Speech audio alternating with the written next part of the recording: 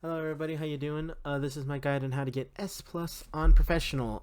It's not easy. You have to, in order to get an S plus, you have to start a new game from scratch. No new game plus. You have to beat it under 5.5 hours, and you have to do it within 15 saves or less.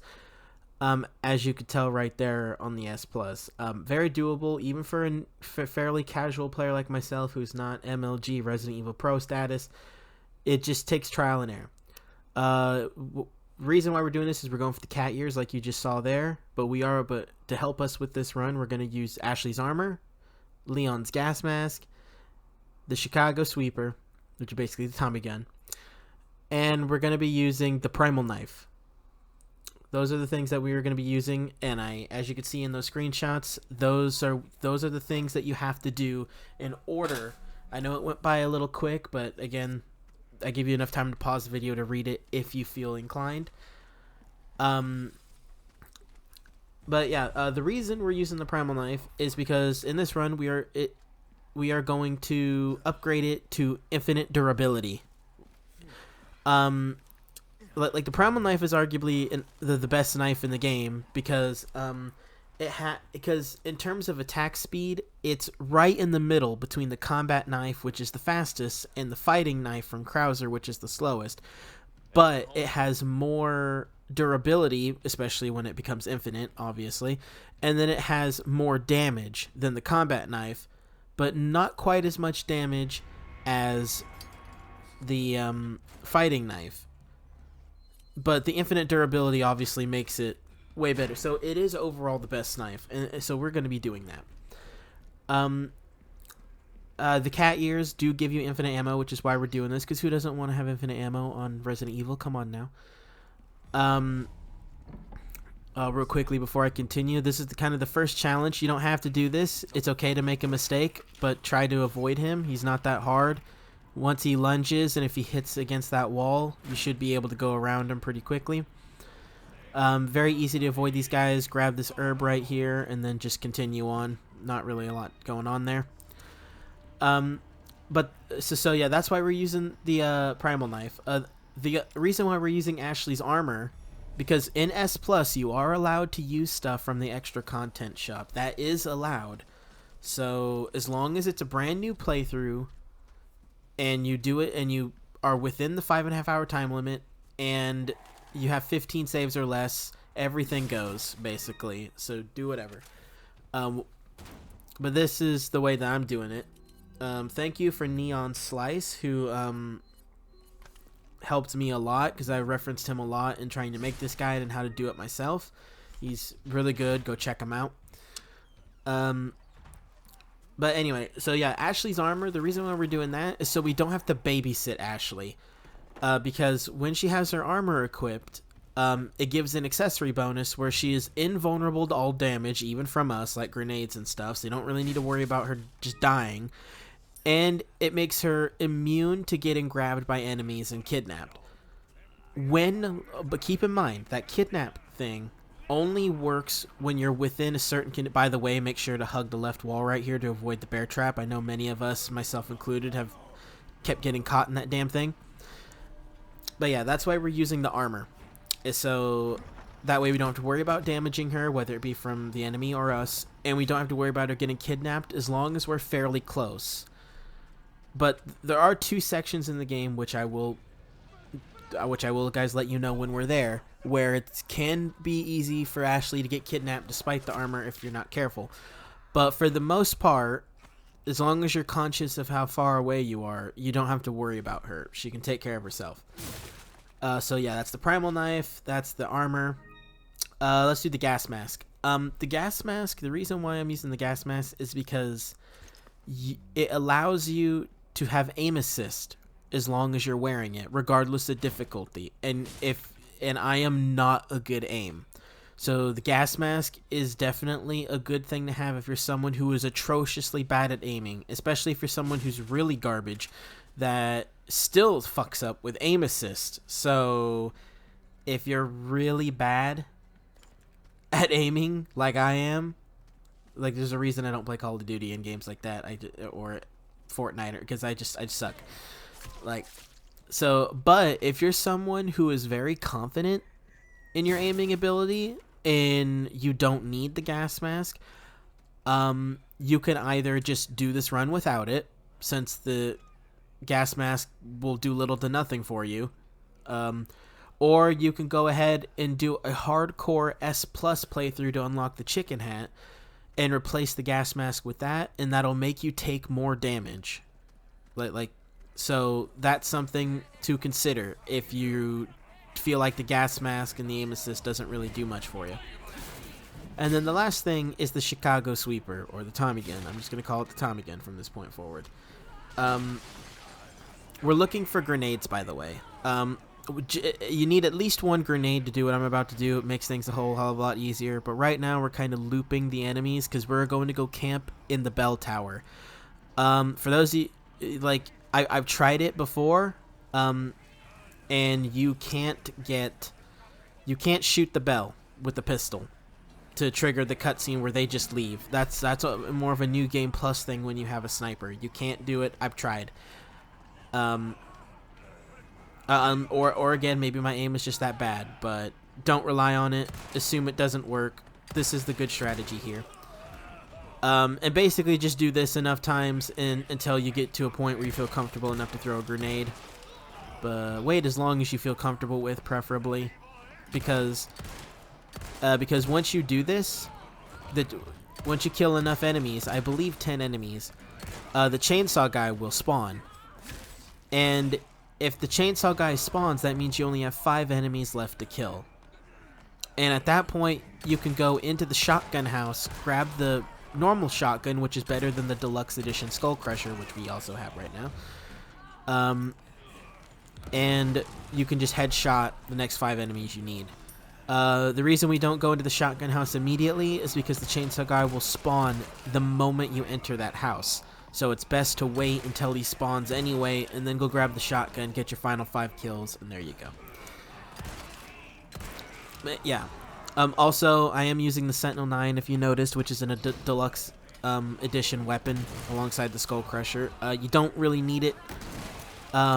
It's better than the default pistol, if only by a little bit, which is why I use it. I really love the Sentinel 9, but if you don't have it, it's fine. It's not necessarily just use what you got. Same thing, if you don't have the Skull Crusher, I mean, at this point in the game, you're not early enough in the game where you're going to get a shotgun shells during this first fight, so it's not going to really matter to you. So just keep that in mind. It's only going to give you 2 shots, which is going to do little to nothing for you unless you manage to get 2 exploding headshots with it.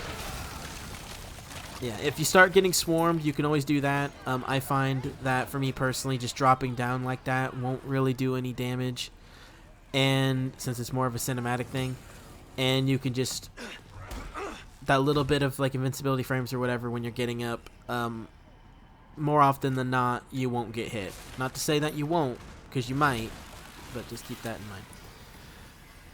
But yeah, so like I said, well, now that the chain guy spawns, you grab the shotgun, you grab that grenade in there. You don't need to use the grenade. It might help if you have a cluster of enemies to just use one grenade rather than multiple shells or pistol shots. So it really depends on the situation you're currently in, but either or, you're fine. So,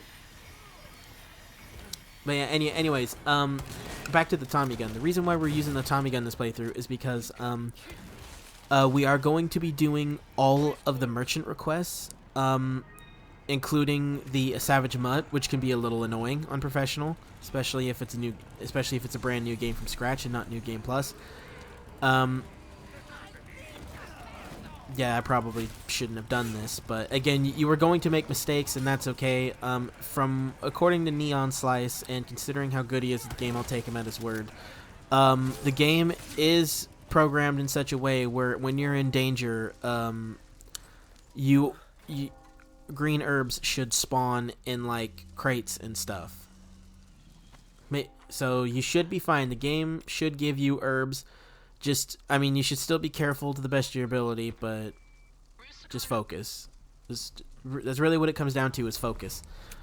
But anyway, back to the Tommy Gun. if we do all of the merchant requests, including the Savage Mutt, which can be annoying, for those of you that really honestly feel like you can't do the Savage Mutt, skip it. And do the next 1 or 2 requests at the castle to make up for it. And you'll get an exclusive upgrade ticket. And we want that because the Chicago Sweeper, or the Tommy Gun, I'm probably going to alternate between them. The Tommy Gun is the only weapon in the game that can become infinite ammo without either being the infinite rocket launcher, which is exclusive to New Game Plus, so you're not going to get that in this run anyway. You can't, since it's a brand new game. Or you need the cat ears to make all the other guns infinite ammo. The Tommy Gun is the only weapon in a brand new playthrough from scratch without the cat ears that can become infinite ammo. Because like I said, the infinite RPG is exclusive to New Game Plus. You're not going to get it doing a new game from scratch. So that's why we're doing it, because especially when you upgrade its power to level 5, its stopping power, its ability to just stun enemies and just basically stun lock them while you're doing a lot of damage is really, really good. So that's why we're doing that.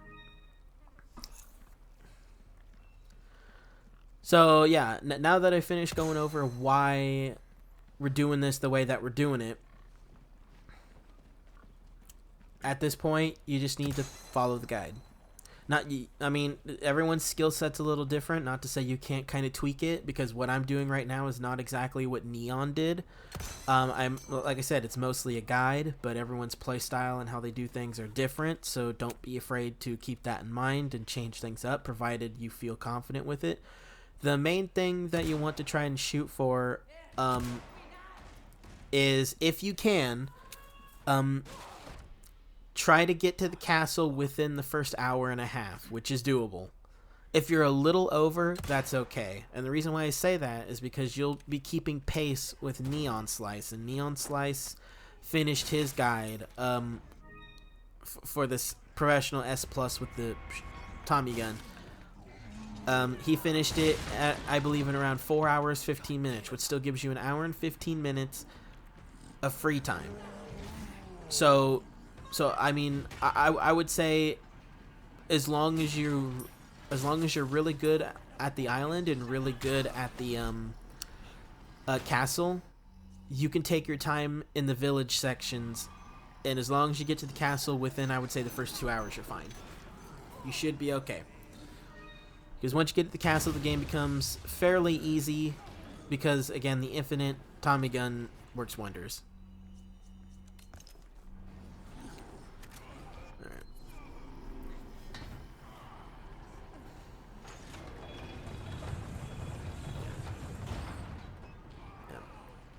Also, another thing that I should point out is that red number in the top, obviously the top left is a given, because that's telling you how many saves I've used at this point, and that's how you're going to determine which sections we're at.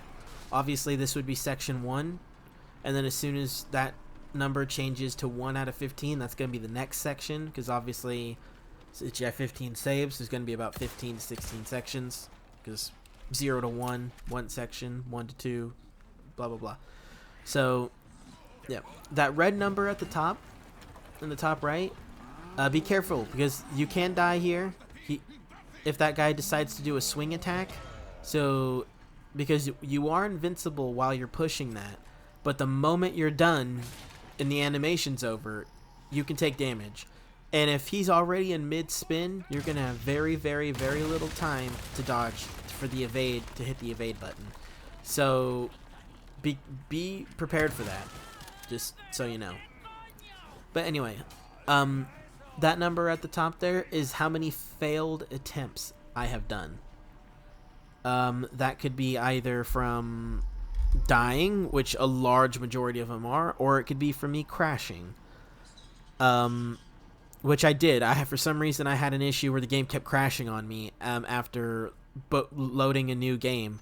So just chapter 1 took me 10 attempts. I had 10 failed attempts. So this is my 11th attempt.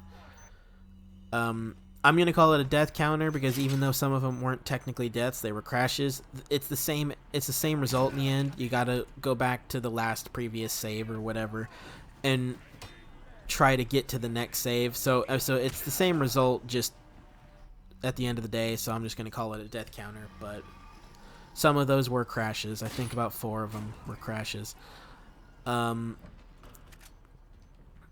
yeah, each time we get to a save, you are going, just like if any of you have watched my Resident Evil 2 S Plus runs to get the Infinite RPG and minigun as Leon and Claire, it's going to be the same basic format. When we get to a save, if you see a transition, that means at some point after that save, I died at least once, and you'll be able to know how many times I've died because all you have to look at is how many numbers did the red, but yeah, you get it. You'll see.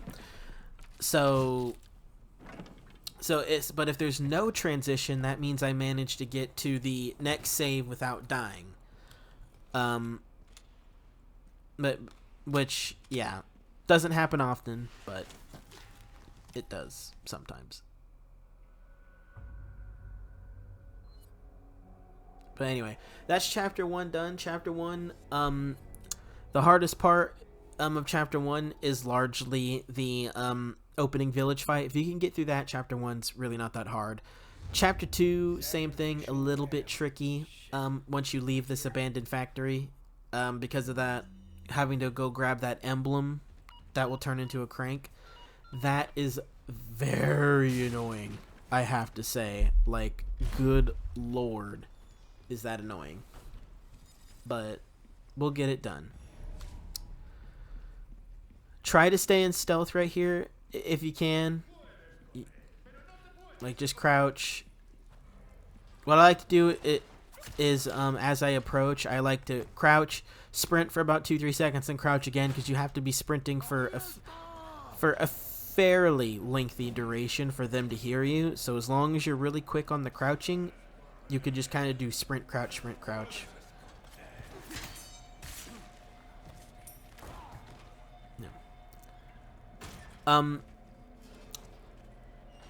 I want to say this right now, for those of you that are following this guide.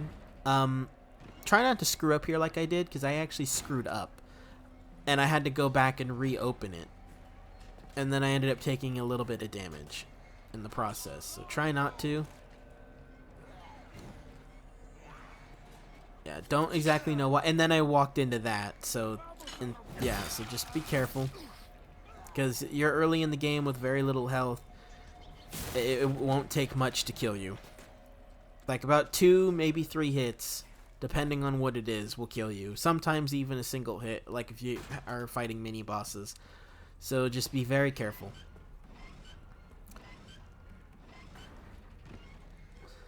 Yeah.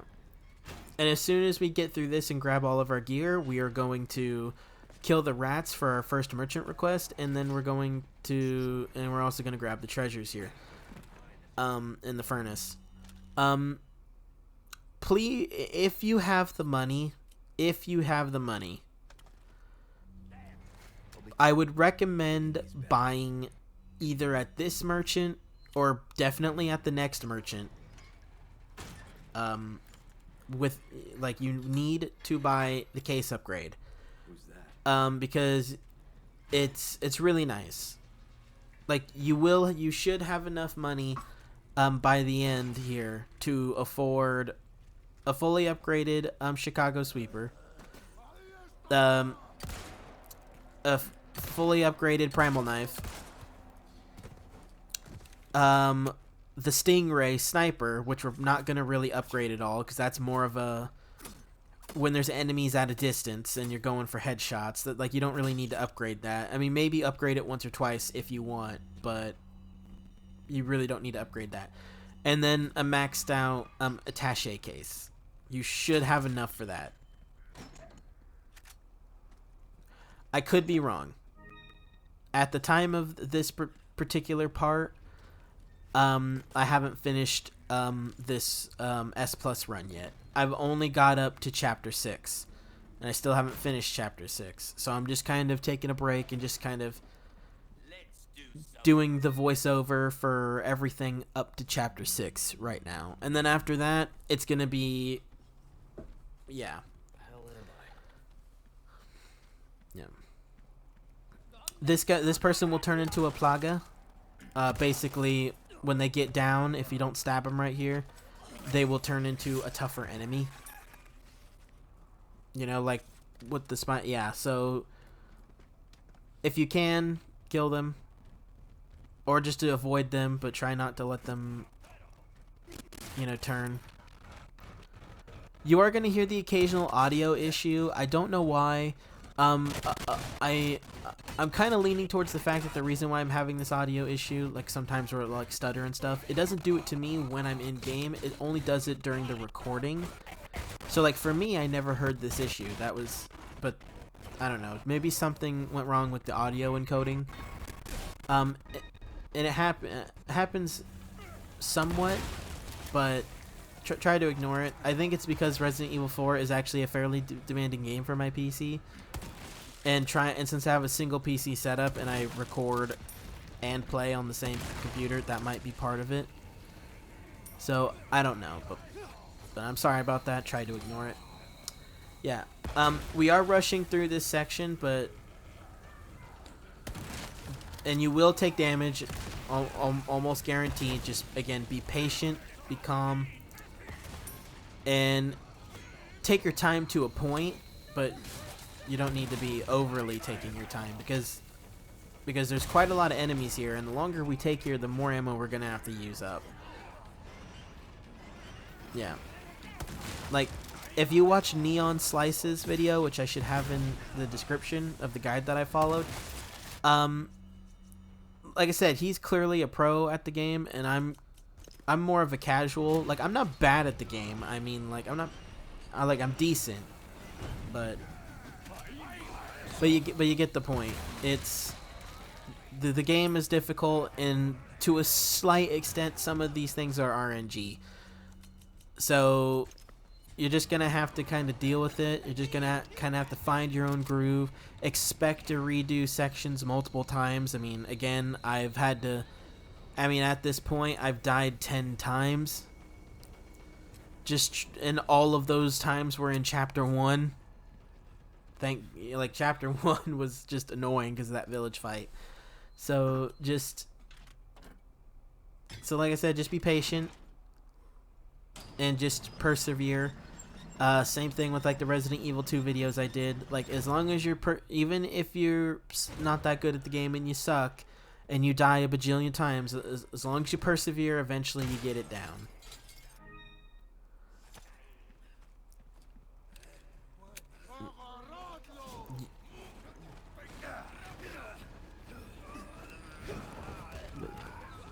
This person up here is scripted to go into that bear trap as long as you don't stop them or hit them or whatever, so you can avoid them pretty easily. It's the first two that can be a problem.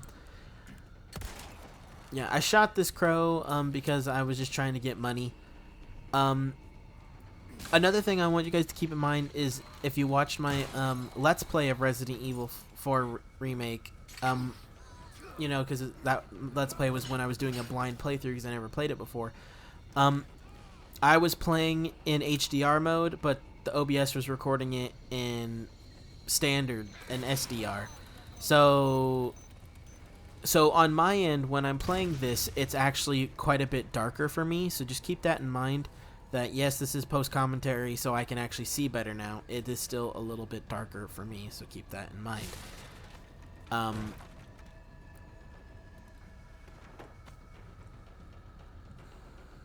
But yeah, now we come across our first real puzzle. Because let's be honest, that crank one we just did a minute ago, kind of simple. It's Crop Pig Babe. It's really easy.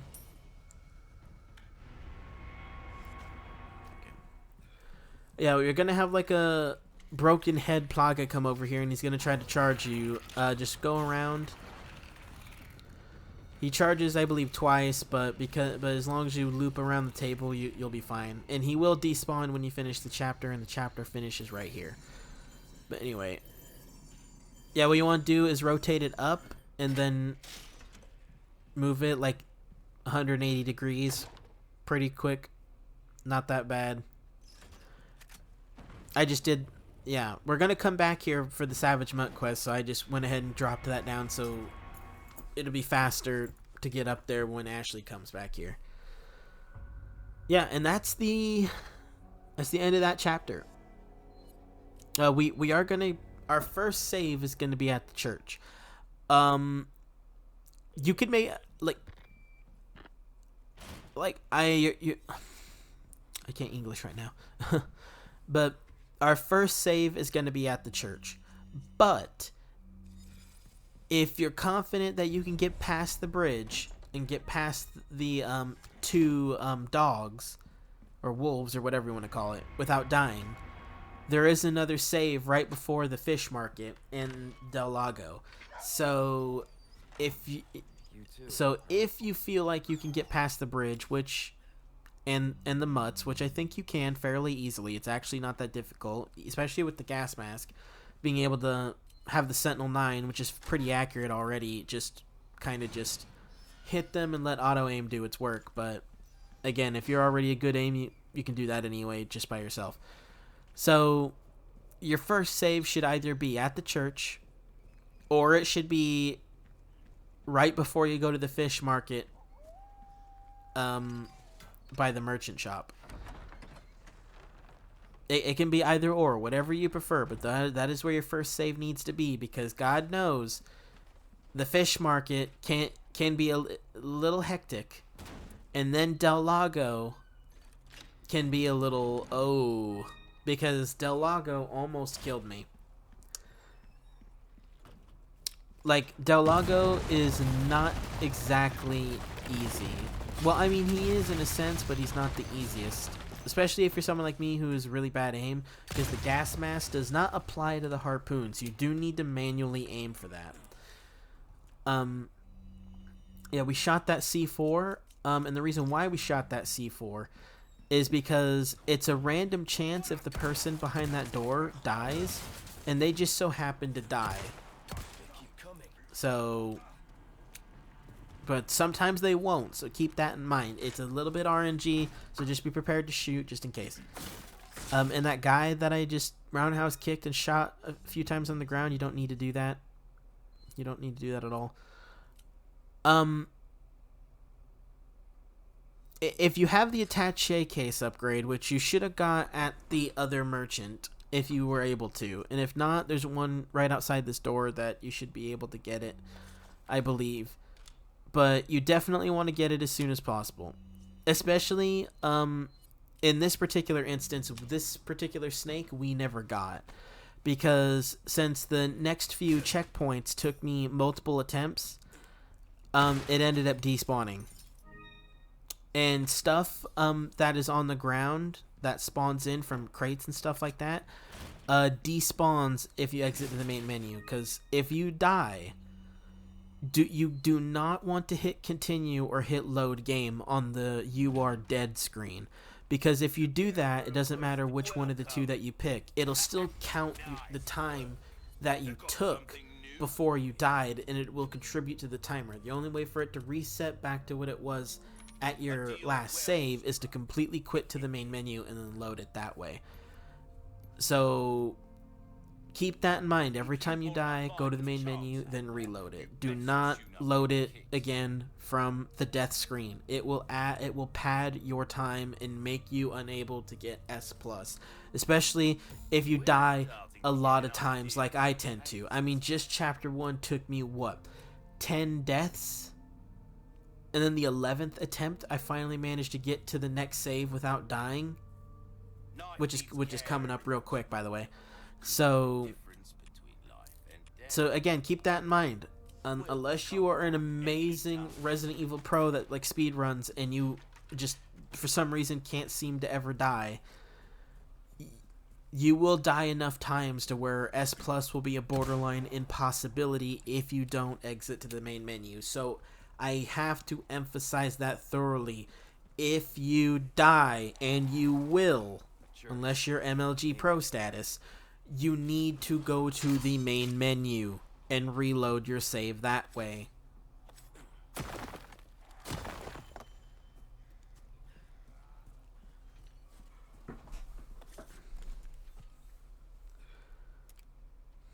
Anyway, we're coming up on our first save here.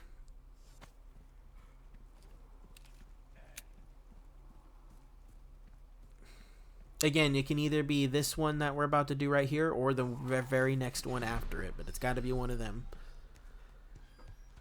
Unless you're one of those people that are really good at the game and you're like, nah, I don't need this next save. I can wait until the one after or something like that. Like, again, it really depends. You only have 15 saves throughout the whole of S Plus Professional. So, I mean, it's really up to you based on which sections are easy for you versus which ones are hard for you compared to someone like me. I just decided to stay true to Neon Slice's guide. So, just keep that in mind, okay? Yeah. And if you saw that transition there, and now it says that we have 11 instead of 10, that means that from this particular save up to my very next one, which is going to be right before the Gigante fight, by the way. So everything between the transition you just seen and the next save, I died one time. So this is my second attempt at this section. Anyway, you can run through the bridge. For some reason, and Neon Slice pointed this out, and it's actually pretty consistent apparently. They just for some reason don't grab you when you're up there. So you can just run past him. Just be careful not to get hit by like the Molotovs and stuff. But that guy at the bottom of the ladder, almost guaranteed will hit you. So you either need to parry and run, or you need to quickly shoot him with a shotgun, preferably. Otherwise, because your pistol ain't strong enough to stun him in one hit, it won't. So parry or shotgun. Or if you're confident, you can use the Tommy gun. See if it'll stun him quick enough. Either way. And then, of course, the next two guys after that, that were already past, if they're you should be able to use one shotgun bullet to stun them both, and you just walk past. And you can just run past. You don't need to kill them, you just stun them. Yeah, but anyway, now that the crows, obviously take out these mutts, but the reason we threw a grenade at the crows is because we are trying to get as much money as we can to upgrade our Chicago Sweeper, upgrade our Primal Knife, upgrade our attaché case, and whatnot. And you are guaranteed to get your grenade back if you use a grenade to kill all those crows. So it's not like you're losing a grenade. All you're doing is gaining money and probably some resources. So there's no disincentive to not do it. So you might as well.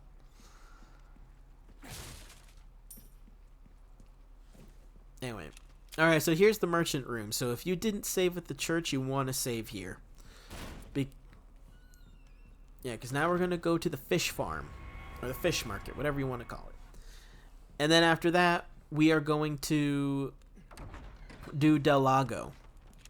And then get the church key. So, do keep in mind that you're going to see me make some mistakes along this run.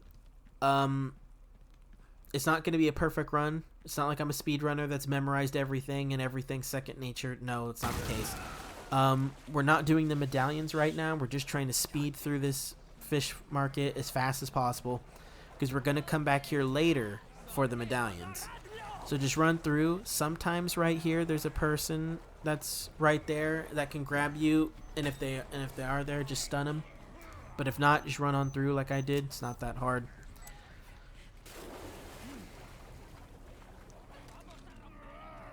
Yeah, that guy you can kill right there if you want. Doesn't really matter.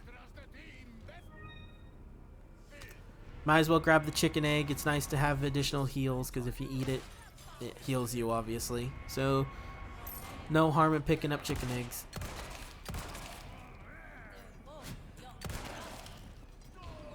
Yeah, I got a little lucky there. I was trying to stun them for a roundhouse kick, but I managed to avoid them without needing to do that.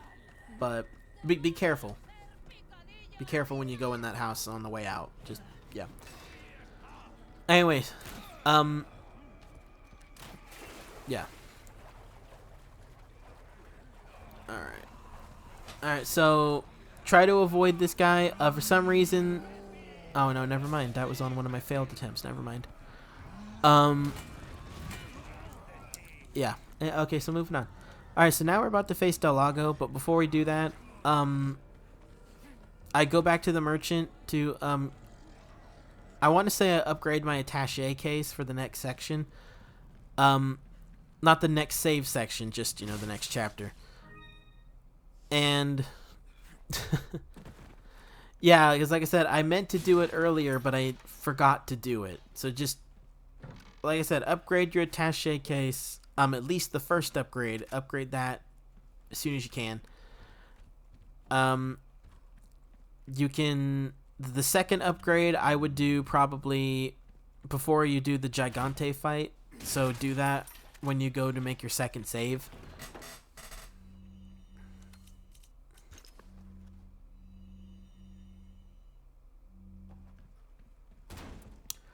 Also, when we are going to be selling all of our weapons, basically, because that, and the reason why I'm doing that, and I'm going to do it later, I'm just giving you guys a heads up, that, the earliest you're able to get the exclusive upgrade ticket to make your Chicago, infinite ammo is at the very beginning of Chapter 7 when you first enter the castle. So the first 6 chapters, you're going to need to deal with ammo. But once we get the infinite Chicago sweeper, it's basically all, we're going all in. Because it does, like I said, it does very good amount of damage. It's very good at stunning most enemies, except for maybe some of the harder ones like mini bosses, but it's very, very good. And the only other weapon we'd really need at that point is a sniper for like the long distance shots, so that we can get headshots and stuff. But for the most part, the Chicago sweepers will be all that we need. So as soon as able, I sell my Sentinel 9, I sell the shotgun, I sell all of it to put money back into the Chicago and the primal knife. So just keep that in mind. Oh no. Well, now we're at Del Lago. So for those of you that have watched my Let's Play, you know what time it is. Damn straight. Damn fucking straight. God, I love this Need for Speed music. This is not in the original game. This is something I edited in. I just wanted to do like an homage to my blind playthrough, because I really do like this music, and I think it kind of fits. I know it might not fit perfectly, but I think it sounds really good for the fight.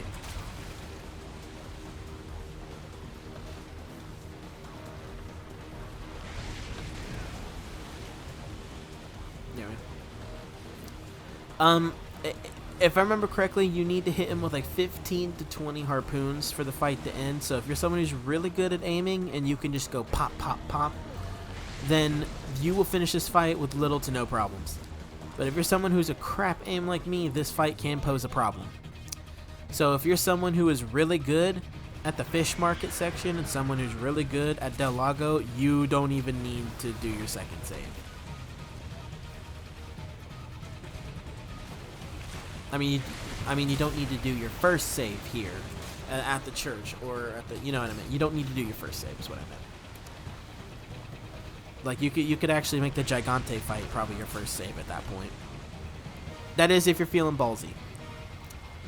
Anyway, don't forget to maneuver your boat while you're aiming, because you don't want to hit anything and lower your health, because on professional you can take a lot of damage real quick. So just keep that in mind.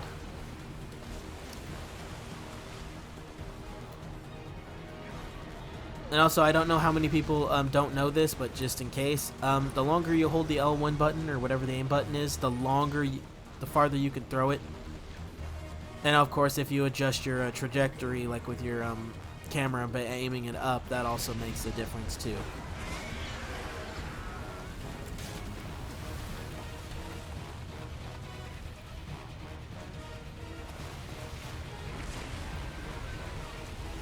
Just try to avoid getting hit by the debris in there, and try to avoid getting hit by him. For the most part, it's not overly difficult to do that, but you are going to make a mistake. The longer the fight goes on, the more likely you are to make a mistake.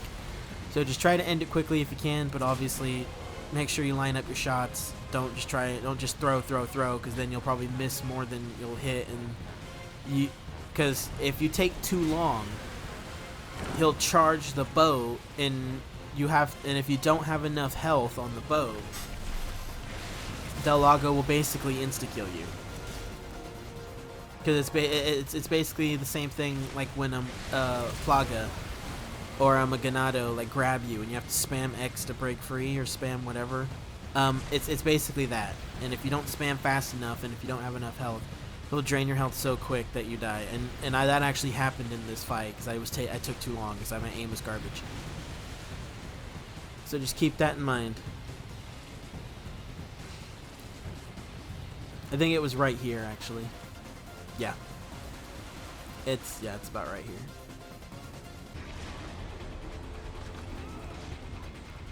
Yeah, you'll see in just a sec.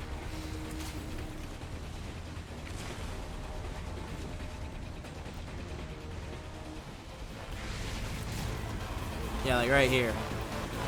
If you don't have enough health, your health will drain so quick.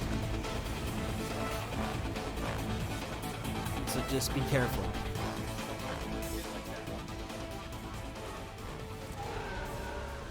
And that's the end of the fight. Now we go on to the next chapter. So yeah, there's this is gonna, like I said, it's gonna be more trial and error than anything. So also, I don't know who needs to hear this, but this just came to mind. Don't save in between chapters because those count as one of your 15 saves. So don't save unless you feel like you need to, or you feel like it's appropriate, or maybe you have additional saves that you didn't use and you're ahead of the game or whatever. Then more power to you. But unless you know you're in a situation where you can do it, I would recommend not doing that. The only start of chapter to save at, I believe, would be chapter 16, the final one. That would really be it. That's where my final save is going to be, at the start of chapter 16, because that's a very short chapter anyway.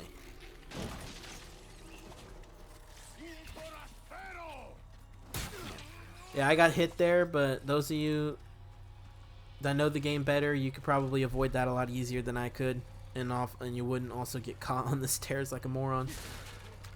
But yeah,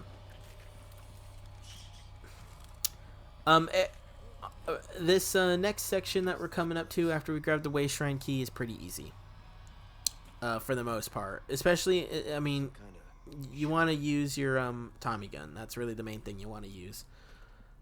If you're using that, you'll be fine. We're also going to go get the Red 9. And the reason we're going to get the Red 9 is because it's by far the strongest handgun. Despite the fact that accuracy is utter garbage. But with the gas mask and aim assist, and as long as you're willing to wait to pace out your shots and wait for the crosshair to narrow to get that focus shot, it can be pretty accurate when you do that. It's just a little slow. But it makes up for it in damage. So that's what we're also going to be using. Yeah, so just focus on stunning the enemies fast as you can. Then just run through. You don't need to kill them. Just go, go, go. Hang left here because we're going to go up the ladder to get the first piece of the puzzle to get the church key. Try to avoid getting hit if you can. Shoot him in the leg or shoot him in the face, or hell, even the body. Just a few bullets with the Chicago should stun him. Yeah, climb up the ladder here and grab the first piece, and then let's get out of here.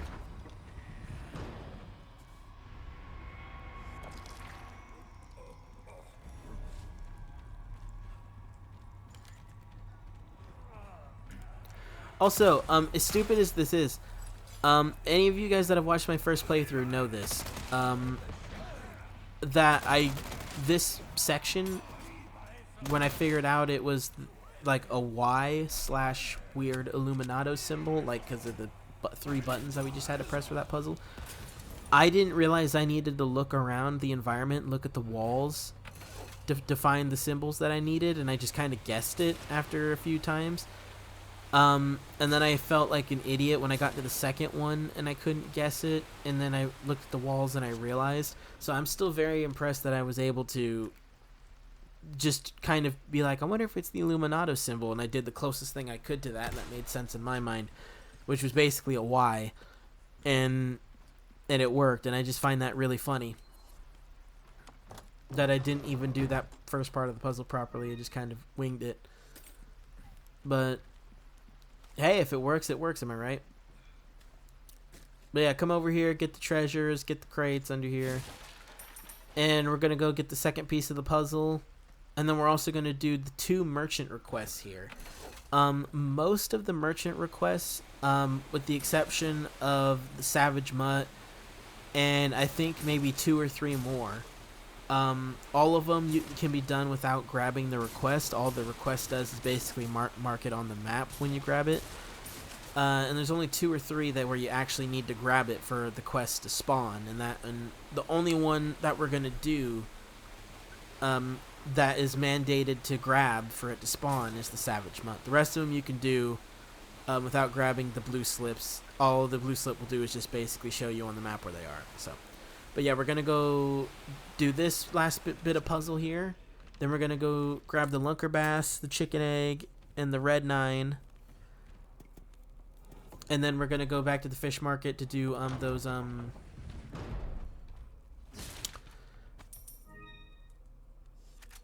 couldn't think for a second. Those medallions. And also get a few Vipers for our Viper merchant request as well. And then and when we finish the fish market area, we'll also get the final hexagon piece so we can go get the depraved idol, you know, to sell for treasure. So yeah, just get everything you can here. It only takes a second. You might as well. You should have plenty of time, unless you're really far behind at this point, which you shouldn't be. Yeah, so now we're going to go do those last 3 things, and then we'll go do our second save, and we'll get ready for the Gigante fight, which is going to be a little annoying, but you know.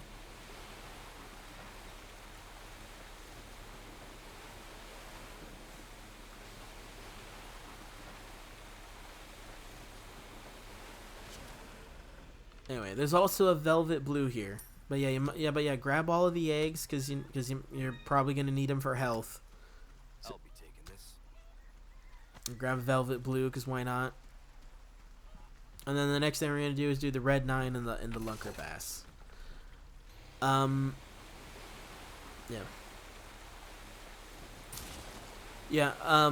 Once you finish the Mendez fight, you basically will have no need for ammo, because like I said, as soon as we get to the castle, we're making our Tommy gun infinite, and at that point because again, especially when you fully upgrade its power, the sheer just savagery and the stun factor of the Tommy gun and the damage is just, like I said, it's really nice to have. So you won't really need any other weapon except for maybe a sniper for long distances. I mean, you probably could use the Red 9 for that, but why at that point, you know? Yeah. I was being dumb here. I couldn't quite remember where the Lunker Bass was. But for those of you that obviously remember it, don't waste time here like I did. I ended up realizing it's right there.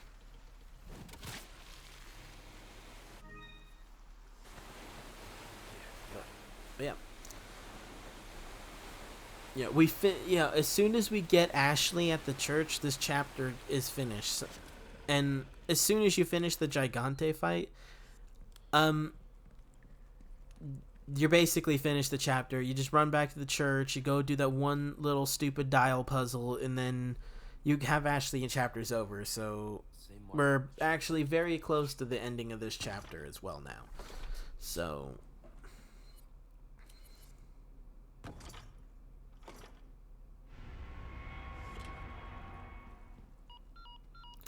Yeah, now that we have that, we're going back to the merchant. And we're going to go to the fish farm from there. I suppose technically if you genuinely felt like it was faster, you could turn the boat around and then just hug, and when you turn the boat around, you can hug the left wall and get to the fish market that way, but I don't know how much faster that would be, if at all. Like maybe it would shave off a minute, if that. I don't, like I said, I don't know, but just whatever you feel comfortable with. You can either come straight back to the merchant here and then go back to the fish market, or you can just turn the boat around and go dock that way. I got something new for you. This is what I'm talking about. All right. Also, you will probably see me pause fairly periodically because I'm always checking the time to make sure that I'm not losing anything, if that makes sense. So it's just kind of one of those things, you know?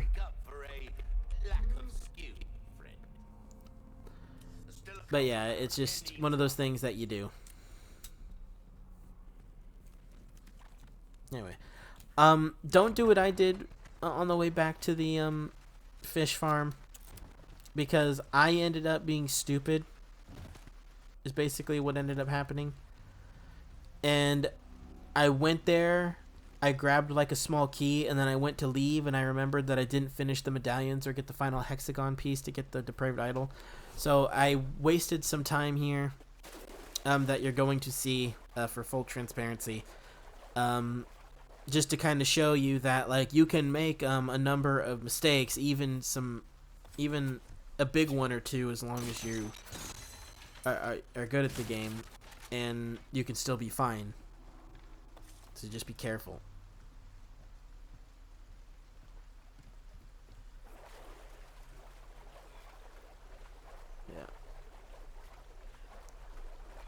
Yeah, get all the get the treasures here that you can.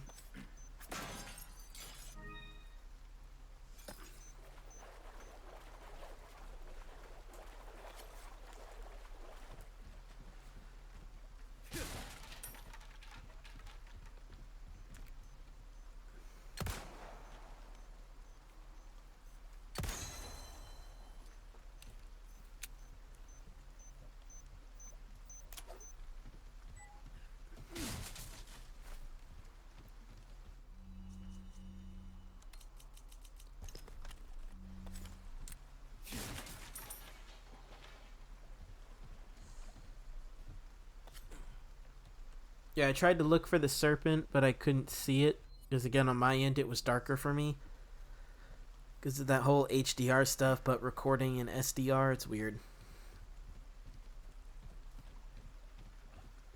But again, if like I was under the impression that because remember earlier, in I believe chapter 3 when we left the chief's house or whatever, and we went to the church, and on our way to the church, before we met the merchant for the second time, there was that crate with a snake, and we couldn't grab it because we didn't have room. That despawned. It probably wouldn't have despawned if I managed to do everything up to now in the first go. But because I died multiple times and had to quit to the main menu and then load it back up, it despawned.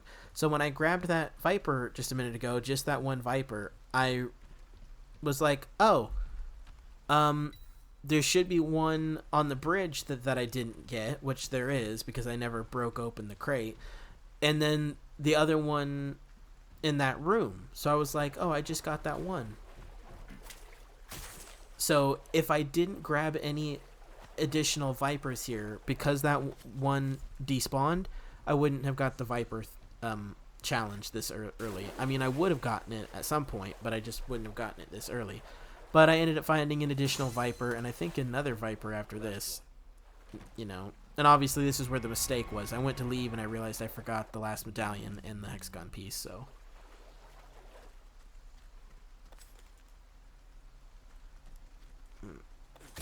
Yeah. Yeah. Just grabbing as many vipers as I can, mostly to sell them. I mean, you can use them as food if you'd like, but as long as you sell 3 to the merchant, anything after that, you can kind of do what you want.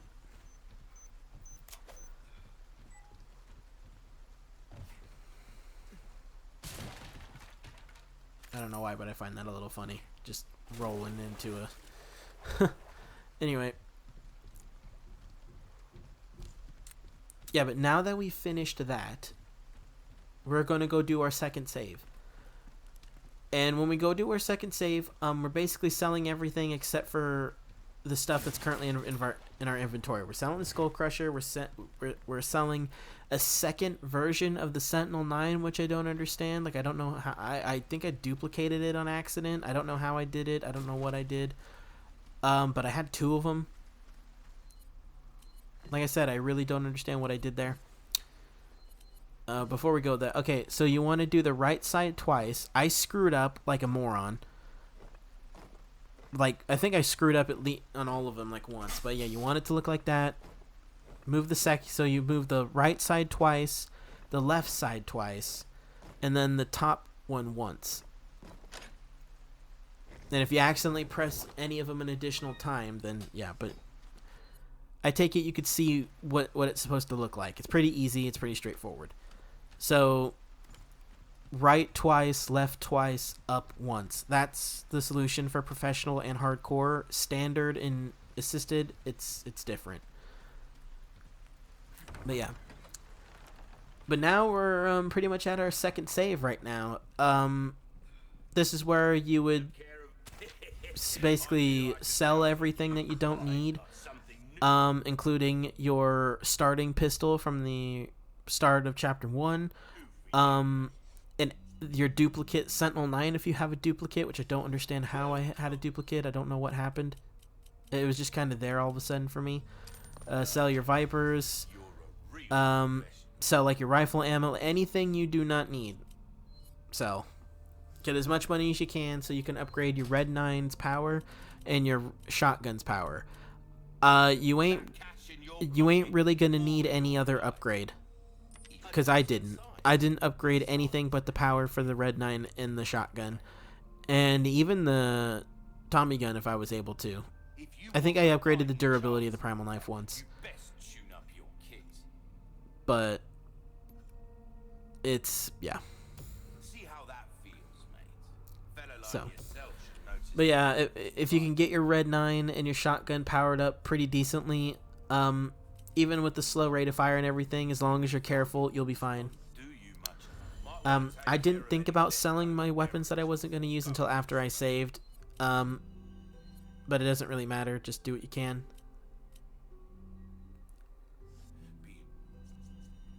Yeah, see, that confused me. I was like, what? Why do I have a second Sentinel 9?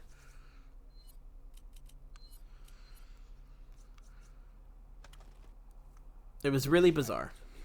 It was very bizarre for me.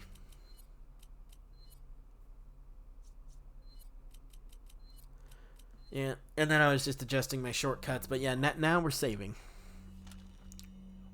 So we are now at save 2. And now I'm at 16. So... yeah. The next save is going to be at the manor. At the chief's house or whatever. So for the most part, as long as you, We're starting to get an idea of your tastes. Might want to take care of any leftovers. your next save, after this, if you're going for the Savage Mutt quest, which I personally recommend that you do, you do it your next save at the chief's house. But if you're not going to do the Savage Mutt quest and you skip it and you're gonna go straight to the house fight with Louise, then I would recommend, depending on how concerned you are about passing it, I would either save at the merchant right before the fight, or wait until the fight's over and then use your third save at the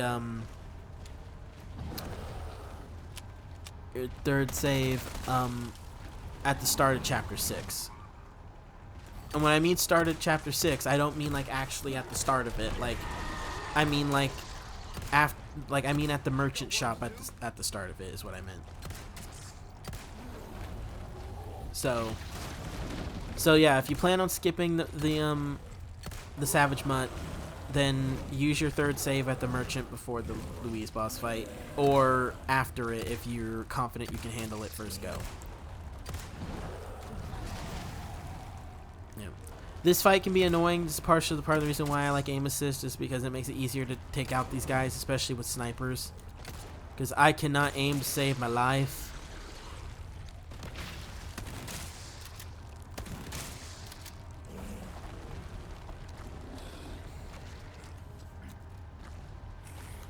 Okay, so when he goes to grab those houses, like the roofs, and throw them at you, Neon, for the most part, when I watched him, was able to stand next to him in such a way to where he couldn't hit you. But I was struggling to replicate that, so I just decided to throw grenades at his feet whenever he goes to grab a house to destroy the house and cancel that out. So if you want to save some grenades, if you end up not needing to use them, period, try and find that sweet spot or avoid the throw altogether. Or if you're not confident like I was that you could do it consistently and that you would screw up, then just throw grenades at them. Yeah. And try not to get hit if you can.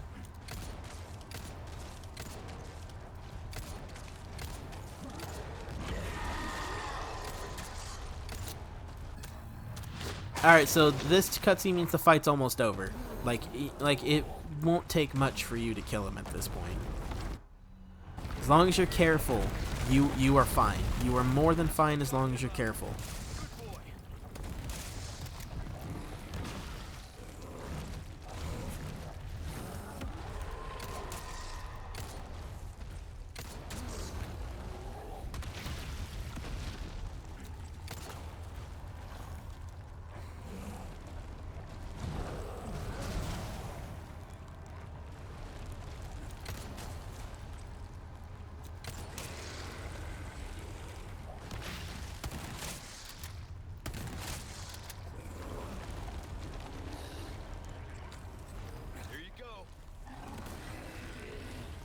Did I need that grenade? Probably not.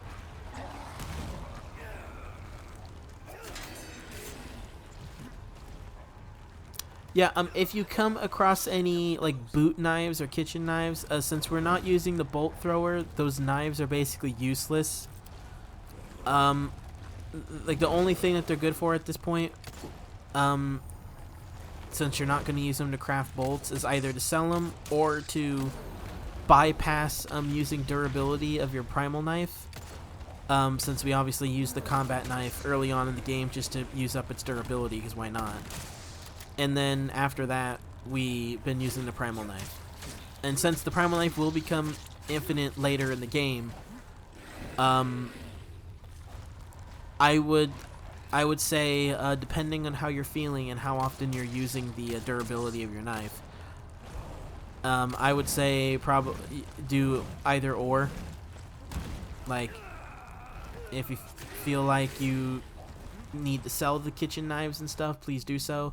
If you feel like it'd be better for you long term to just go ahead and use them so you don't waste your durability of your main knife, then go ahead. But those are the only two reasons you would need those. And there you go. The fight's over. And now grab all the resources that you can real quick, and then head to Ashley, and then head to the Chief's house for your next save. If you plan on doing the Savage Mutt quest, because Savage Mutt can be very annoying, especially with all the other ganados and everything trying to kill you while that thing's coming at you. So there is a strategy we'll be using involving ladders and the roof.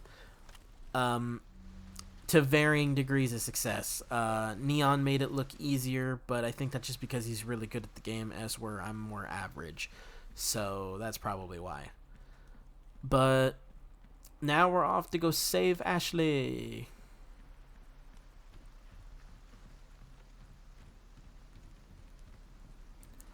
Like as long as you, like I said, as long as you get to the castle, preferably within an hour and a half, um, you'll be fine.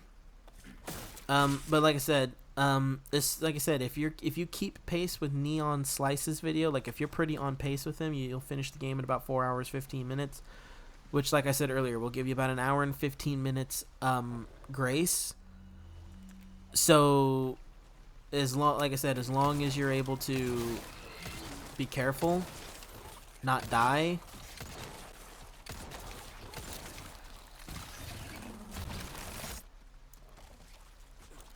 Yeah, I hate those dogs. But anyway, yeah, so like my grace period, if you follow on pace with me, it might not be as good because I'm not as good as Neon is, so I'm probably going to cut it a little closer. I don't know yet because, like I said, at this current point in time, I'm only on chapter 6. So I mean, I know this whole video is one big long guide, so like so once I get to chapter 6, where I'm gonna be like, all right, well that's all I have for right now. I'll see you guys when I finish recording newer chapters, and then it's gonna be 5 seconds later. Hey guys, we're on the next chapter already. I know it's only been seconds for you. I'm probably gonna do something stupid like that. I don't even know.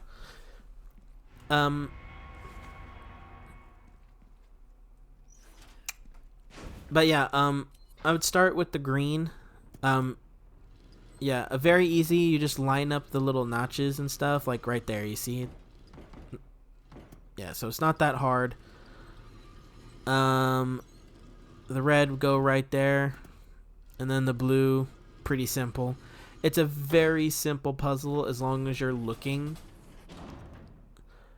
Like if you're focusing more so on this very center of it, like the centermost green and the centermost blue and whatnot, it's a lot easier to see where it fits against the symbol.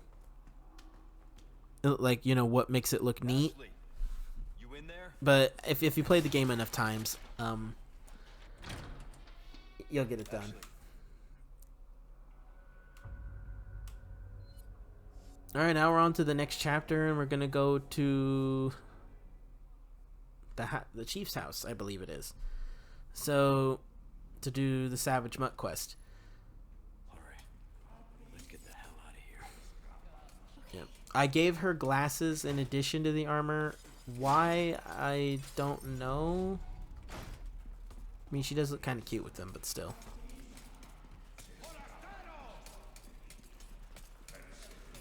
Get the ladder. Okay.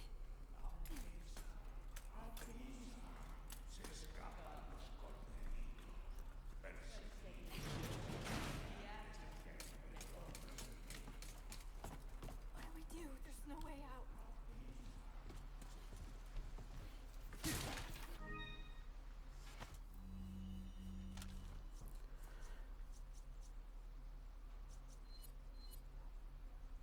I decided to just add more ammo to my submachine gun. Like just in case.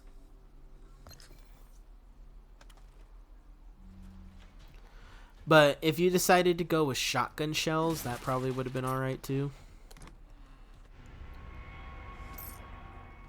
Because like I said, we're going to be getting infinite Tommy gun and in the next 2 chapters, because as soon as we finish chapter 6, we basically will have infinite ammo for that gun. So your submachine gun ammo isn't really important now.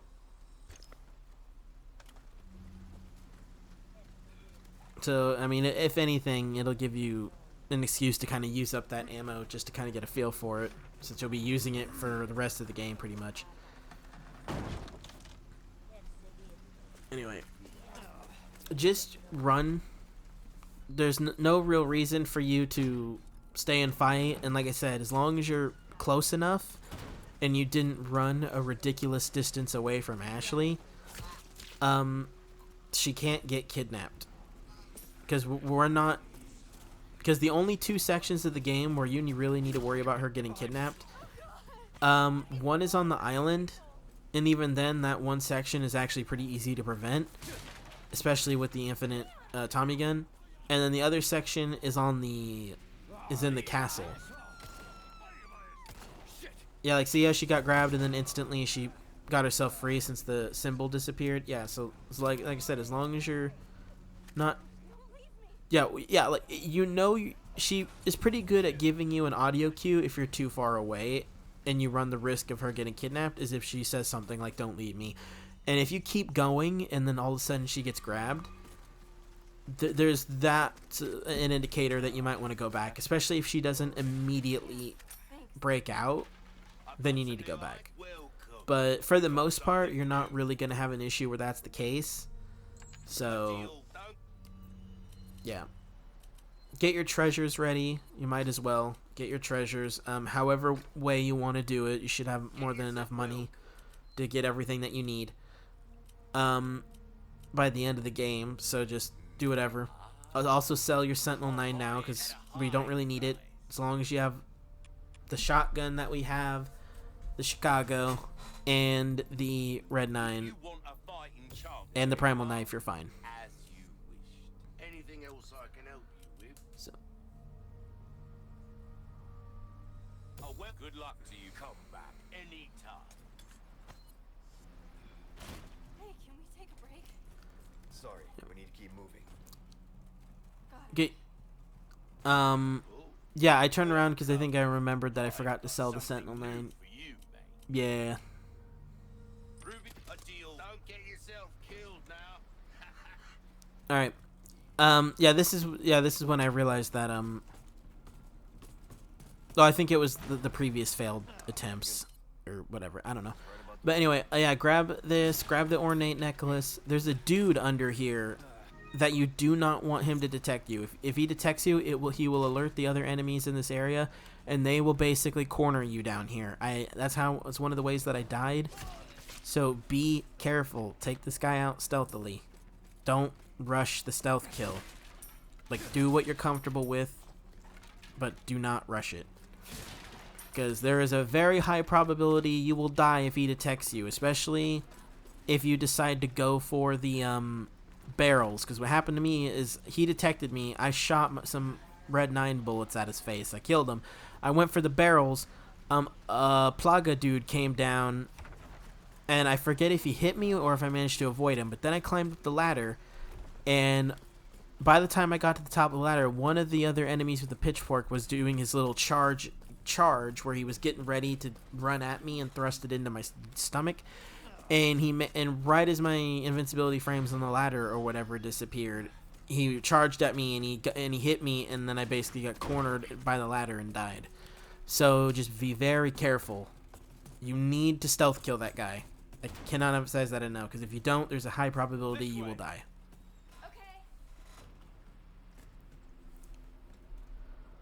Okay, you need to stay in this house for, I want to say like about 30 seconds to a minute or whatever for the Savage Mutt to spawn outside. So this is a good opportunity while you're here with Ashley, if you are doing this quest, to just kind of explore up here. If you've already done a playthrough or two and you've already been up here, you don't really need to look at the documents. Just grab the resources, grab the antique camera. Is it the antique camera? I believe that's what it is. What is it? Yeah. Okay. And then when you do that, leave, do your third save, and then we're gonna go fight the Mutt.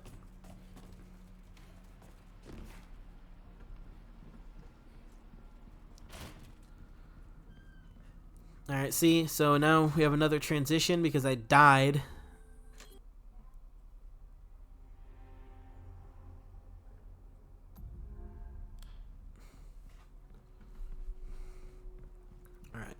So far at this point in the game, I have screwed up 17 times.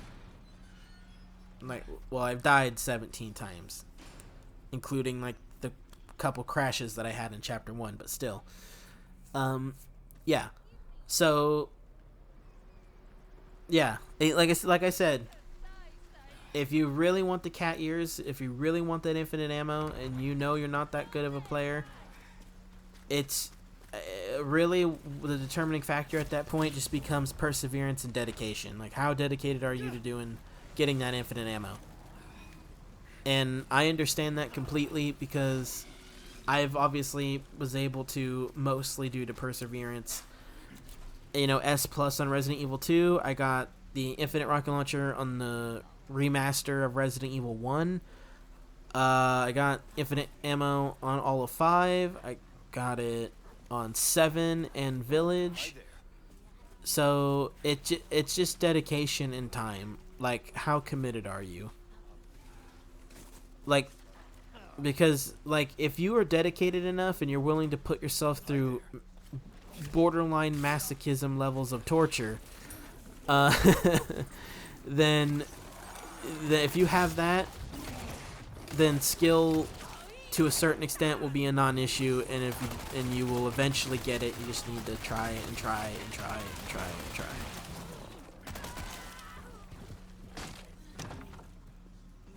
Hi there. Hi there.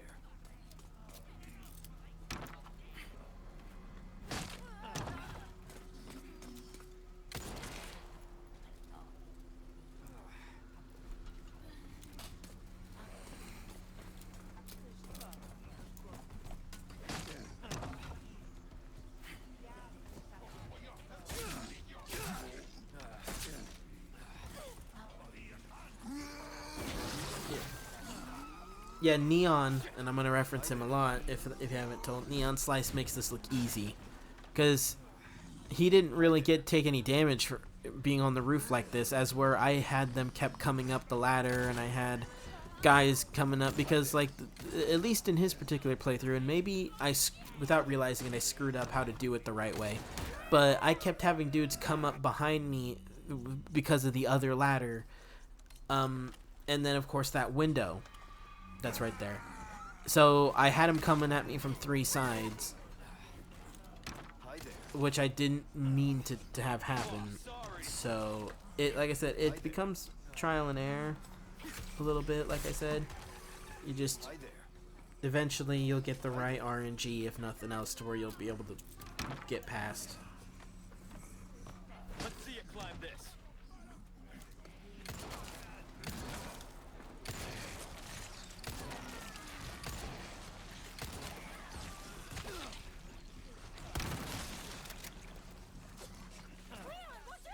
Way's closed.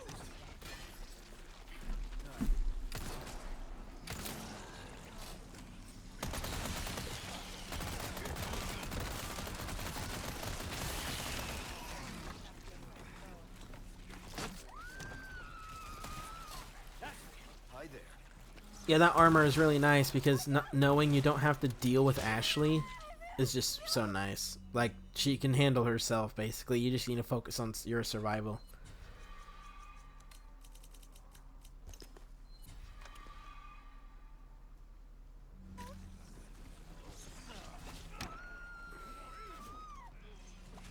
Hi there.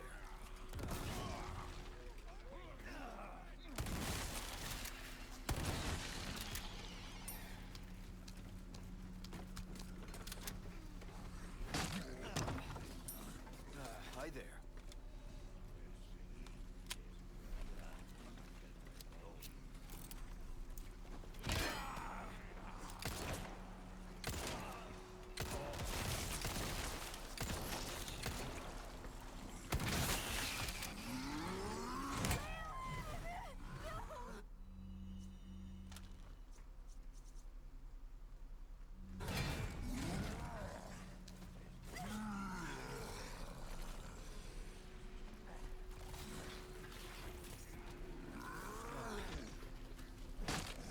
Where are you going?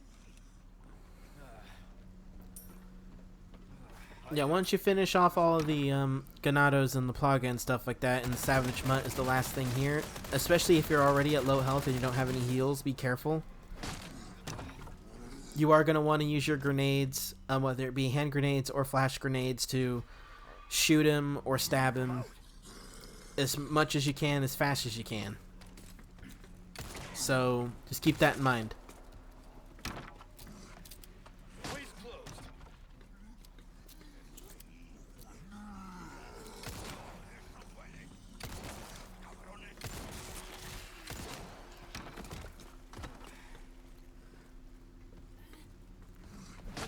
climb this.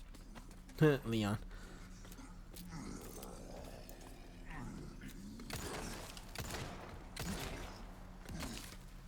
Probably wasted a bullet there, but it'll be fine. Alright, and now that he's dead, all of the enemies are pretty much dead, so now it's just the Savage Mutt. Like I said, just be careful. Hi there. Get grenade. Unload on his ass, because really, when you get to the... I threw that grenade too early, and so I wasn't able to stun him. So don't throw it as early as that. Yep. As soon as you see that Savage Mutt complete, he's dead. As soon as you see that, you can just move on. You hurt? I'm good. Thanks. Okay, so here's where I wasted a little bit of time. Well, I guess it depends on what you define as a time waste, but... Alright, but what happened here is I, for some reason, thought once I finished the Savage Mutt, I would have the 30 spindles that I need for the exclusive upgrade ticket, which I did. But I, for some reason, didn't think about the fact that the upgrade ticket wouldn't be purchasable until you get to Chapter 7. So... it was kind of a waste for me to come back here, but at the same time, it gave me an opportunity to purchase a first aid spray because I wasn't confident that I was going to be able to get through the next area without heals. Like, somehow I was going to die and have to redo the Savage Mutt. So I got a little paranoid here, in a sense. So I bought a first aid spray, and I used it. I mean, it was fine. It worked out. So, and then on the way to the merchant right before the house fight with Louise that we're coming up on, for some reason I thought maybe the upgrade ticket will be there, and I went and checked when I didn't need to, because I kind of basically, I mean, it gave me a chance to sell my ornate necklace that I forgot to sell back here just a second ago, but don't go back to that merchant I was just at unless you genuinely feel like you're somehow going to get unlucky and you're going to take a hit and die before you actually start the final house fight, or before you get to the merchant right before it, either or. Okay. So just be careful. Like, seriously, be careful. I need you to open it from the other side. Yep. So the next real difficult section that you're gonna have to deal with is the Louise house fight that I've mentioned. And I honestly, I was very shocked that I managed to do it first try. I 100% expected to fuck it up. I expected it to take me multiple attempts. I expected that because of that I would end up having to do the mutt multiple times and just tear my hair out. And surprisingly, I didn't.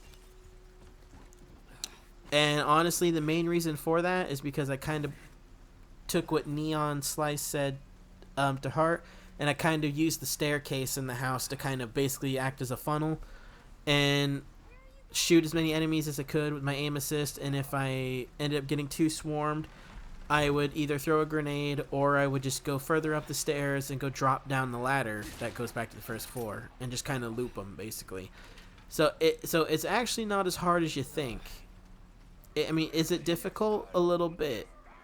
Is it easy to get swarmed if you're not careful? Oh, absolutely. So, like, it's not necessarily an easy section, but again, if you are patient enough, you can do it. So, again, like I said, unless you absolutely felt like you needed to go back to the previous merchant, you should have came straight here. Double check your stuff, upgrade what you can upgrade. When you upgrade your Chicago Sweeper, only upgrade its power. Do not upgrade its reload speed or its ammo capacity. Because when you get the exclusive upgrade ticket, to make it infinite ammo, and not only will it be infinite ammo, it'll be bottomless clip. so you'll never have to reload again. The amount of money you would have wasted upgrading those is not worth it. That's why we're doing the request and getting the spinels, so we can circumvent that, because the moment we use the exclusive upgrade ticket to make it a bottomless clip, both of those categories will instantly be maxed out. So you only need to upgrade its power.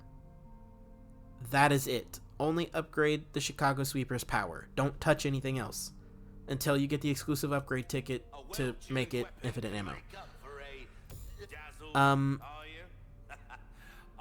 Yeah, consider like you probably don't need to upgrade the fire rate or reload speed for the Red 9 and the shotgun, but I was a little worried because of how claustrophobic and tight it can get and how easy you can get swarmed. I wanted to have the ability to, be able to shoot faster and reload quicker. So that was why. But once we finish chapter 6 and we get to the castle, we're basically selling these weapons anyway, and we're going to get a good amount of our money back anyway. So I wouldn't worry about it. Just do what you can. Yeah. Because you get more handgun ammo than anything, especially because the original attaché case increases the drop rate of handgun ammo, so that's why you tend to get handgun ammo more than anything until you switch your attaché case. The Red 9's probably arguably your best bet. I got kicked there, and I can't believe he was right there. He kind of scared me a little bit, because it was just so unexpected. But anyway, okay, so here's the trick. You need to kill a certain amount of enemies to get to the next sections, because obviously this fight is in sections. You have this first section here, and when you kill enough enemies, I believe the ladders will spawn, and you'll see it via a cutscene. And then when you kill another certain amount of enemies, the mini boss will spawn. And as soon as you kill the mini boss, give it about 15 seconds or so, and Ashley will tell you this way, and then the chapter is finished, because this is the final part of this chapter. So focus on surviving the best that you can, and I guess do your best to kind of follow what I'm doing here. I know I'm not perfect, but just if you can follow what I'm doing here relatively accurately, then you should be fine. I know the RNG is, because again, you don't know what ways the enemy is going to go. You're not going to know when they're going to grab you, if they grab you at the same way that I did. Like again, there's a little bit of RNG, so you can't mimic it perfectly, but do it to the best that you can, I guess. But as soon as that mini boss spawns, he is going to spawn on the first floor in the back left corner where we were, where I put that window that I boarded up. That's where he should come in from. So light him up as soon as he spawns. Kill him as fast as you possibly can. Use a grenade, whether it be a hand grenade or a flash grenade, to kind of keep the other enemies off your back enough for you to light him up. Light him up as much as you can, as fast as you can. And as soon as he's dead, wait about 10 seconds, and this fight will be over. Because obviously, the longer it takes for you to kill him, the more enemies, the more regular enemies are going to come in with him, making it harder to kill him, making you get swarmed easier, and it's one of those fights where if you're not careful, it can get progressively harder, to the point where it's maybe not impossible per se, but it can be very tricky. Yeah, find the boards as best that you can, and board up the windows, so that way, because the boards take forever to break, so, and I actually don't think they do break at all until the mini boss guy shows up. So basically, when you board up all these windows, the bottom floor, until the mini boss breaks one of the wooden barriers down here. Yep, see, we're in phase 2 now. Yep, ladders. But yeah, so the first floor should be relatively fine now. You only need to worry about them coming in from the second floor via the ladders, for the most part.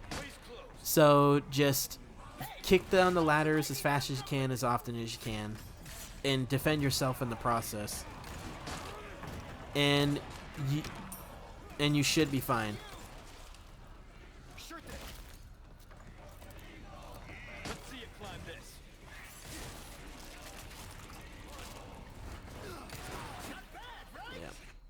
Yeah. Be careful, because you will take damage here.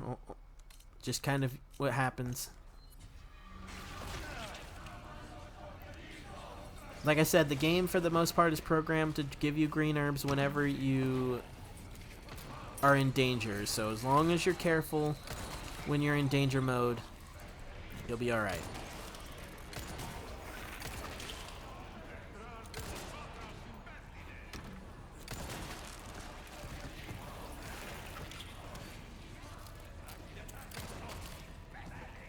I've been waiting, hero boy.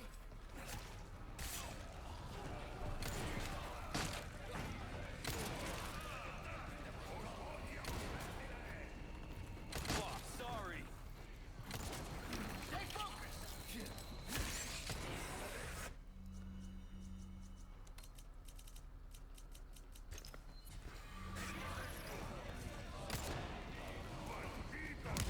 Yeah, he hit me right before I could hop down. And then he hit me a second time. So, yeah, this could have been the death of me. But I think I got invincibility frames when I was hopping down, when I crouched down. So yeah, throw a grenade if you have any. Probably a flash grenade. Just light them up with your Chicago, preferably. Throw another grenade. And he's dead. Like, see, killed him super quick, and in about 5, 4, 3, 2, 1. Alright, okay, it's about a second off. But pretty quick.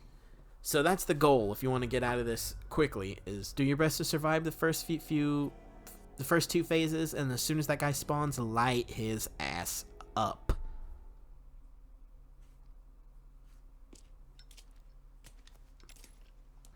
Anyway.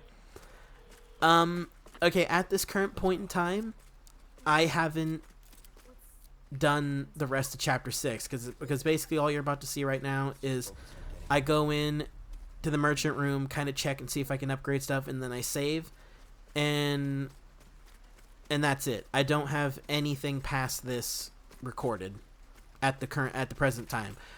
I know for you guys, we're gonna go jump straight into it because I'm gonna make this one big long guide, like most people do. So I know for you, I'm gonna say, oh, I don't have the rest recorded, and then in about like 15 seconds or whatever, you're just gonna see the rest of chapter 6 and probably the whole rest of the game. But I think I'm just gonna do my post commentary in sections. Like, I'm gonna edit each chapter or whatever as I complete it. That way I don't have to sit here for 4 hours doing post commentary. I can just kind of pace it out within like every hour, hour and a half or something. But yeah, that's it. Just do what you can to sell your treasures if you have any, sell your rifle ammo, sell anything you don't need, and upgrade what you can. I wouldn't focus on upgrading your Red 9 or your shotgun anymore. At least not power-wise. If you really feel like you need to upgrade the reload speed and whatnot, do so. But you're kind of at the point where the only fight you have left is the Mendez fight, and then after that, you're basically selling all that shit. So I wouldn't really focus on upgrading it. But yep, there we go. I'll see you guys in the next chapter.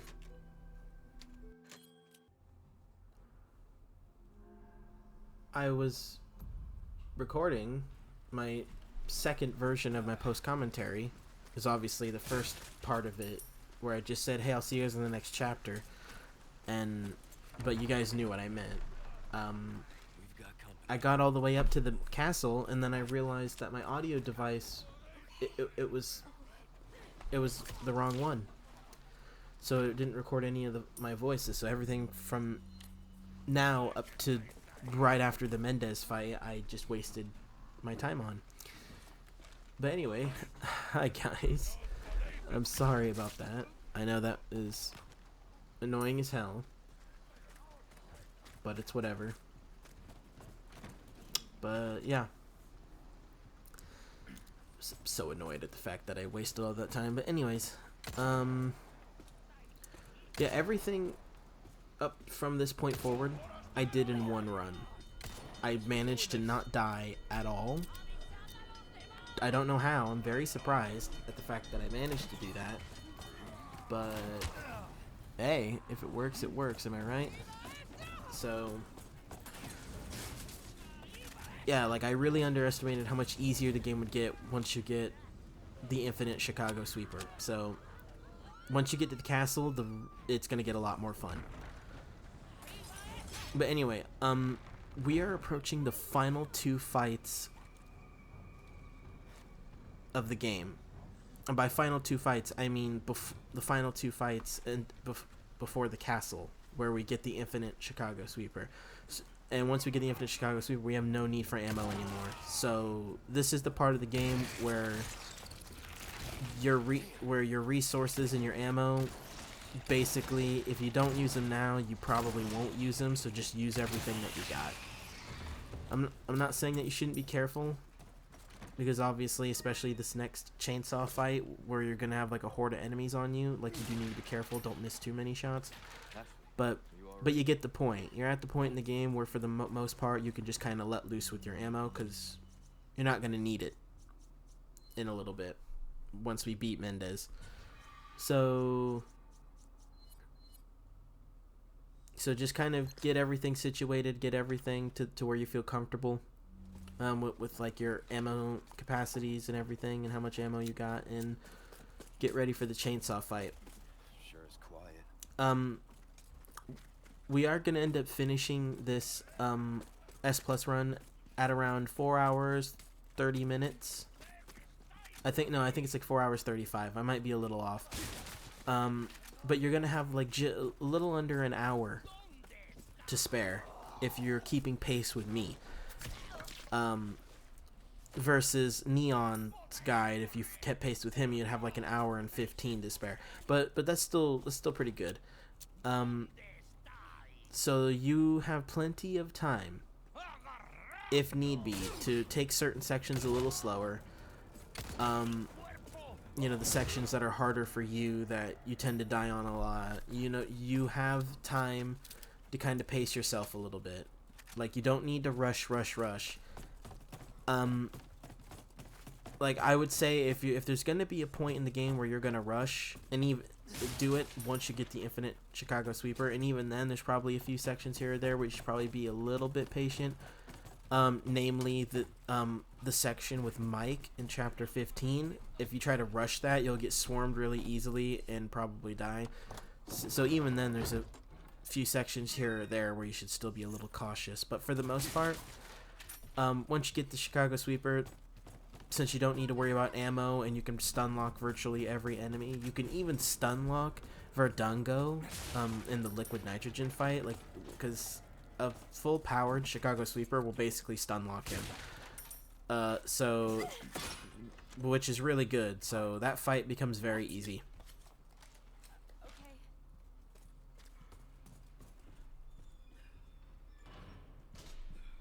So anyway, now we're starting this fight. So like I said, just you're at the point in the game where this is the second to last fight before you get the infinite ammo. So just let loose. Just keep in mind you have more than just these 2 enemies, so be careful, be patient, don't get grabbed, don't get chainsawed, just be patient.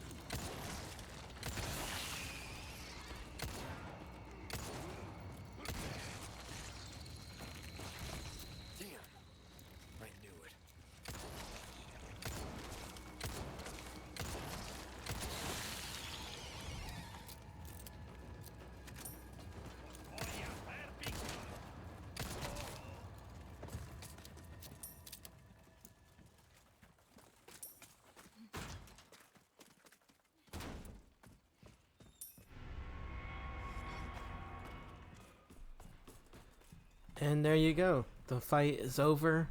Took a little bit of time, but we got it done. Like you'd be amazed at how just patience can be your best friend, with stuff like that. Cause I was feeling pretty confident that I had plenty of time. You know, like I didn't need to rush through some sections because some sections aren't worth rushing through. But yeah, we did it. And now we're going to the Mendez fight, which can be a little. You did well back there. Seems this isn't your first time running from creeps. Yeah. I can't tell if that's meant to be a compliment. This Mendez chase that we're gonna have is scripted. And by scripted, I mean that in the sense of like all the enemies, for those of you that don't know, all of the enemies in this next little tiny section are all one-shots.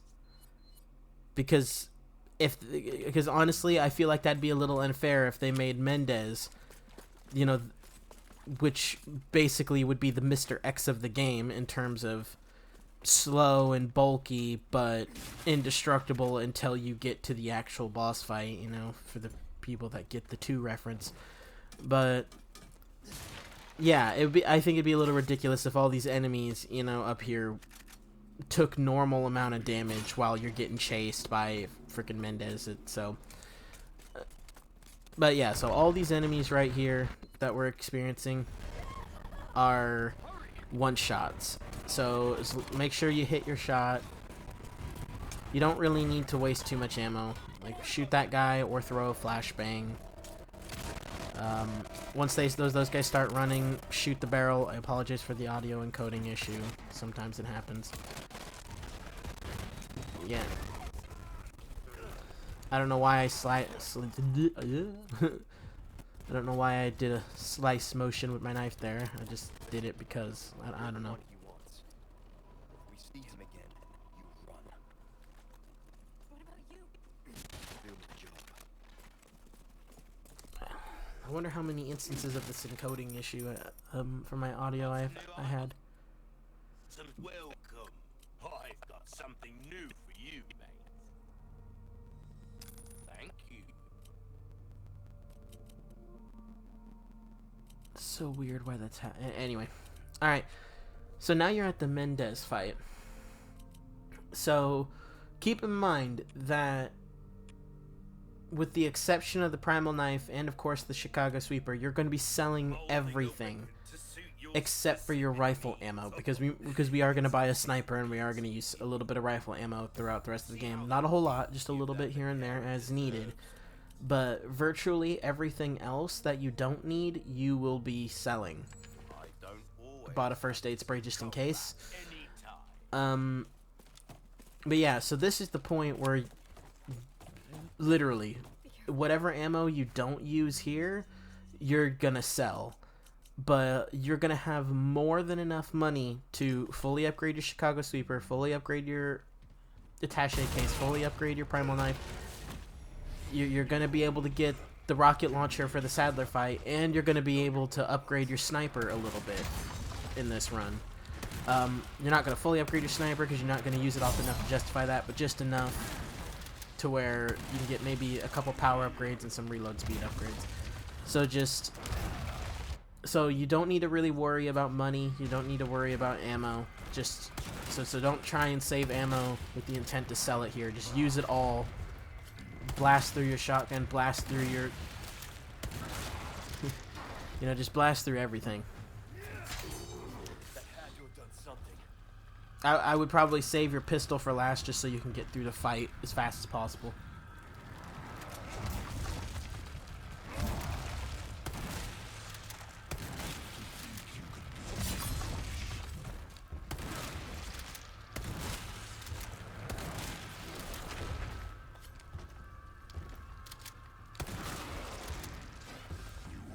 Yeah, I meant to jump down and air assassinate him, basically. But I don't know why I said air assassinate, but yeah. You get what I meant. Stabby stabs. But yeah, okay, so this section right here is the main reason why I bought the first aid spray, is because I suck at this section. I always take damage. Like, I really struggle with dodging the projectiles. So I know some people are better at it than me, and if you're better at it than me, amazing, beautiful. But if not, you need to walk into this fight expecting to get hit and possibly die when you get to this section with all those damn projectiles. So this is why I'm saying, just you're gonna sell all your ammo anyway when you get to the castle, so just light them up as fast as you can. Use your grenades, because you're gonna have plenty of grenades by the time you for any other section that requires grenades. And there's gonna be a few sections that require grenades later, but we'll have plenty, so just use what you got.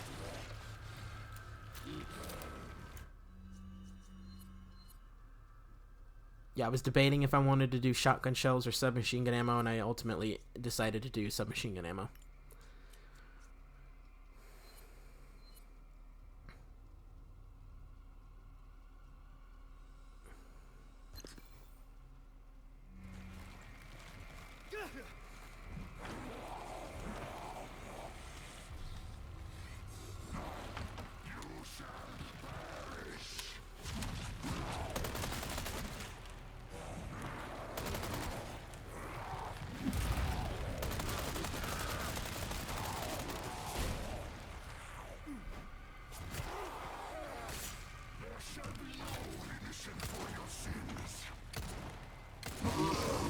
And we killed him.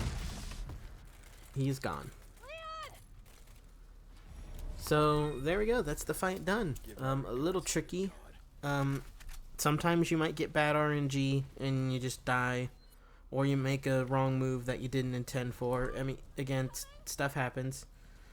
But ultimately, you just gotta be patient and be calm. Like I said, if you're keeping pace with me, you will have just under an hour left.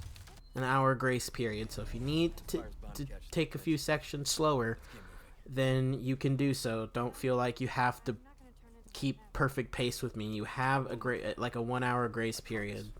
So spread that out as needed, if needed at all.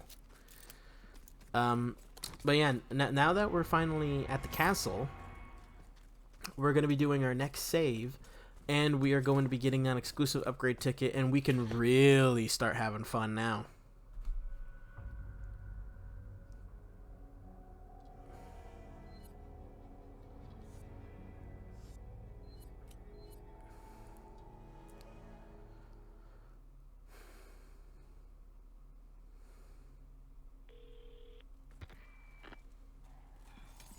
All right, Ashley. Luis just said. I got it. Yeah. I gotta admit, I admire people that are good enough at the game to do an S+ run without the infinite Chicago. Like, that's wow. As I honestly, I mean, I probably could do it, but it would take me way more deaths, and it would be really tricky for me. I don't know if I could do it. Yeah, so we're gonna purchase that upgrade ticket.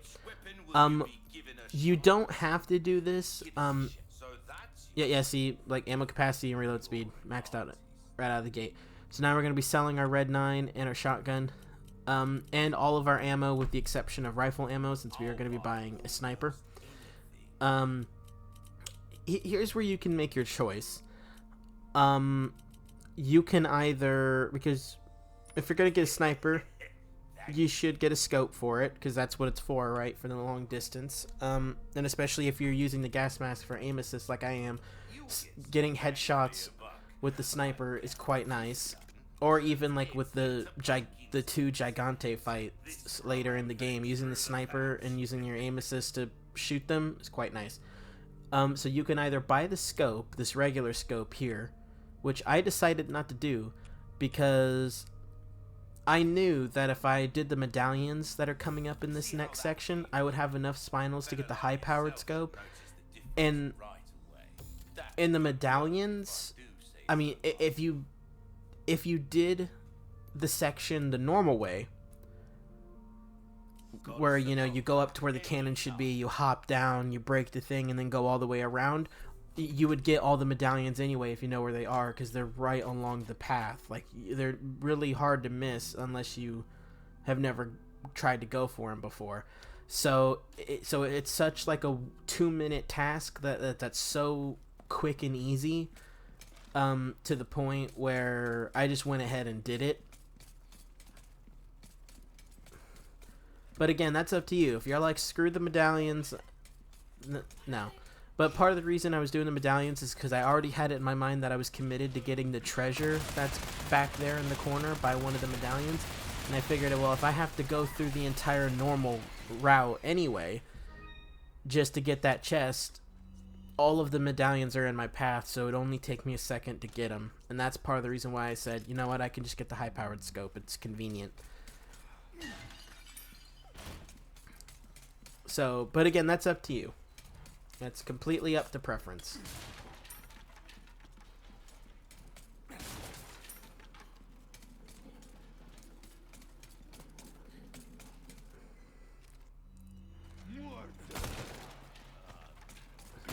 We have a high enough power on our Chicago, especially with the bottomless clip, where we can effectively steamroll enemies and stun lock them at this point. Like I said, by the time we get to the Verdungo fight with the liquid nitrogen, we will be a maxed out Chicago, and we will basically have him on stun lock, and he's a very easy fight. Like, he's actually really easy if you know what you're doing, especially with the bottomless clip. So because like I said, there were sections, and the Verdungo fight being one of them, where I thought even with the bottomless clip I would struggle. No, you're not gonna struggle at all. I'll be amazed if you do.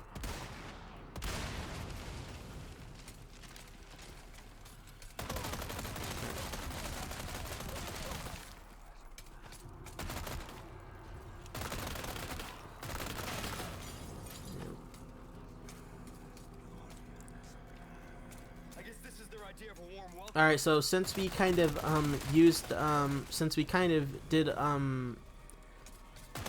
okay, so when I shot through the bars to get the cannon up, that was technically considered a skip, because that enables us to obviously skip dropping down, breaking it the normal way, and then going around and so we skip, but it's such a small skip that it's not really that big of a deal.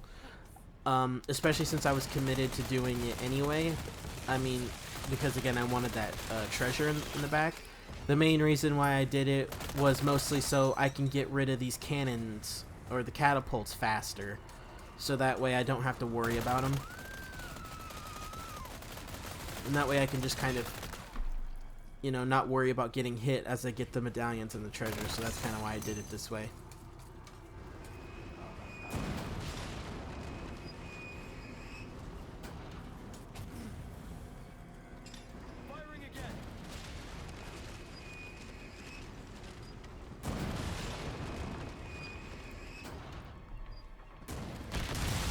Alright, now with that, and this is where you would make your choice. You either can get the medallions and the treasure, or you can skip it.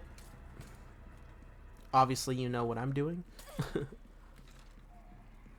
But if you want to skip the medallions and skip the treasure, you can, because like I said, you can just get the regular scope if you want. Or if you do want to get the high-powered scope, you'll probably find spinals dropped in crates. Or you can do like the next request, because I believe the very next request, if my memory serves, is the rats, right in chapter 9. Which the rats are pretty easy to find. Oh no, one of them you'd have to do in chapter 10, because you'd have to go into Ashley's section as Leon. So, but still, that'd only take a second. So it really depends on. Like I said, you have an hour wiggle room, roughly, a little under, if you're keeping pace with me. So if you want to do things differently, you can. Just keep in mind that, like, the more things you do different, depending on how efficient you are with those different things, the more likely you'll start cutting it a little close. So I mean, that's kind of a given. It's just like I said, I watched a Neon Slices guide. I actually think I watched it like 2 or 3 times just to kind of see if I could get it into my mind. That way I didn't have to keep referencing it. And then as soon as I got the Infinite Chicago Sweeper, and actually even before then, because I got treasures that he skipped, I think. Well done. So, like, there's one in here. I think there's 2 in this room. Actually, 3 even. That locked drawer, I believe. That chest that you can get when Ashley opens the door before we do that big blind fight, that blind dude fight. And then the golden hourglass where you have to go to the 2nd floor and then drop down the hole. So I think there's like 3 treasures just in this room alone that I took like the minute to get him. And I don't think Neon Slice did, so, you know. So I did things actually different than him too. Like I said, guides are meant to be as a reference, but your skill set may be different than mine. So there's no shame in doing it a little different if you feel like you can. Because I finished mine at like 4 hours and 35 minutes, and he finished his at 4 hours 15. So that's like what, an extra 20 minutes that I took basically. You know, doing those different things, and I managed to get my Chicago Sweeper fully upgraded to max power faster than he did, I think. Don't quote me on that. And then I got the Primal Knife maxed out to infinite durability before he did, because I got mine infinite durability right before the knife fight with Krauser, if memory serves. And I don't think he got his infinite durability until later. So again, I could be wrong. Again, don't quote me on that. I will have a link to his guide that I referenced in the description. So if you want to like kind of compare, you know, because maybe his guide will work better for you. Maybe you want to follow his more closely than you do to mine because of skill sets or whatever. I don't know. Keep animals down here or something? Yeah, this guy is very easy. We can, like, he like, obviously he's a fairly tough like mini boss, so he can do a lot of damage. So you do be careful. But yeah, if you just shoot him in the back, shoot his Plaga the best you can. You can actually stun him with the flashbang when his Plaga's out like that. So yeah, you just want to be careful of his attacks. Just be prepared to use healing items because you're gonna need them. Yeah, I should have waited a little bit longer there, because if I did, he probably would have stayed still long enough for me to line up a better shot and hit his Plaga and kind of make him flail around.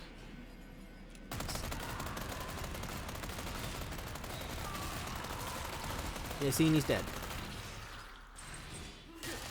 If you want to do the fight stealthily, you can, because, like I said, you probably have enough time where if you want to just knife him a few times and then maybe use the Chicago later and minimize how much damage you're going to take, because you probably could do that. There's like, I think in my first playthrough when I tried to stealth him, I basically killed him with using the knife exclusively.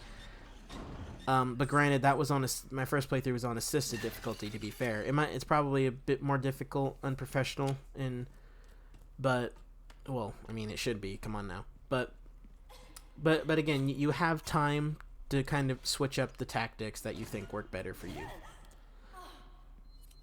you. What happened down there? Nothing. You were right about the animals, though.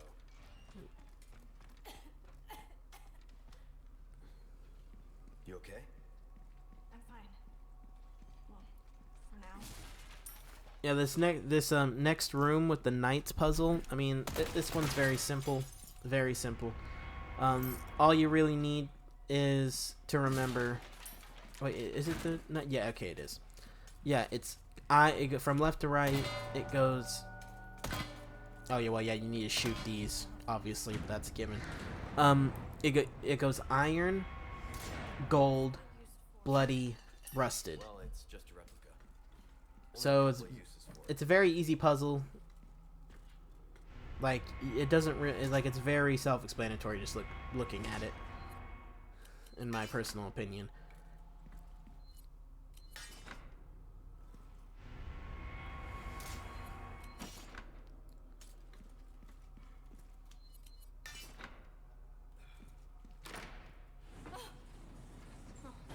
Guess you were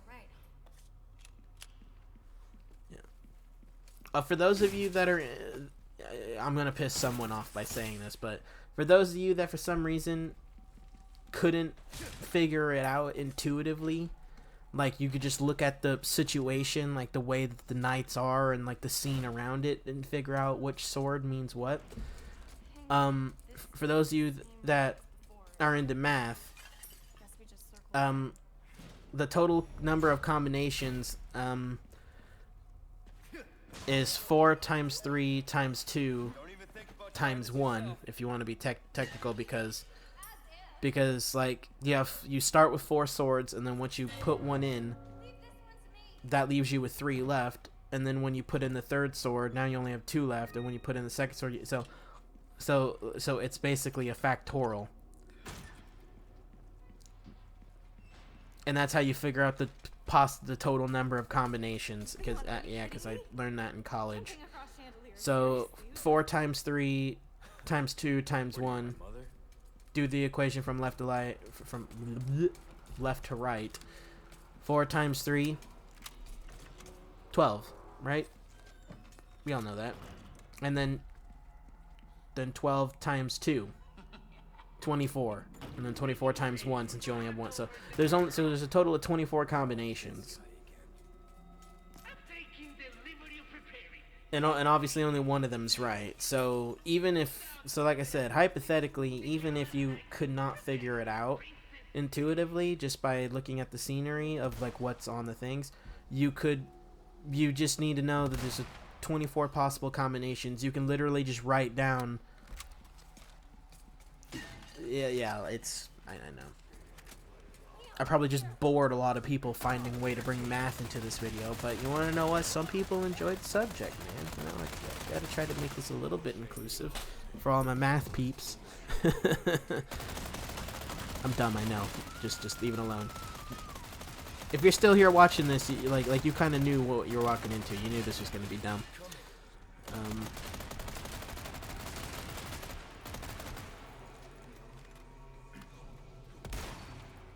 right.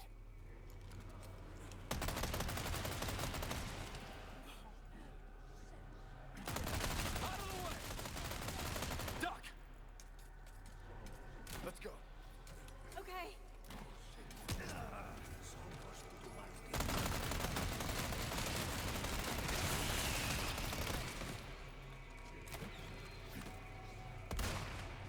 Holy. Yeah, the Infinite Chicago makes this section 1,000 times easier. I think anyone who's tried this with it versus without it will probably agree. But then again, anything with infinite ammo will make a section 1,000 times easier. I think that's a statement we can all agree on.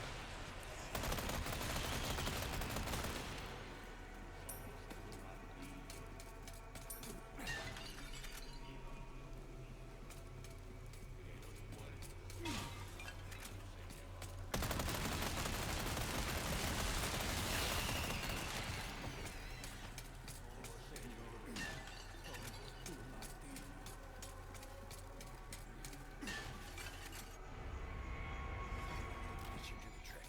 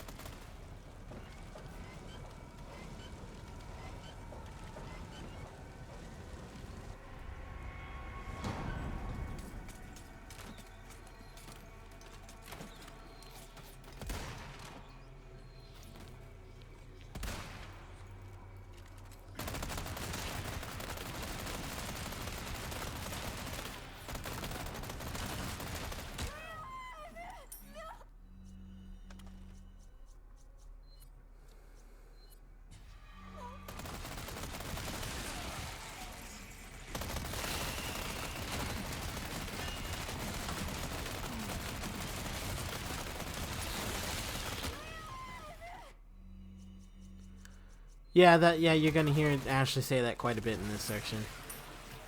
Damn arrows.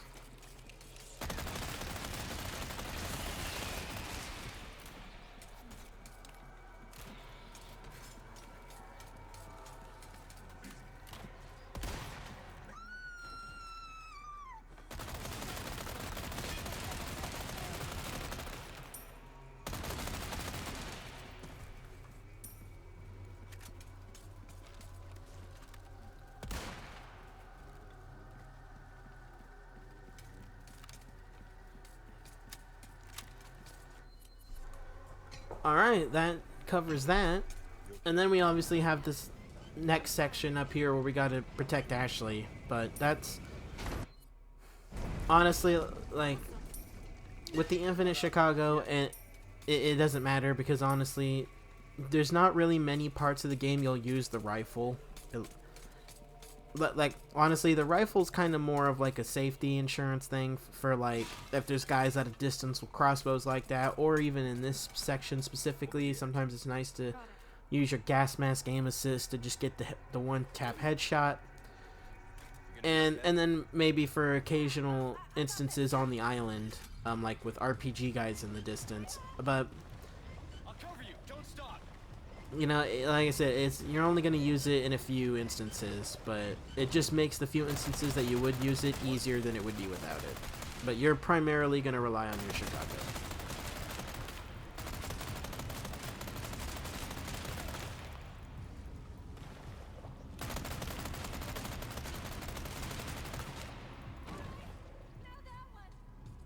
Be careful.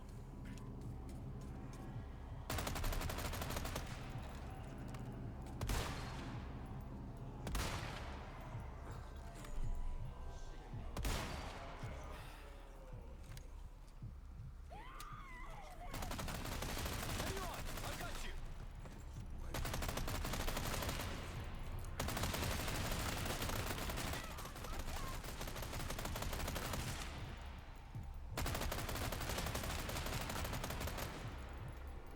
I don't believe with the armor, I don't believe Ashley can get kidnapped here, but considering she's in an area where you can't get to, it is very possible.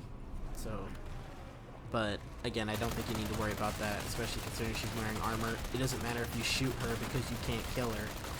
She's invulnerable to damage, so just do what you gotta do.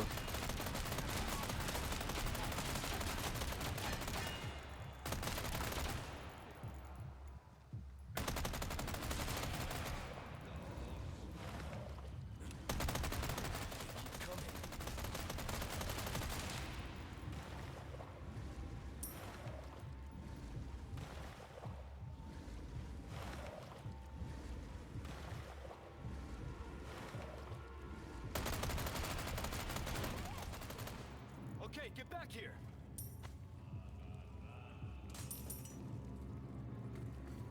Come on. Okay.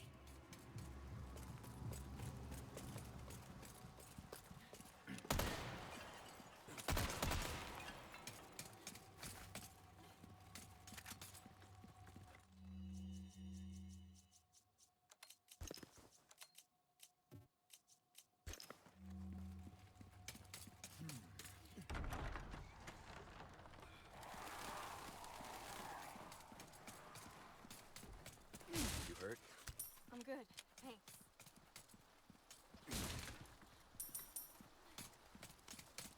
Come on. Okay.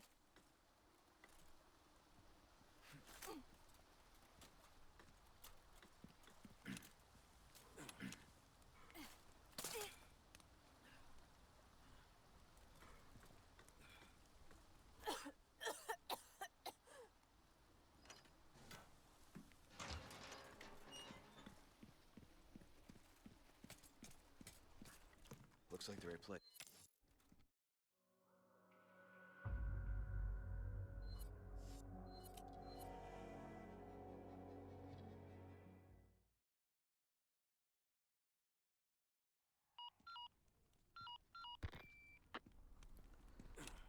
Alright, so now that we finished the previous chapter, you don't have to do this because there's really no real use of getting spinals at this point, or spinels, however you want to pronounce it. But the scratch gen mode is literally right there, so why not? Perfect. You're a real professional. If nothing else, if those spinals you can use to get some velvet blues in the trade shop and get a little bit more money, if nothing else. We like our herbs, we do. Heal a man, kill a man, they do it all. Yeah, I end up getting Interesting choice. the gems I mean it in a good way, for of course. very obvious reasons, I think, but you know. A wise choice. I know, I say that a lot, but I mean it. Came into some other bit. Don't get.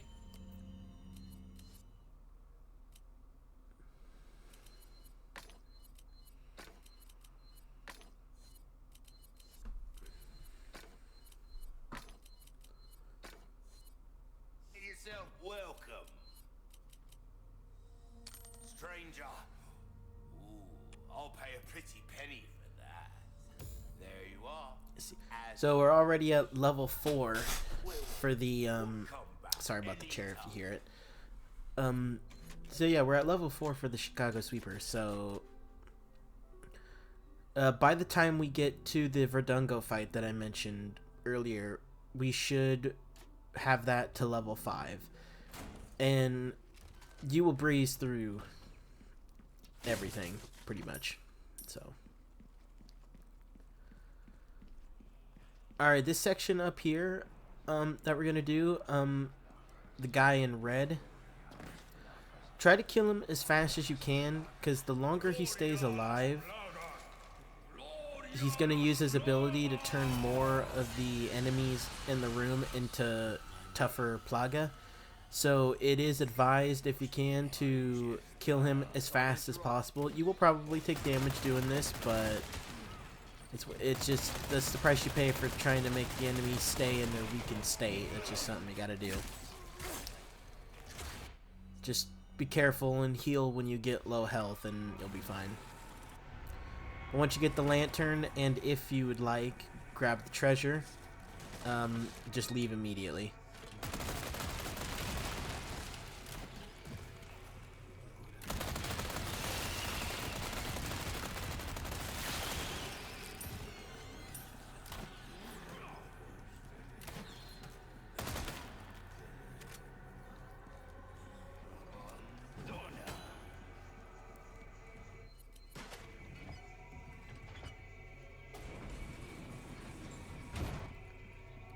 We're not going to come back here, so you don't need to worry about opening the shortcut that I just passed, so that way you can come back here with Ashley. Again, we're going to finish this run at about 4 hours and 35 minutes, I believe. So again, just under an hour grace period.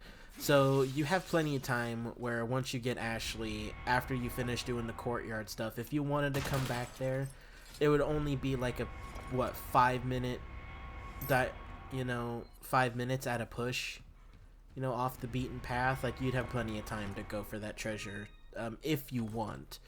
So if that's something you want to do, you have plenty of time to do it, as long as you're not way slower than I am.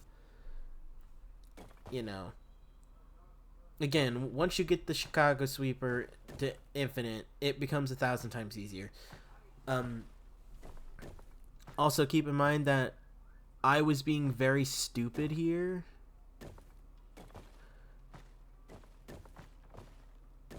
As you could see, I just wasn't paying attention. I usually never have that. I think it was the pressure of knowing that I'm trying to speed up, because there was, for most of this playthrough, I still was kind of skeptical that, somehow I wouldn't have enough time, that somehow I was, gonna screw up horrendously in later sections, that certain boss, there's always a little bit of a nervous factor when you're doing your very first S+ run. So that was part of it, is I normally get that puzzle done in about 5 seconds. 10 seconds at a push, and that was quite a bit longer than that. But the nervousness was really kicking in because I was in speed rush mode for most of this. Not to say that I wasn't taking my time to get treasures, because obviously higher damage guns means you kill enemies faster, which makes the game easier. So there's a delicate balance between speed rushing it and taking your time to get very needed money for upgrades. There's a delicate balance there. This next section could probably be annoying for some. There is a treasure here that I did not get.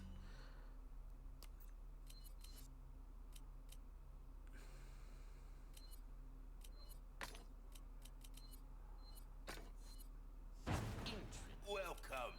Got some rare things on sale, stranger. Thank you.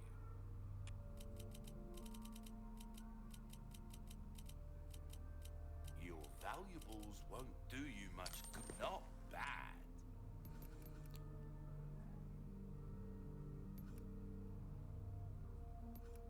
Molding a weapon to suit your specific needs. Oh, don't worry. I offer repair services as well. Pleasant travels. Yeah. So up there, where I'm sniping these guys up there, there is a way to get up there and get a treasure, but that's too far out of the way. Once was enough. I mean, if you wanted to waste a grenade, there is a way to get up there quickly with minimal time wasting, but again, by the time you get to Sadler, we're gonna have a maxed out attaché case, a maxed out Chicago sweeper, a fully upgraded primal knife, enough money to buy an RPG for the Sadler fight, in addition to having some upgrades for our sniper, and we'll still have a little bit of money left over. So you don't need to worry about that treasure. Like I said, you have a little bit of under an hour grace period, so if you really want to go for it, you can do it. You should still have plenty of time. But for those of you that are more in I would rather get the S plus done as soon as possible, if you're in that mindset, then don't waste your time, just continue on.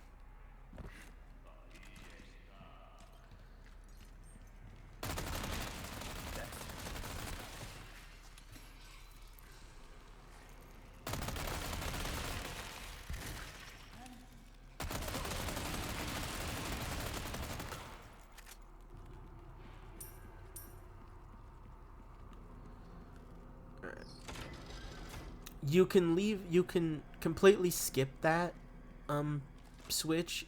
The only reason I did it is because there's a treasure that I'm gonna get, because by flipping that switch, that door right in front of us closes. So if you don't want the treasure, which honestly you probably don't need, you'd probably still have more than enough money to get everything that we're gonna get done in this video. Anyway, so, but it's more of like an insurance thing, if that makes sense. Like, it only took an extra, minute or less to flip the switch, come down here and get this, rather than go straight through. And yeah, so like I said, it's to each their own. Like I said, you have enough wiggle room with a 1 hour grace period to change things up if you feel like you need to.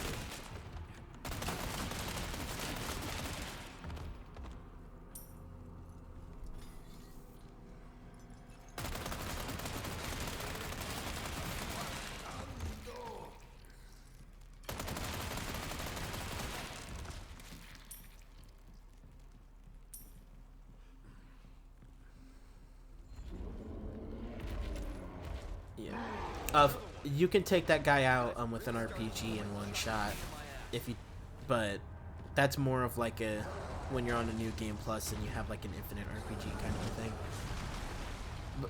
But yeah, as you saw me do just a second ago, hide behind the wood barricade, wait for him to throw his first boulder, then jump down and run, and follow exactly what you've seen, and just go.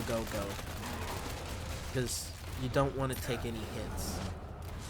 I mean, if you get hit from the arrows, that's fine, because your body armor will take pretty much all of it, and you can just repair it. The main thing you don't want to get hit by is the boulders. Those will take a lot of armor, and you'll take a lot of damage, and you need to be very careful.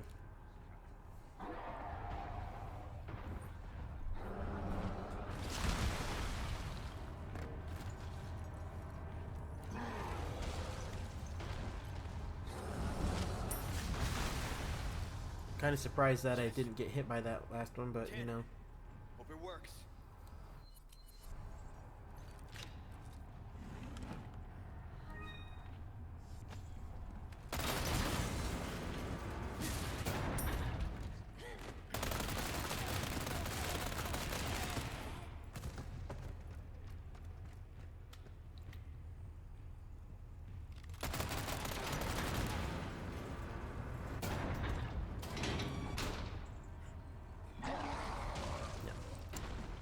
So when you get up there, you want to come down just a little bit, wait for him to throw, and then as soon as he throws, get to this cannon as quick as you can, and then blast him. There you go. And then shoot open the door. Yeah. Alright, open for traffic. I somehow missed with the cannon on those guys. I don't know how, but it doesn't matter. I have a pretty powerful Chicago, so we'll just steamroll him anyway.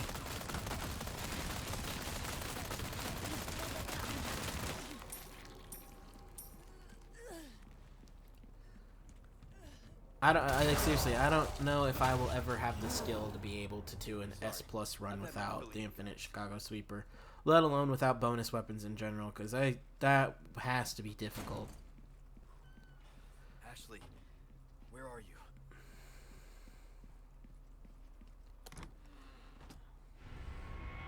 Alright, and this is the ending of the chapter.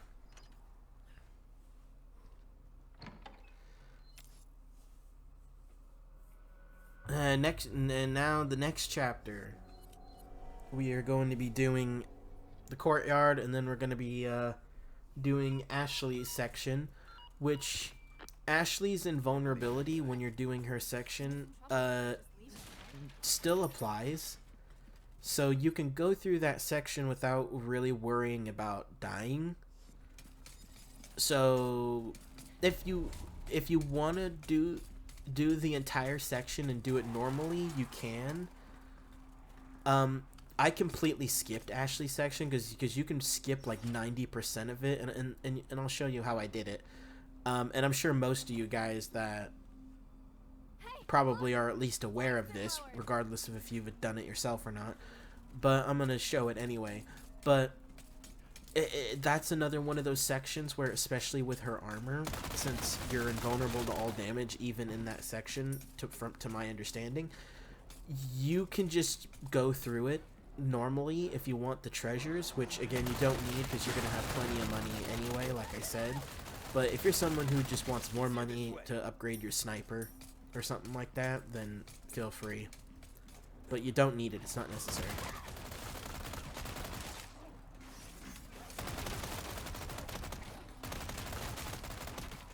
Yeah, you're gonna want to kill that dog before he mutates, before he gets harder. And then this dog that just jumped in front of us, you don't need to worry about him. He dies pretty quick, especially when you're that close at range. This Chicago will hit most of its shots.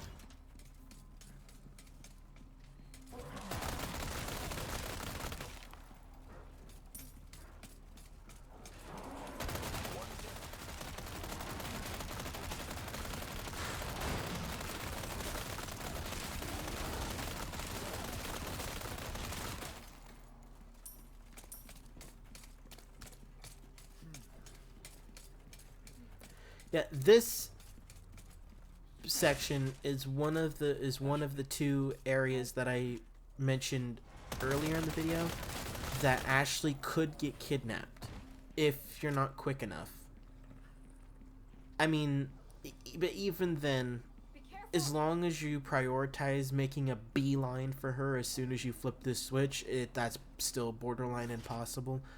But it's still possible if you don't make your way there pretty quick. Because like I said, even with the armor, once you're past a certain distance, like, she might still be invulnerable to damage, but she can still be kidnapped if you're too far away. Run!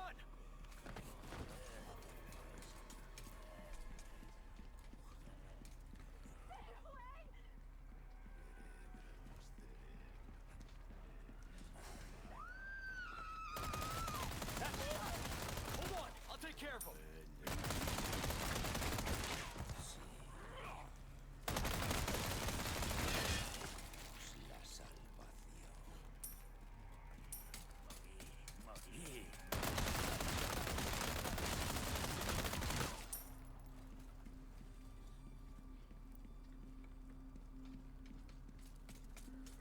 Alright, now that the courtyard's done, all we need to do is get the 3 heads Yeah.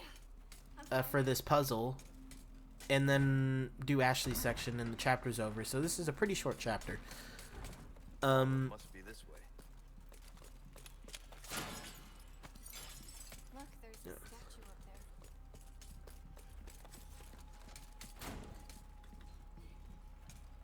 there. Okay, make sure to sit Ashley in the second chair right here. That one right there. And then you sit at the very end right here.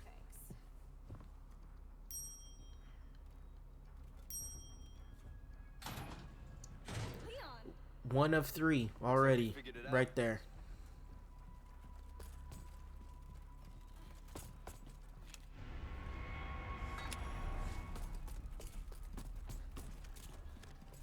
Alright, now we're gonna go over here and we're gonna do this next section. I attempted a skip. Granted, it's a small skip. It's not a major skip like Salazar or what was the other skip? The Wrecking Ball, which I do successfully. Throw this flashbang a little, like, I would say maybe a second or 2 sooner than I did, because if I was even slightly sooner, I would have been able to stun them mid cutscene and prevented them from activating the switch, and I could have just steamrolled them with the Chicago Sweeper, grabbed the head, and left. But because I was a little too late, I have to do the section normally. Which honestly doesn't really matter, because I was kind of determined to come down here and grab the little treasure anyway, which I believe is a yellow diamond or whatever. But still. But again, you have a level 4. If you've been doing what I've been doing in this video and you're relatively on pace and you have a level 4 Chicago Sweeper, you'll steamroll these enemies with no problems anyway, so it won't even matter if you fail the skip. You'll just steamroll them, you'll climb up the ladder, grab the You hurt? money and resources, and there you go. So if you screw up the skip, that's fine.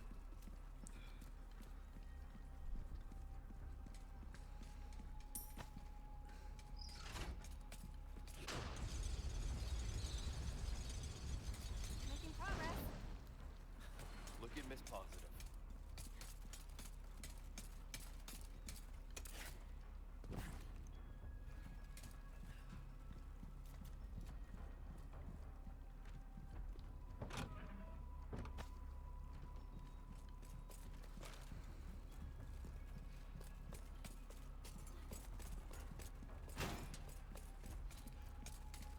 Yeah, I remembered that because I'm so used to doing the skip, because like I think after the first 1 or 2 playthroughs, I think I attempted the skip without even knowing it was possible, because I don't remember looking up any videos. I think on my 3rd playthrough I just kind of tried it, because as I was doing multiple playthroughs of the game to get prepared for S+, you know, to unlock my Chicago, to get my primal knife and all that stuff. And I tried the skip and it worked, and I went, oh, like I don't remember ever watching it on YouTube and until I actually started looking up S plus guides to kind of get an idea of what would be good strategies for when I do mine. So Leon, there's some armor. Bet you yeah. use it like a bulletproof vest. Little old-fashioned. Yeah, this fight's pretty easy. Is again Chicago. You can just grab the head and just immediately start firing.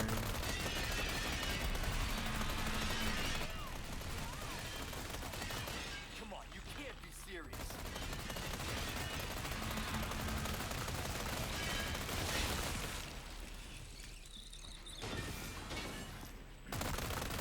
I thought that knight activated, but he didn't.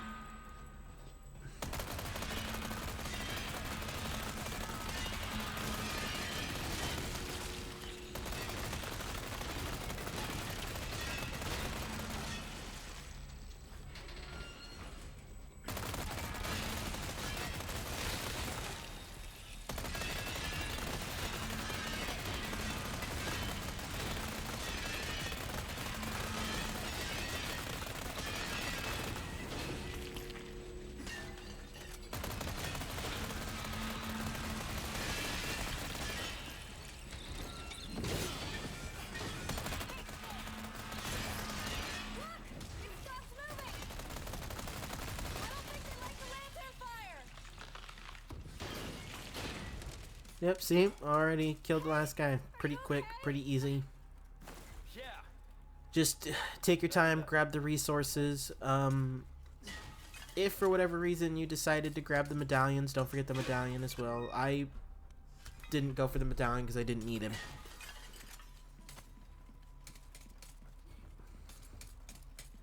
Hit that lever. Okay,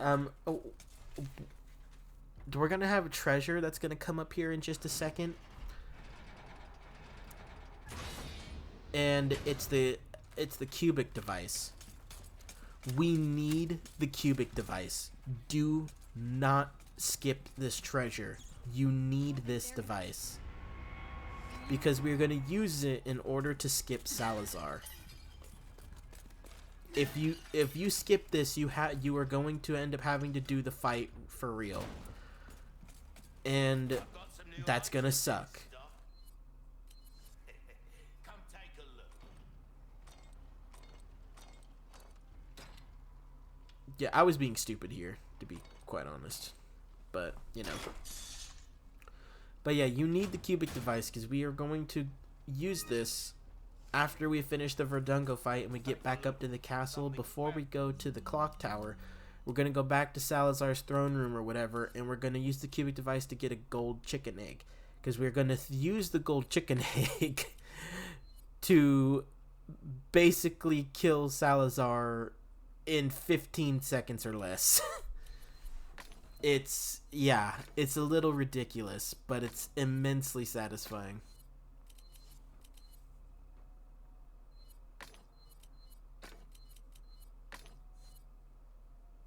Found a catch. You're welcome. I got something new for you. Also, at this point, I don't think I ever mentioned this before. And if I did, I've clearly forgotten, because, again, this commentary is very long, and it's not like I script these. Thank you. You're going to notice, like, when I save, hey, maxed out Chicago. There we go. Now we can focus on our primal knife. Dotting your eyes. There you are.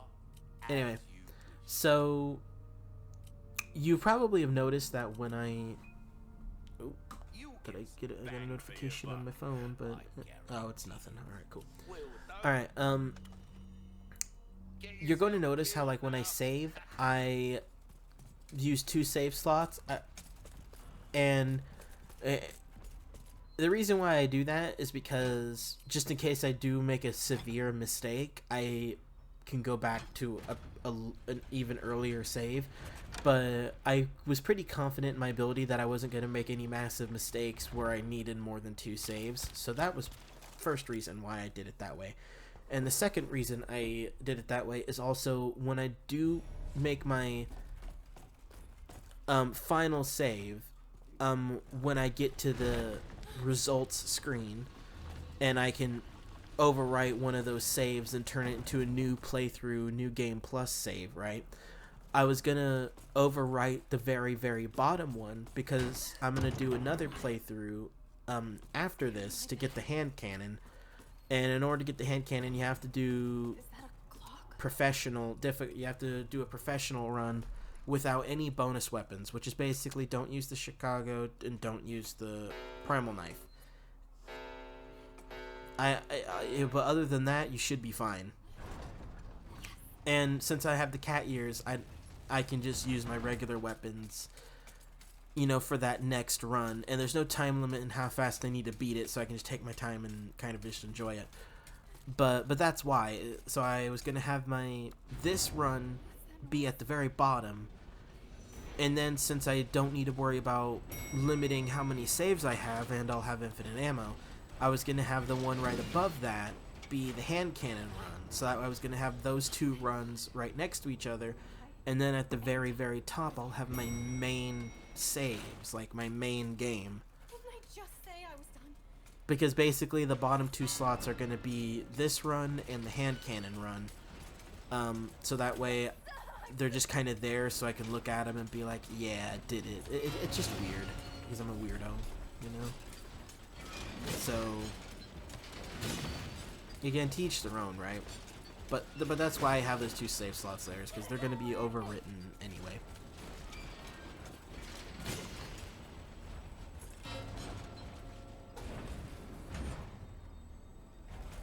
But yeah, if you haven't noticed, that, yeah, I was able to skip pretty much all of Ashley's section because, unlike, I'm not gonna lie, there was a part of me that thought this section was gonna be similar to Lucas's section in 7. You know, where you have to go do the barn fight, and if you try to use the default code before the fight, it's, you know, it's scripted to not work and it will generate a new number.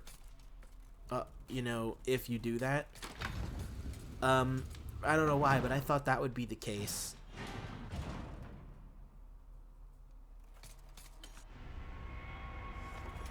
So. No, don't go out. Yeah, but for whatever reason, that's not the case in this particular game. It's scripted to be the same number each time. So for hardcore and standard, it's 7 o'clock. For for hardcore and professional, I mean, it's 7 o'clock. And then for standard and assisted, I believe it's 11:04.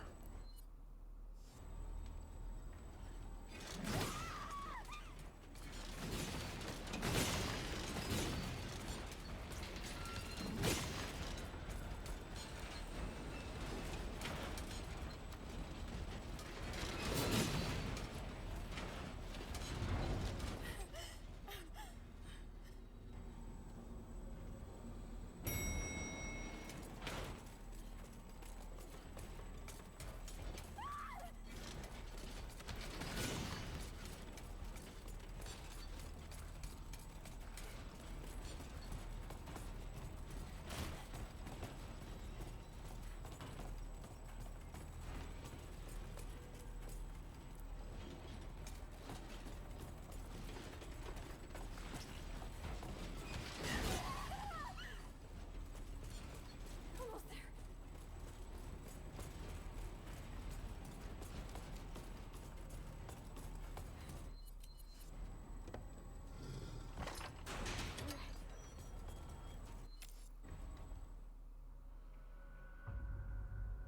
And there you go. Pretty simple. And yeah, we are going to save here.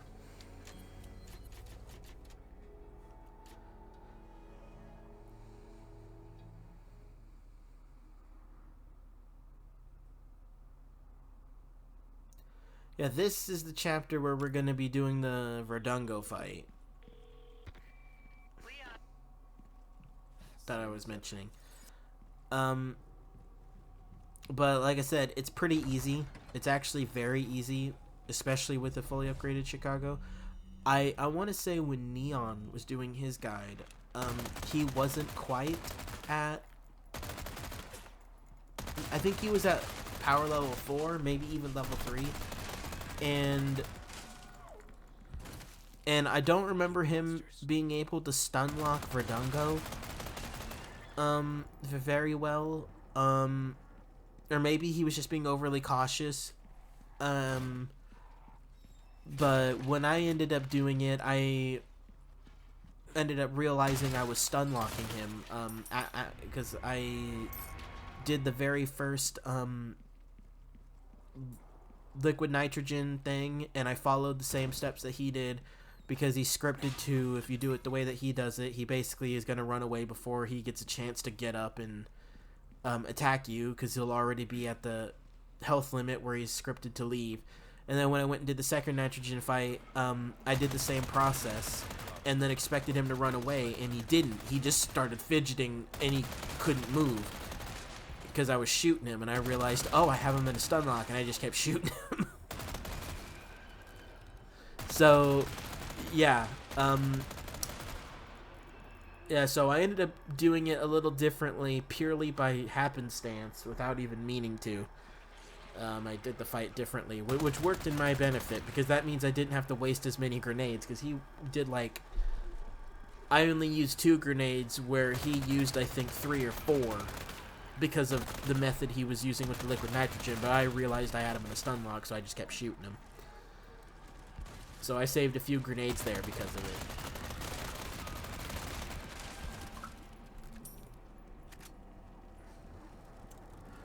Anyway, just be a little patient in this section, because obviously you're gonna have these freaking bug bastards spawn, and no one likes them. They're not fun. And like I said, you have plenty of time if you're keeping pace with me, where you can take a little bit of time and be slow and methodical. You don't need to rush through the game. I mean, if you're keeping pace with me, even if you're just a tad bit slower in certain sections and you take your time, like the sections that you feel like you struggle with it is more specifically, if you take your time on those more so than I did, you'll still be fine. Like I said, you got an hour grace period. I'm emphasizing that pretty thoroughly throughout this run, because I really do want people to understand that, like, you don't need to be perfectly on pace with me when you're following the guide, because there's a reason why the grace period is there. Like, it's unreasonable to assume people are going to be able to perfectly keep pace with you. That's honestly a really unrealistic expectation. I don't think that's, honestly, I think that's a borderline impossibility. Like, no one watching this that's referencing this in their S Plus run, whether they're doing a brand new one for the cat ears, or if they're just doing it again for shits and giggles and they don't want to use the cat ears for it. Like, either way, like you can reference this guide as much as you want, but I think everyone here can agree that you're at some point, especially if you do end up using the infinite Chicago sweeper, your instincts will eventually take hold and you're gonna start doing things a little differently. I know I did. Like, I basically stopped referencing Slice's guide, with the exception of like a few skips here and there, like, again, the Wrecking Ball and the Salazar fight. I didn't really reference his guide much once I got the infinite Chicago sweeper, so, and it'll probably be very similar for you guys as well, because that infinite Chicago sweeper makes all the difference. So just do what you feel like you need to do, because like I said, this guide is mainly here as a reference. You're not necessarily supposed to follow it verbatim. Everyone's skill set and what everyone wants to do on their particular S Plus runs are different, because you might want to accomplish something that I don't, and that's really going to affect how you do it. So I know that probably goes without saying. It's more of a peace of mind thing for me personally to say that. Probably annoying half the people watching this by saying the obvious, but you know, whatever. You knew what you were walking in for if you watched any of my other content. You kind of knew what was coming.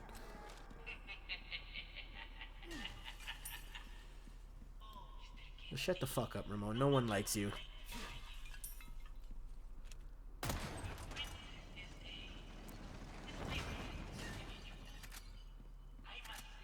You could, if you wanted to, stealth this section. I decided this is one of those things where I did ultimately decide to follow Neon Slice's advice and just not stealth it, because he said that he tried to stealth it and that it took him about 20 minutes or something, because he was trying to knife these big blind fuckers, and in addition to trying to take out all of these other dudes, and it was just a hassle. But you have the infinite Chicago sweeper, so as long as you're careful, you'll probably still take a few hits, which is expected, but if you're careful, you'll be fine.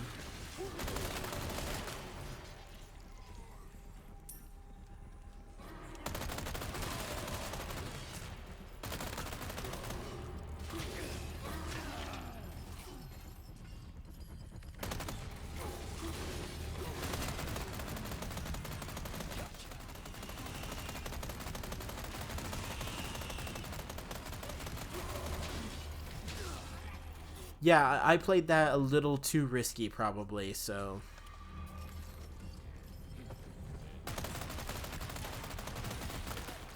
But ultimately, we got it down. We killed them all pretty quickly.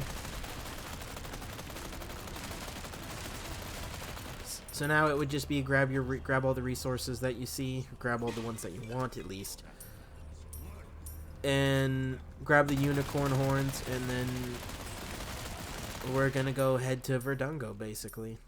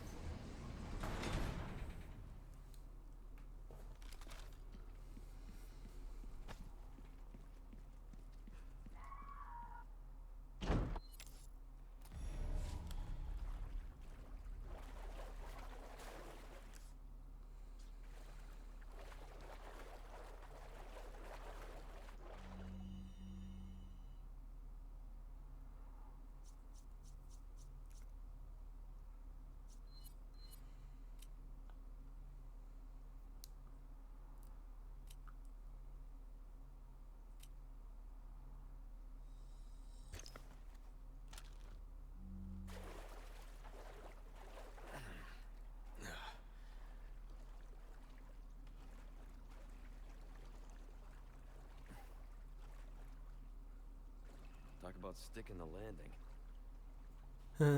Yeah, I know, right?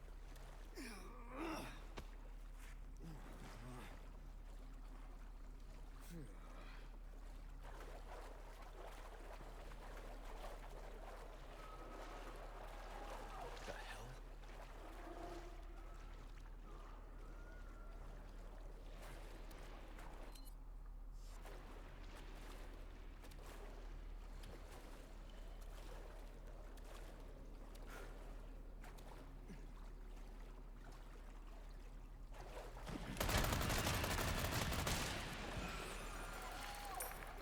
Yeah, just be careful with those guys, because it can be easy for them to sneak up on you if you're not paying enough attention.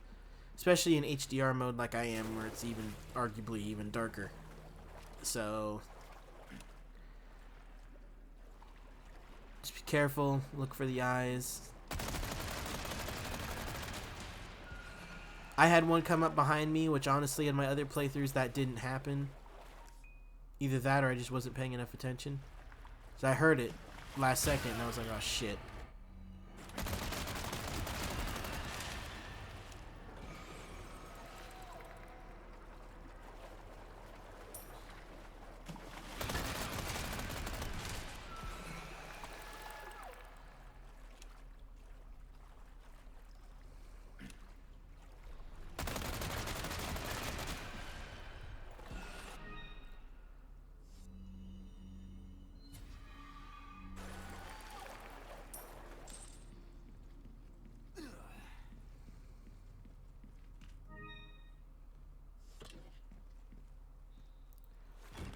Alright, we are about to do Verdungo. We just have to, we're gonna go stop by the merchant real quick, and then we're gonna go do the fight. And the fight is honestly pretty easy. You'll probably still take a hit or two. I mean, like, no one's perfect unless you're someone who is just no life to the game to holy I was about to say holy tail for some reason. What the fuck? Alright, holy hell. Oh, Lord. You know? So, like I said, you should always expect at least a 1 or 2 hits, if not more. You know, when you get into a boss fight. So just do what you can.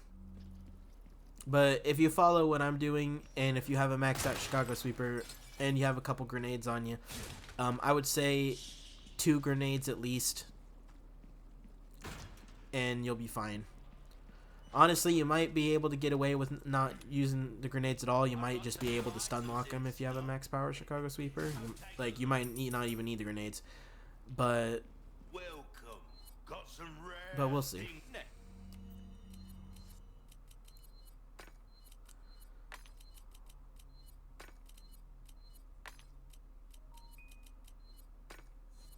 Stop. Welcome. I'll buy it at a high price.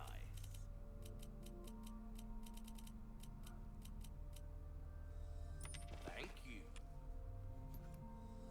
Good as new. Well then, happy cookie. That there's pretty big. Enough to get the job done, surely.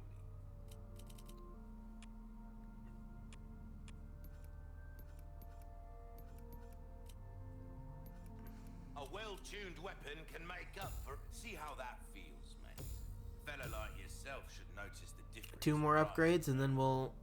But by the way, just so you know, the Primal Knife's exclusive upgrade, when you fully upgrade it, to make it infinite durability, is only 10,000. So it's actually really cheap. Like, you would think, like, if any of you who have never used the Primal Knife before, because honestly this was my very first run using it, so I, like, the only reason I knew that is because I watched Neon's guide beforehand, so I knew that. Like, I would think making an indestructible knife would cost like 100,000 or something, because I know there's some exclusive upgrades that are actually pretty expensive. You know, so if there was any of you thinking that you needed to get an exclusive upgrade ticket for the Primal Knife this run, you know, or if you're thinking, hey, I'll save some money, no. Because even if you waste all that time and effort to do all of the merchant requests to get the exclusive upgrade ticket for the Primal Knife, to make it infinite, don't forget, it's not like the Chicago where if you use the exclusive upgrade ticket to make it bottomless clip, it'll auto upgrade your ammo and reload speed to max like it did. That's more of a special circumstance due to what the exclusive upgrade actually was. So, like, while using the exclusive upgrade ticket to make it indestructible, it will probably make your durability infinite, obviously. So, but, and yeah, you would probably save 100,000 pesetas, probably, maybe a little over. But like I said, the exclusive upgrade itself is only about 10,000. I forget how much we spent on durability, but you probably 100,000. So like I said, you like, in the grand scheme of things, you wouldn't save much. But anyway, as you saw, you wait until you see his shadow to press the button, and then when you see his shadow, you press the button, you kick him, you shoot him until he gets up, you wait to throw the grenade until right as he finishes doing his little weird getting up animation where he bends his legs and stuff, and about the time when he gets up, you throw the grenade, and then you light him up until he disappears. If you follow that sequence of events and he doesn't disappear, and he still stays and fights, that means he is at low health. Well, low health for him, because he has a lot of health anyway, but you get the point. So that's when you know you need to stay and fight him, is if you keep doing that sequence and he doesn't run away. So, and that's basically what happened here, is I did enough damage to him very fast to where on this second liquid nitrogen, I did the process, and he didn't run away. And this is where I stun locked him. See about right there, through the grenade.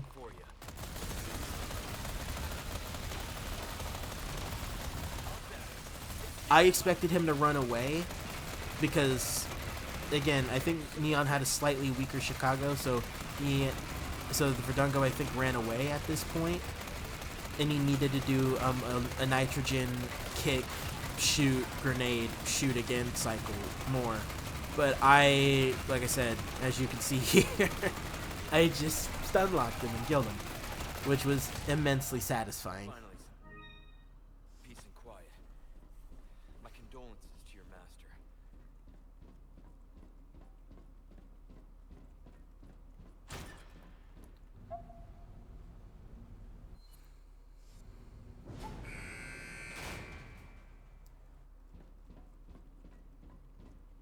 It is faster to take down this boss because you either have to kill the boss for the elevator to spawn immediately, or you have to survive a certain amount of time.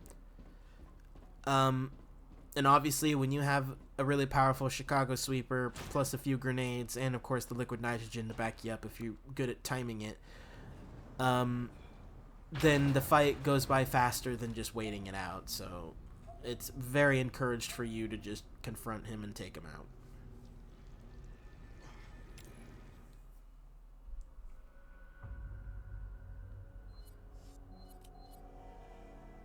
Yeah, we're coming up on our next save.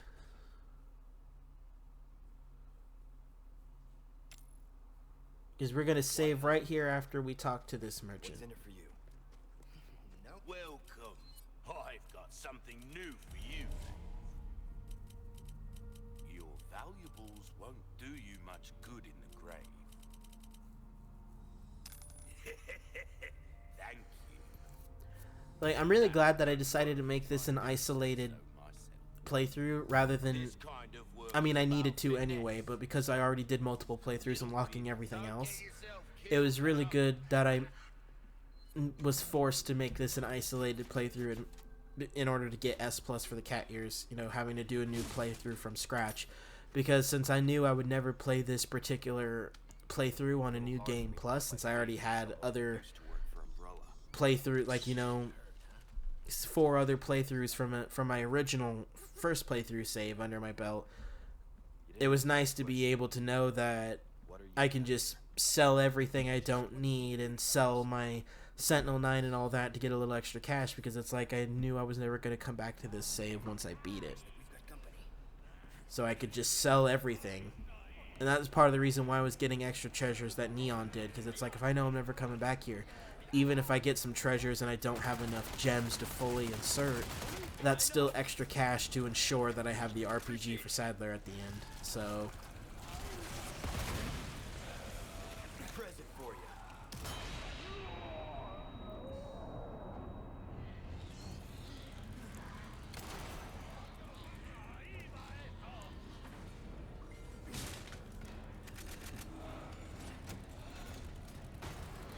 yeah. So as you could see, we just rushed through this section.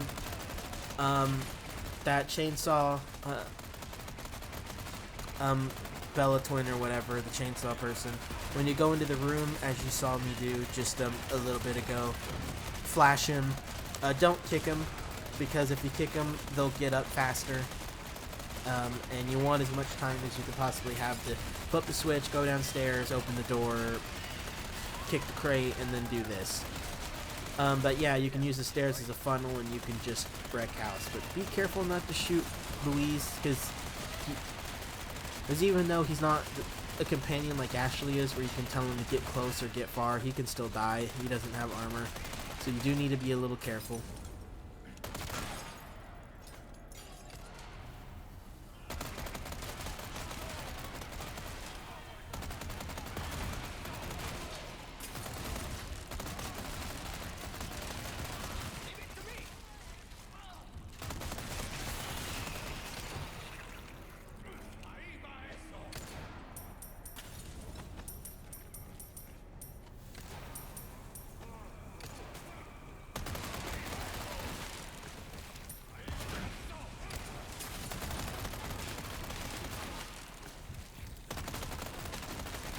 You don't need to take out everybody, but it probably doesn't hurt, You have plenty of time to do it, and the extra cash and resources probably don't hurt.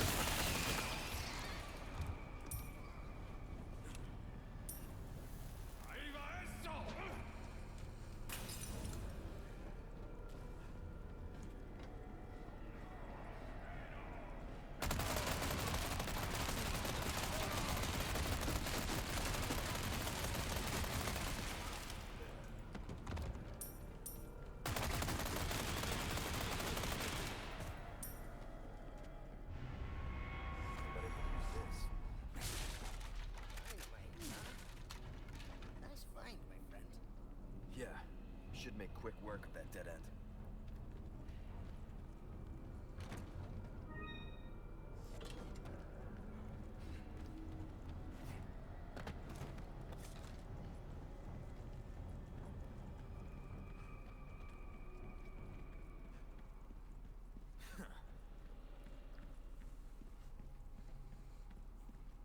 So now that we dealt with that section, we're going to be doing the 2 Gigante bosses, which honestly are pretty easy.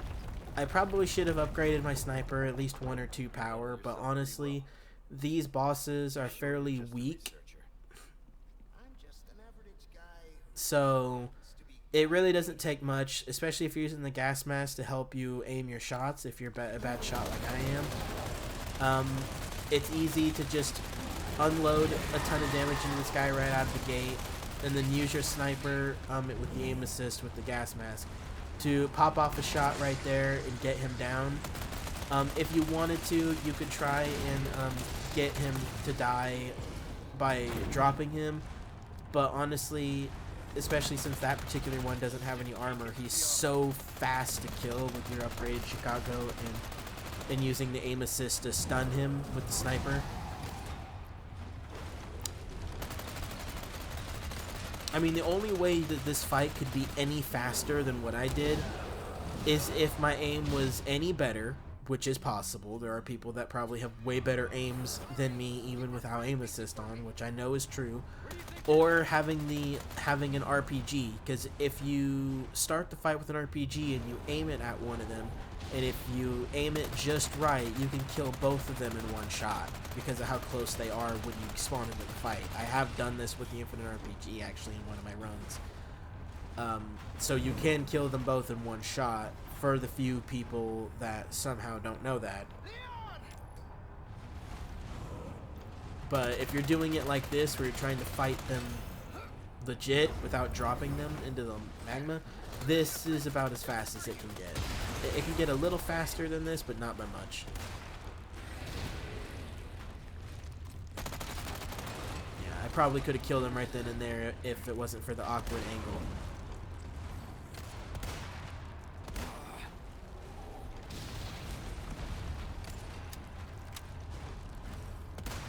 Yep, see? And then run up and just lay into him with the Chicago.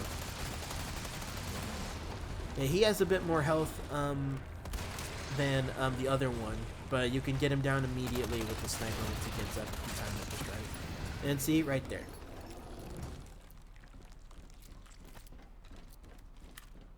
I mean, I would probably encourage you to not do the fight the normal way where you drop him into the magma, because you miss out on the gems that they drop if you do that. And granted, it's only 2 gems.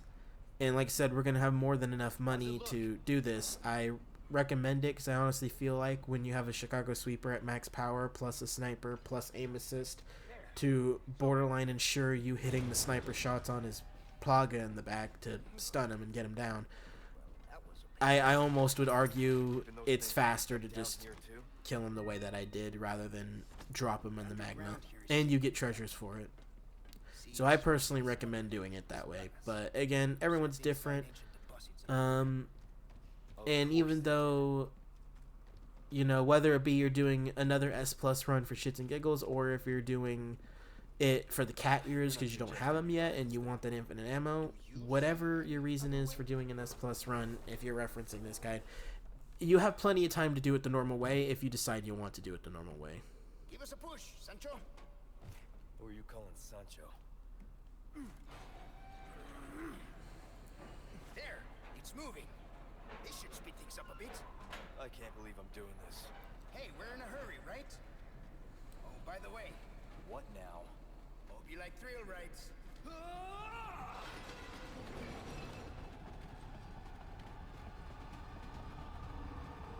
going off the rails! Speed!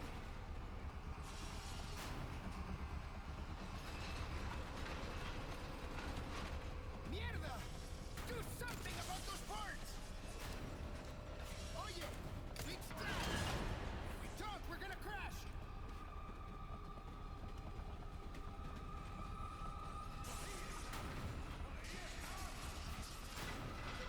Hey, the cart's tipping over! It's them! Watch out! Yeah, the trick to this section is, while yes, the aim assist does help, if you don't have aim assist, the red 9 is very inaccurate, so you do want to try and be patient and wait for the crosshair to narrow into a focus shot to make hitting the shots a lot more consistent. Shoot the board! Please shake them off. Left turn! Curving to the right!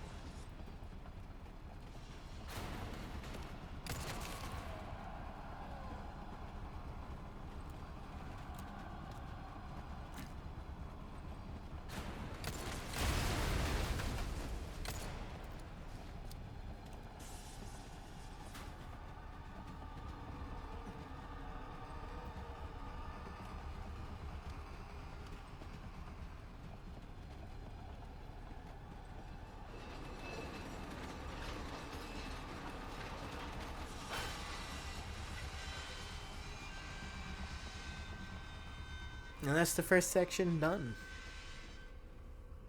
This it? Afraid not. Things are just getting started. And this is where we'll be making our next save.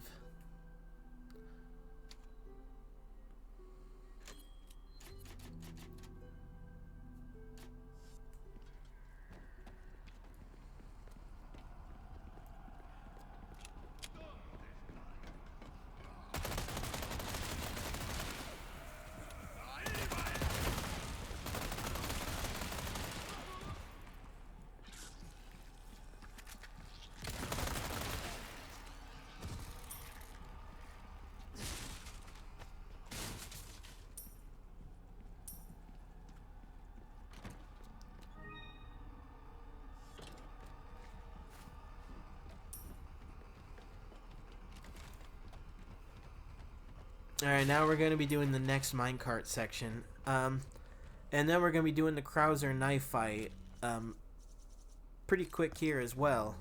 So, All right, let's go. the Krauser knife fight is annoying. And there's probably a lot of you that are not that good at the parry mechanic. I personally am not. I'm really bad with parries.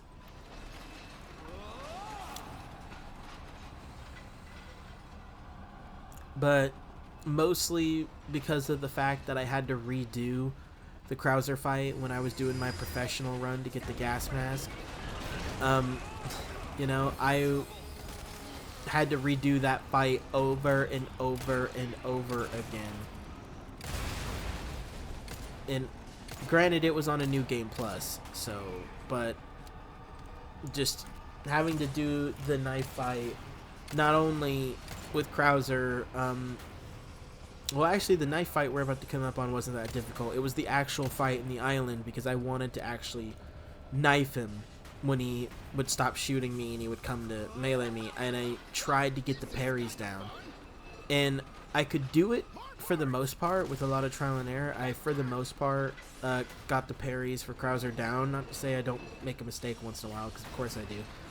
But with a lot of trial and error, I managed to get it down. Also, try and shoot those barrels up there if you can. If you can't, that's fine. it just makes the chainsaw guy's car weaker when you get up to him again right here, but it's not necessary as long as you're careful. But yeah, shoot his car. Only shoot him to stun him because the car has less health than he actually does. So just keep that in mind. My aim assist wasn't working right there for some reason, but anyway. Yeah, reload.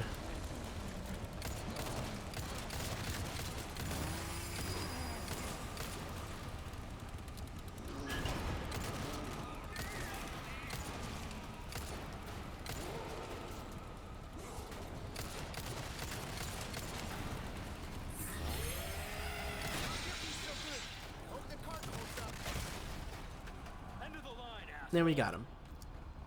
But anyway, yeah, I guess then we got the Krauser fight earlier. Yeah, the only part of the Krauser fight on the island that I couldn't get the parries down was when he mutates. But other than that, for the most part, I got his parries down. Not perfectly, but yeah, so even if you're someone who's really, really bad at parries like me, you can still do it. You can see where they dug up the bugs.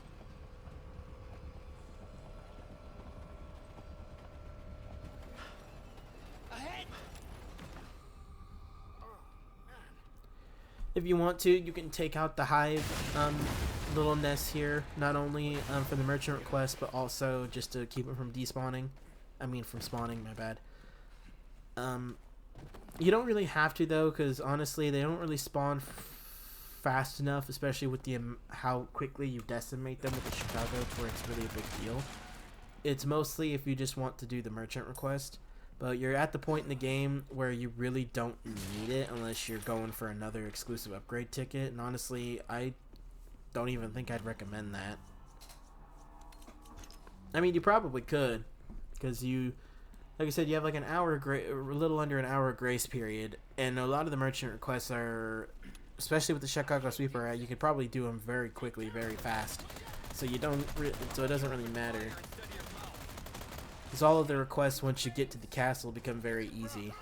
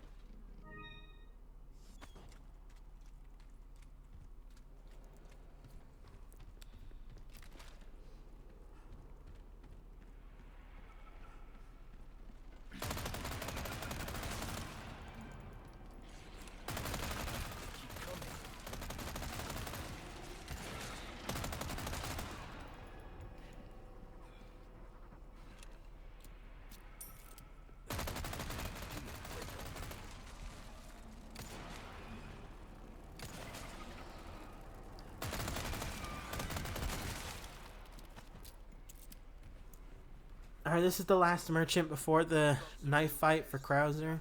You're in for a treat. Welcome. And at this point, you should have enough to make it infinite, I believe. Come back. Welcome.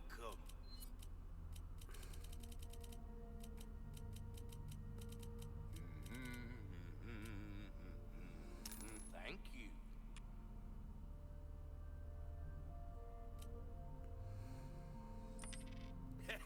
Good instinct, stranger. Oh, I knew you'd choose that one. Okay, Doug. Get yourself welcome.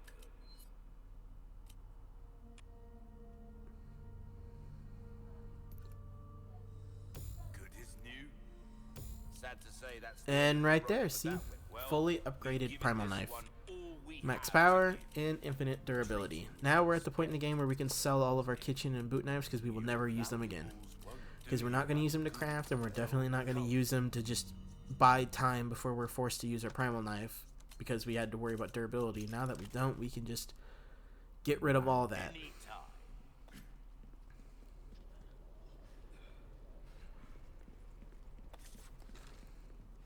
Oh, by the way, speaking of the primal knife, I think at the very, very, very beginning of this video, when I started talking about why we were using it, I said that the attack speed was in the middle between the combat knife and the fighting knife.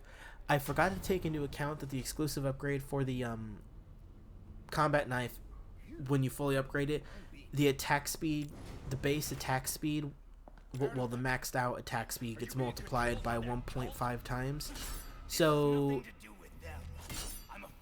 I was actually, I think you guys knew what I meant in terms of, like, between the two knives, it's in the middle, but it's not perfectly in the middle in terms of attack speed, but it is in the middle between the other two, if that makes sense.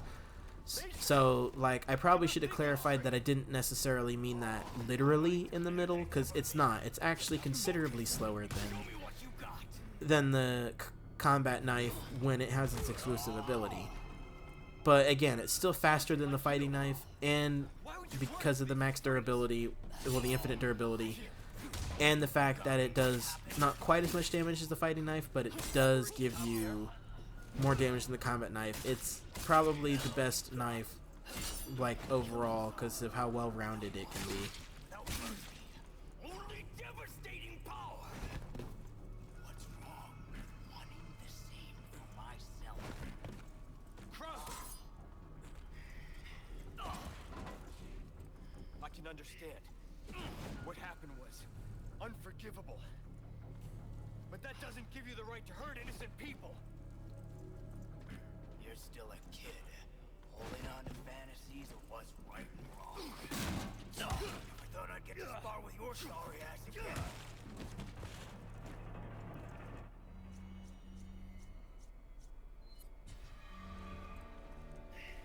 Get ready. Not bad, Cookie. Haven't you anything these last 2 years? What's wrong? Not looking too steady. Shit. You don't leave me with much choice. Enough chit-chat, bud. Yeah, you should probably just, I don't know why I keep trying to run away from that attack. I should just start trying to parry it, but Just like I taught you.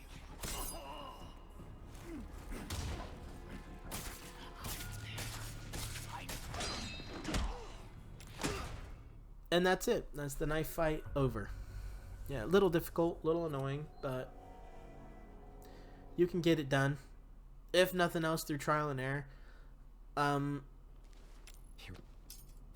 Honestly, if you're someone who really struggles with this fight, this knife fight with Krauser, if you're someone who genuinely struggles with it, and if you're also someone who on top of that does not struggle with the second minecart section, and you find that to be relatively easily, you could probably skip the save right before the second minecart and just save right before Krauser at the merchant, if you feel so inclined. But I would only recommend that if you're someone who either A, has the gas mask, so you're really, or I probably should have done that, but I wasn't really worried about my fight with Krauser. I was more worried about the chainsaw guy in the cart than Krauser, to be quite honest. So that's part of the reason why I saved there when I did. On top of the fact that's what Neon did. So again, in terms of saves, I follow him pretty closely. But everything else I do deviate a little bit, but not by much. So, well, I guess if some things quite a bit, but it just depends. But anyway, now before we go to the clock tower, we're going to go back over here and we're going to go get that golden egg, so that way we have it to skip Salazar. It's hilarious that this is in the game. I don't know if this was in the original game, but it's hilarious that it's in this game. You can actually kill Salazar outright with 2 golden eggs. Like literally, if you brought 2 golden eggs into the fight, throw both of them at him immediately when the fight starts, you will kill him like that. But again, I wouldn't recommend that because it, like, if you did that, there's only 2 golden eggs that I'm really aware of in the entire playthrough of the game. And obviously, one of them we're about to get, and the other one we got earlier in the game for that merchant request in Chapter 4, I believe, before the Gigante fight.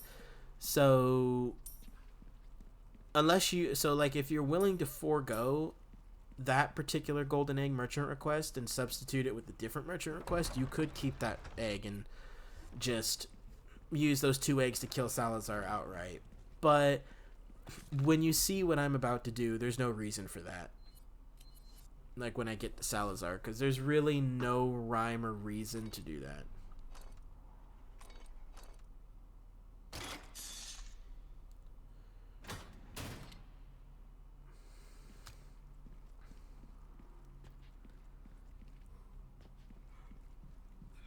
And now I'm over here just grabbing all the resources, and then we're gonna go do the clock tower, which honestly with the infinite Chicago is like incredibly easy. Like seriously, it's easy enough to the point where I honestly was able to get a challenge completed, because there's a challenge when you get to the elevator where you have to try and make sure the elevator doesn't stop, and if an enemy lands in the elevator, it stops, but it doesn't stop immediately.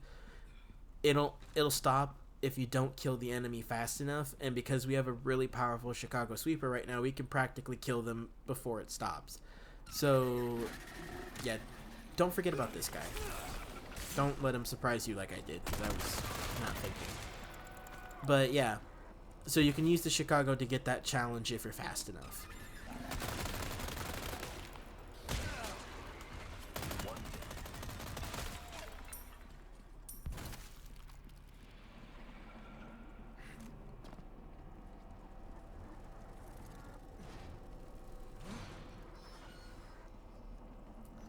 And this is where our next save is going to be. There's another save station right after the gondola over, but it's one of those things where it's like, it's literally just on the other side of the gondola. And it's like, why would I save there when I can just save right here, so that way if for whatever reason I died and I start thinking I need to reassess and maybe buy a first aid spray or whatever when I go and reload my save, if you did die for whatever reason, which you probably won't, you know, it's just, yeah, so if you're gonna save here, which you probably don't need to, if you really wanted to because of how easy the clock tower is, you could probably just skip this save and save right before Salazar. But again, we're gonna steamroll Salazar so quick and easy where I wouldn't even recommend saving before Salazar. So if you're not gonna save here for whatever reason, then don't save until the start of chapter 13.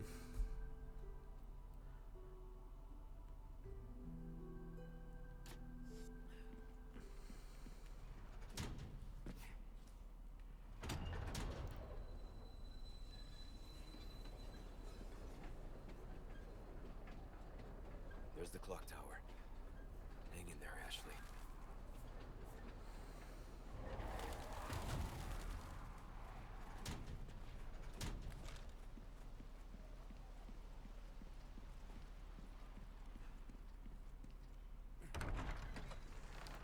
And the fun begins. Shit.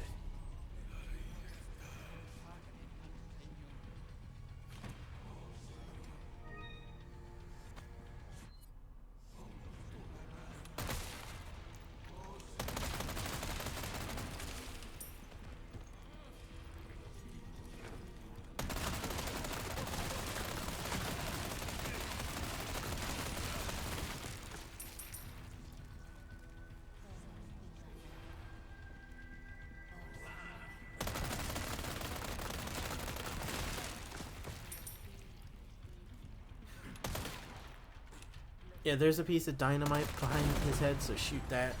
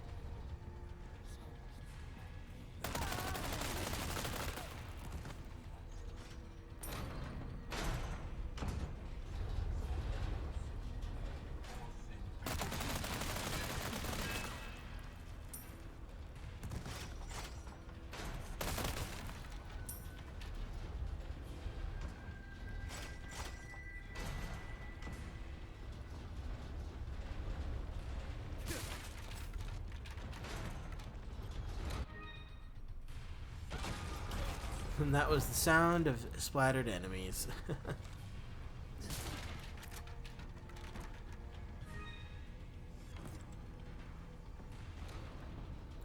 As soon as you activate this, a red guy is going to spawn right here. Take him out as quickly as you can. Some of your bullets will bounce off the bars, but that's fine.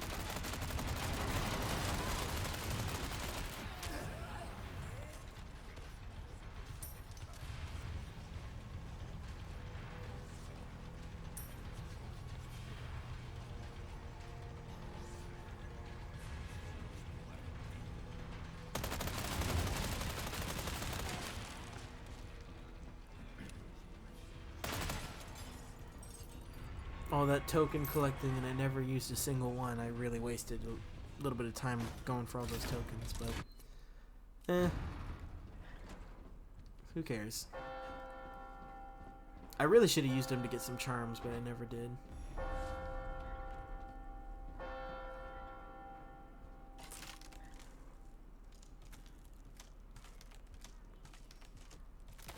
Walk on those screwed up planks. Do not run. You will fall and die.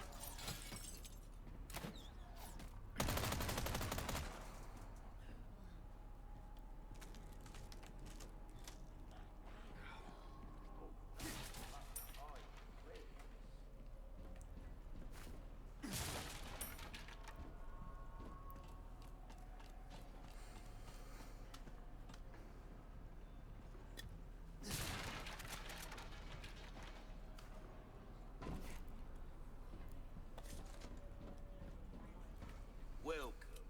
Ooh, what you buying? I'll buy almost anything.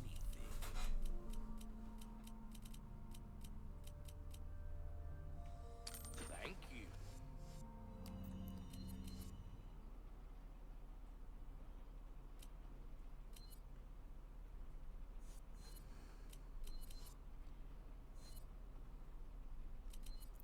Might want to take care of any left. Welcome. Good luck to you, stranger. Pleasant travel. Alright, now we're going to be going to the Salazar fight.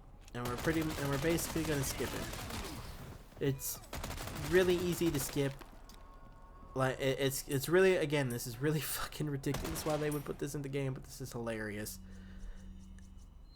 And I honestly did not even know this was a thing until I watched Neon's Guide, and I'm really glad I know this, because this would have been really awesome on my very first professional run in the New Game Plus to unlock the gas mask, because I really struggled with this fight on my professional New Game Plus. Yeah, and then, yeah, just throw it at him, it downs him immediately, and I believe it takes about 70% of his health, and then you just gun him down, and then he's dead. Just like that. Dead. Skip the entire fight. The only possible way that could be any faster is if you used a gun that was more powerful than the Chicago Sweeper. Or if you had a second chicken egg and you just threw it at him immediately, because I think that would kill him immediately. Or, of course, if you had an RPG of any sort, that would kill him in one hit, like literally. So there's not a whole lot of ways you can make that any faster. That is one of the fastest ways that you could kill him.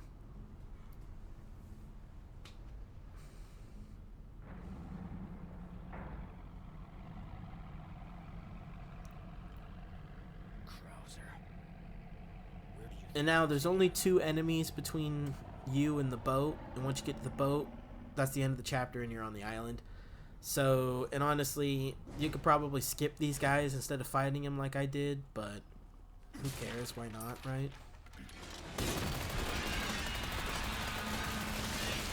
One of 2 down. He does drop the spinal.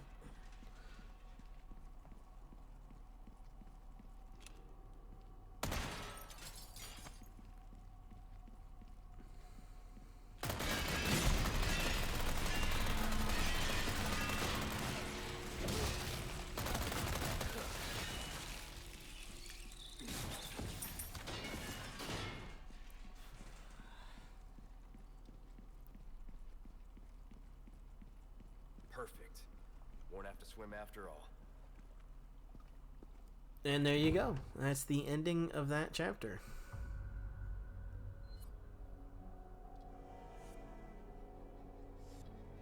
Now we're going to save.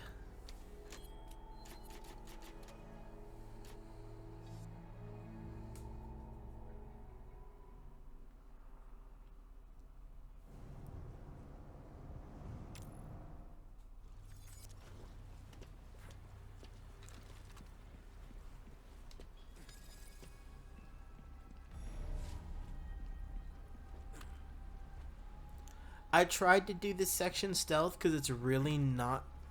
I mean, it's really not that hard to do this in stealth. I actually have done it a few times in my other playthroughs when unlocking the primal knife and whatnot. So it's... I mean, I screwed up because, again, the fact I knew I had an infinite Chicago, I wasn't really incentivized to try and stay stealth. So I ended up screwing it up. So we are going to end up doing this non-stealth.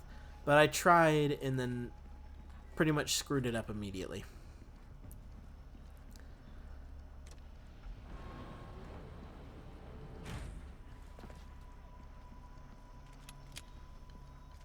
There's a merchant down that cavern if you wanted to know. If you needed to visit him for whatever reason. Yeah, and if you get detected, that guy spawns. And if you were doing a professional run and you had weaker weapons, let alone a non-infinite weapon, this would probably be something where you would be a little concerned about. But we're fine. We know we're fine, so we're just gonna sprint through it. And we're just gonna go and deactivate this turret.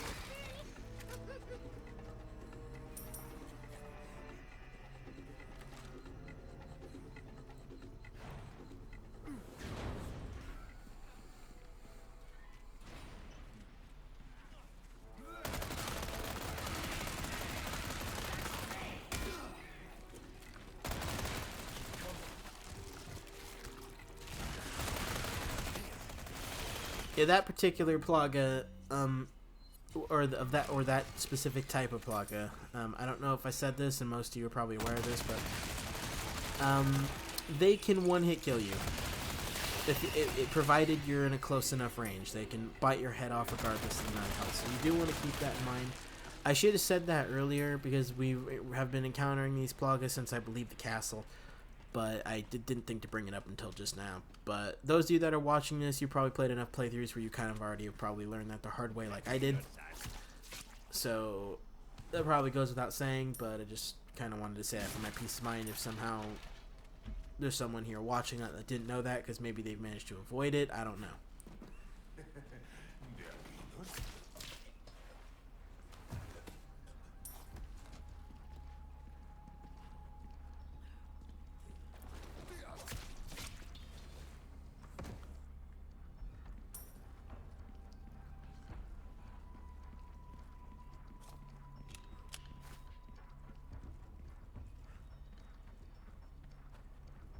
I don't know why I did that. I knew I needed to blow up the barrel, but for some reason.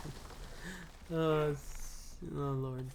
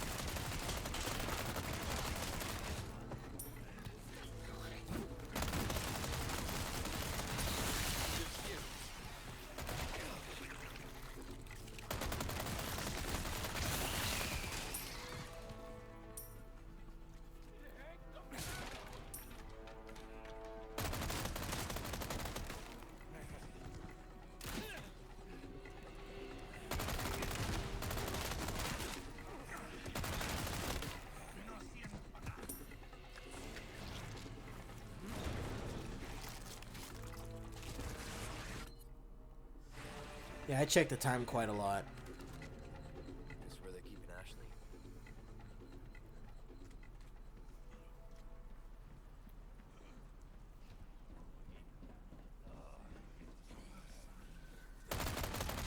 One down.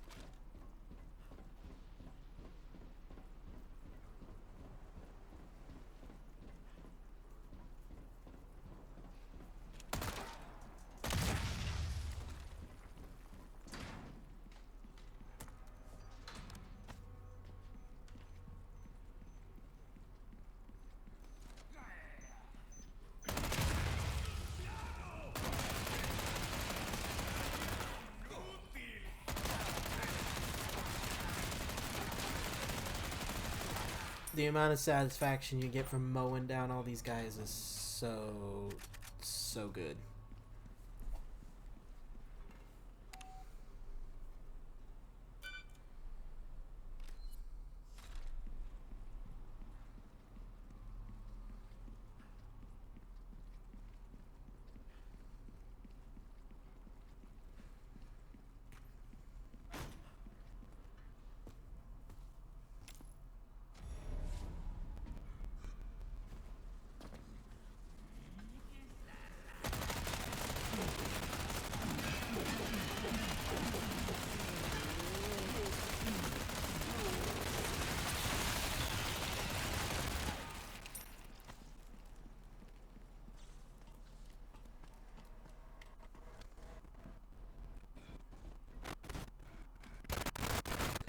More audio issues, really? Oh well. Towards the end of the game, so we won't have to deal with it for too much longer, hopefully.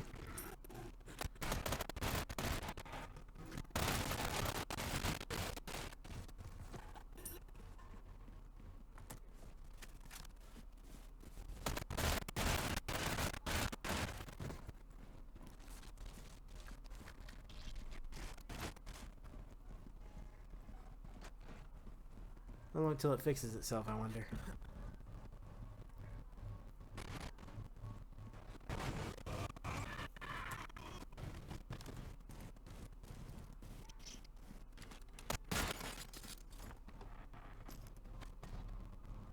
I've got new items.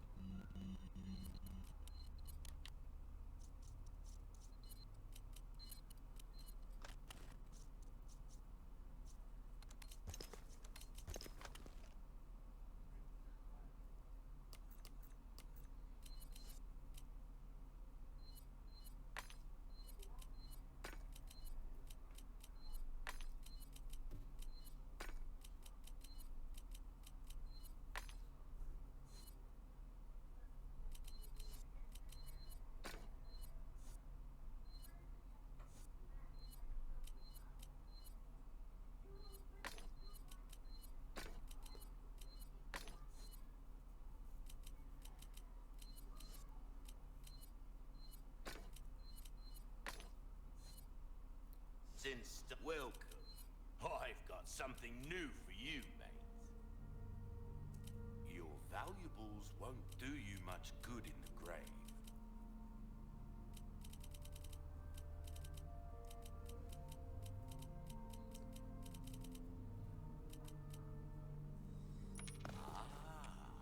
I'll buy it at a high price. Easy work. Bigger is better, as they say. At least I thought so when I was a lad. Come back any time.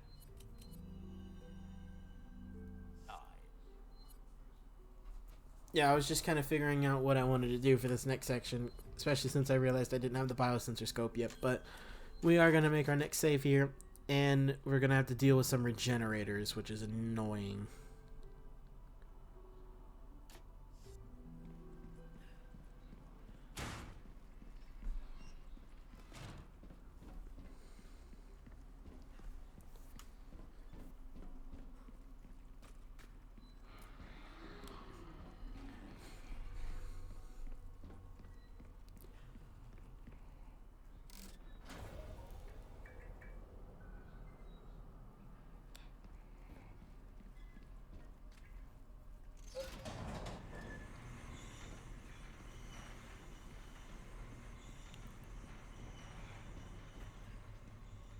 Yeah, this is the puzzle solution for this particular one.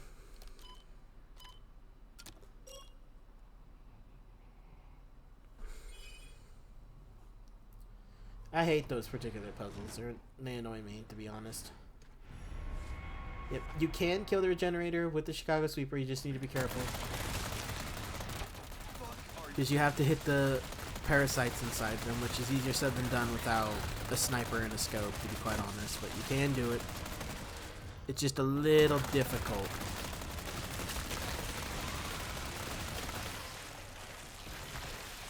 Yeah, like this particular generator, for some reason I was having a really hard time killing.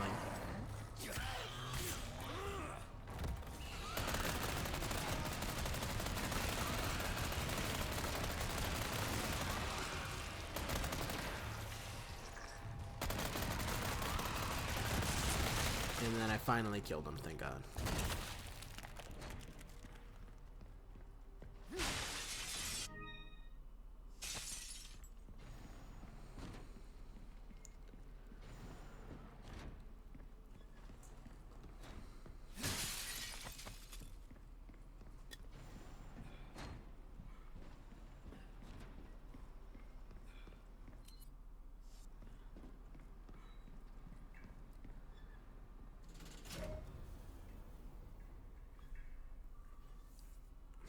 Now we're off to the next area.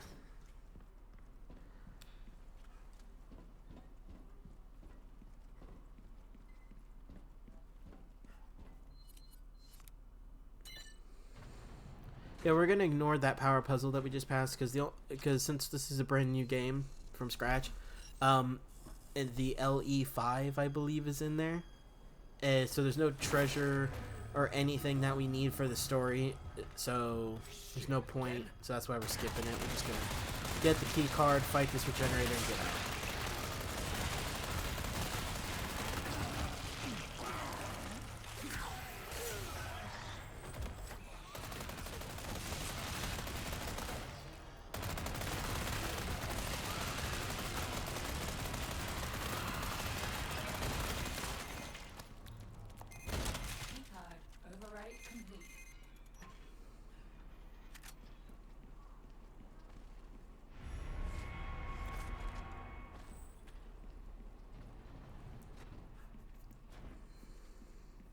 I should have put some money into the sniper because it would have been a lot easier to kill these guys if I did.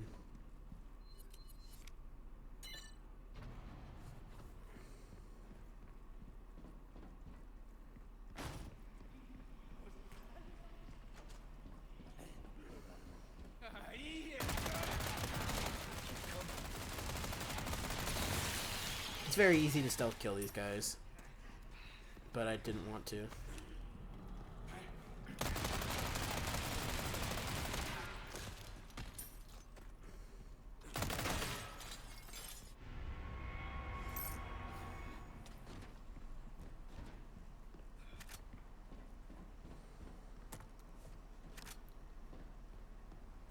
Alright, now we're going to get the biosensor scope, and after we break some of this stuff, and we're going to see which one has the wrench, and we're going to take it out.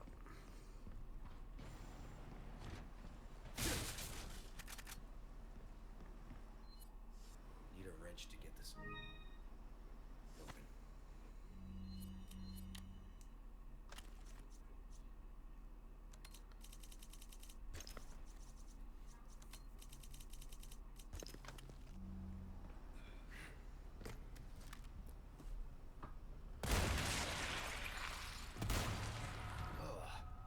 This is why I needed to take it out. The aim assist does not work as well with the gas mask than it does on aim assist, I believe, because I felt like it was not as consistent. And it probably didn't help that I primarily was using the bolt action sniper rather than the stingray in my other playthroughs. But I ultimately got it down. I did manage to kill the regenerator. So it worked out fine in the end.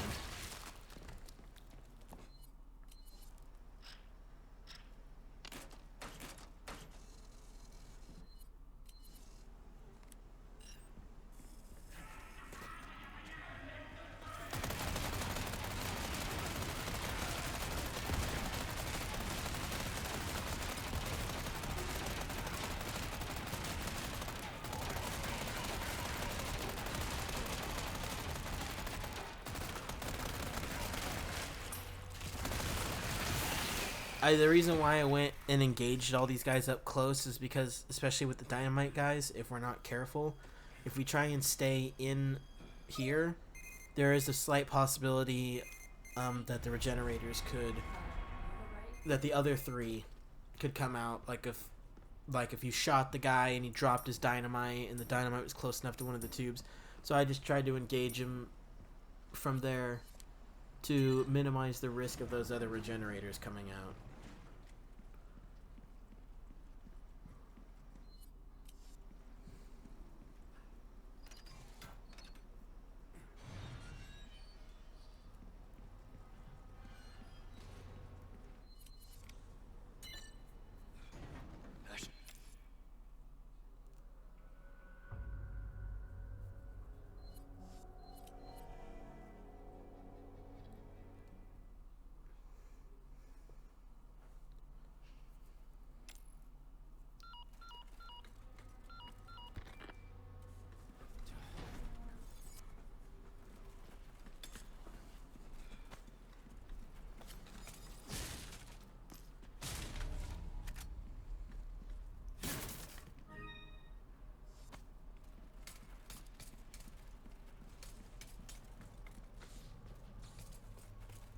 You got it?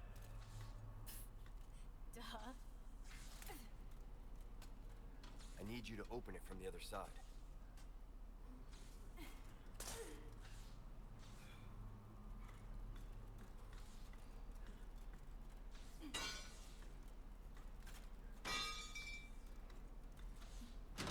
Pretty much a master of unlocking. I don't know why, but every time she says that, I think that's like so cute for some reason. Got some new wares, stranger. You're in for a welcome. I've got something new that's good work, if I do say so myself.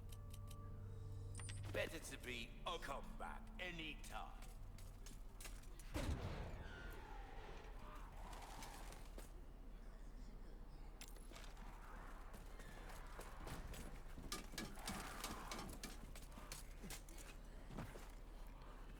We're coming up on the second section, because remember how early in the video I said there's just two places that you run the risk, albeit fairly minimally, for a plethora of reasons, but still. This is the second place where Ashley could get kidnapped, if you're not careful, is right in this room. Like, after you kill everyone and you tell her to hold the switch, and you go through it, if you're not quick enough, when the other enemies spawn and they grab her, they could technically get her, so just be careful. Okay.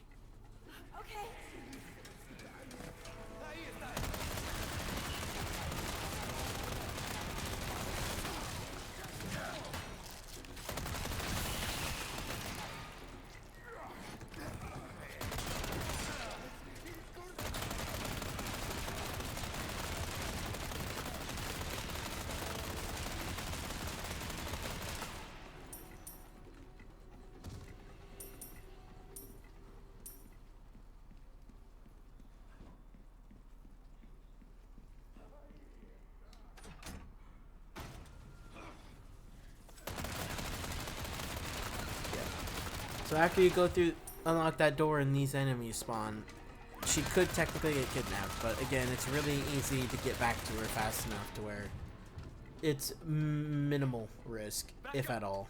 Hang on.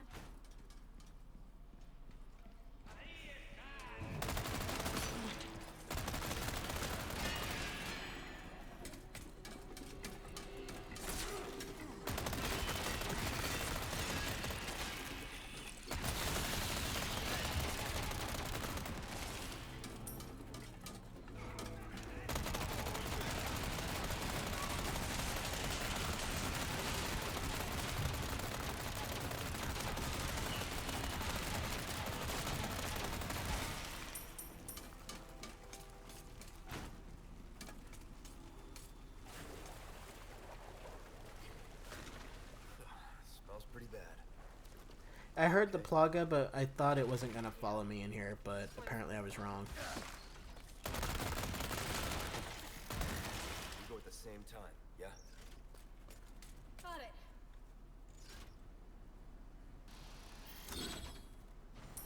Leave. I'm alright. Don't worry.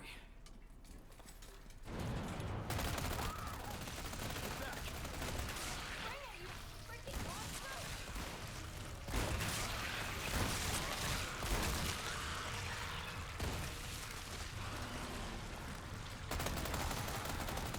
What the fuck? You stubborn son of a bitch.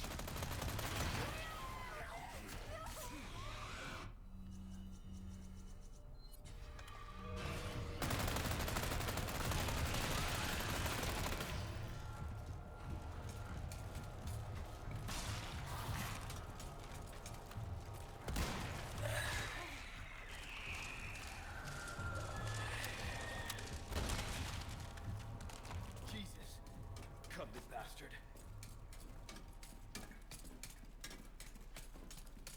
You're not hurt, are you?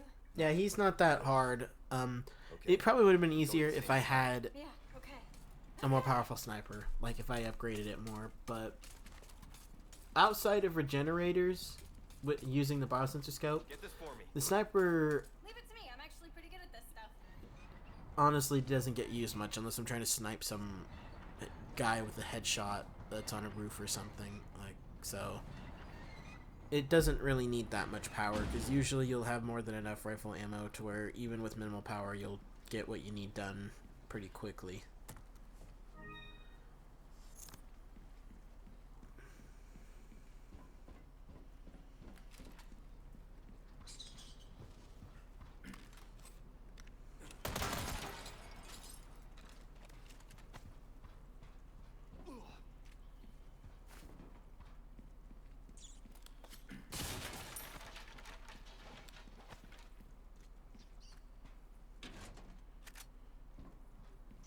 I like to snipe these enemies here because it's very easy, because as long as you don't go too far back, their generator doesn't spawn. So you can just do this and get them.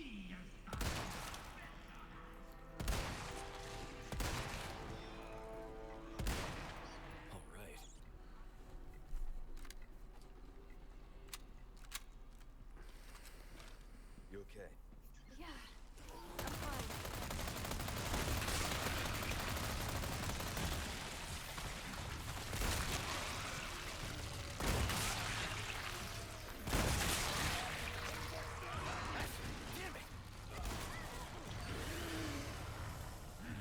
This regenerator I struggled with because I swear that those parasites never want to die in the head.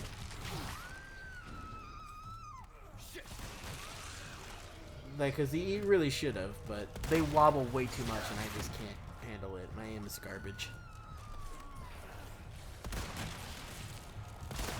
Like, see, because I swear he just takes hits that he shouldn't take sometimes. I honestly believe that.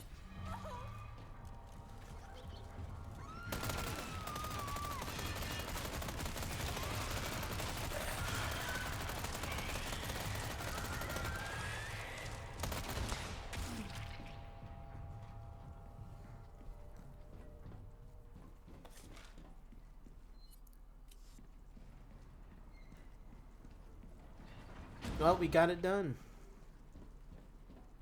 Thanks. Not much of an issue. Now here's the solution to this technically third power puzzle. It's the last one though, so... Yep. Pretty quick, pretty easy.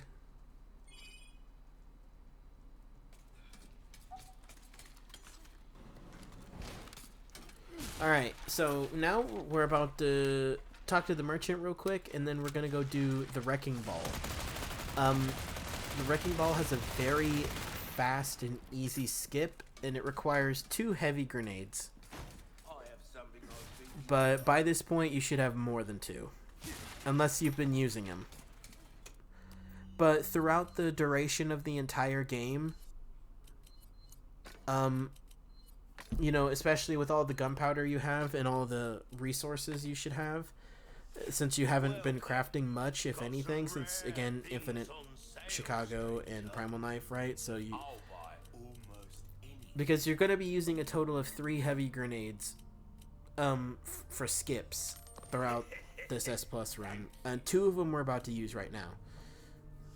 And if you don't have enough for whatever reason, I believe there should be a heavy grenade recipe. I believe you should be able to craft them by now, but maybe you can't. We're starting to get an idea of your tastes, friend. This kind of work is about finesse. Don't get yourself killed now.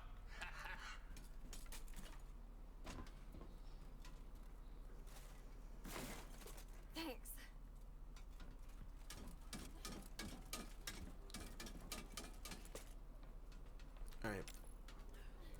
Alright, so as soon as this fight starts, you pull out your heavy grenades, and you're going to use 2 of them, and you want to land them right in front of the crack, like right there. Right there. You only need 2, and then you just wait.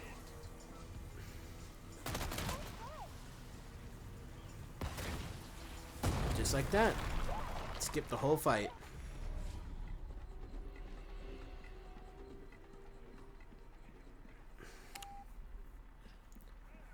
That's like the second biggest skip that we've done, alongside Salazar.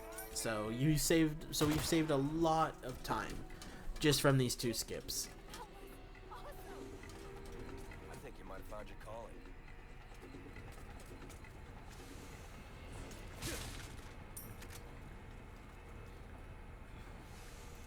And now we're coming up on our 13th save, and so because we're gonna save right before the Krauser fight, and that's where we're heading to now. And that fight Don't we?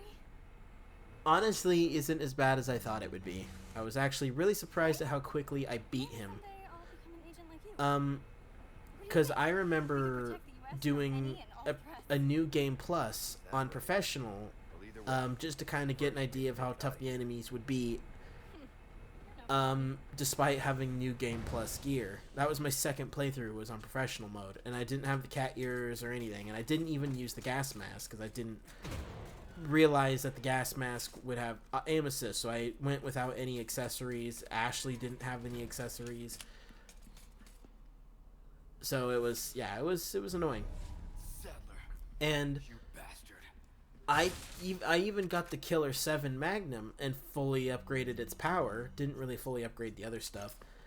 And I was still struggling with Krauser. Like, I really could not seem to get him. It took me like a few days, I think, to finally beat him, literally. He was just so difficult for me. But the Chicago Sweeper really made it easy. Like, it's amazing how much easier these fights are with the Chicago Sweeper, especially if you utilize skips for the fights that do have skips.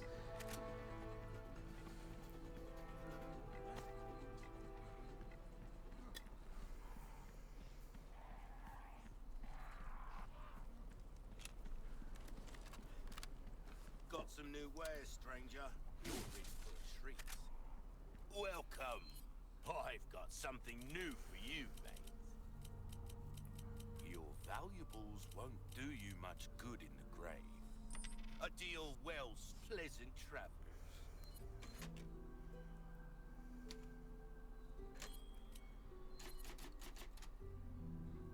Yep, now that we've done that save, we're gonna go fight Krauser, and honestly, with our Chicago Sweeper, he will be very easy. Even if you're someone like me who really struggles, mostly with his parries and his mutated form, because I think I've only been able to successfully parry him once in his mutated form, and you'll actually see it in this video. I was honestly surprised I was able to do it.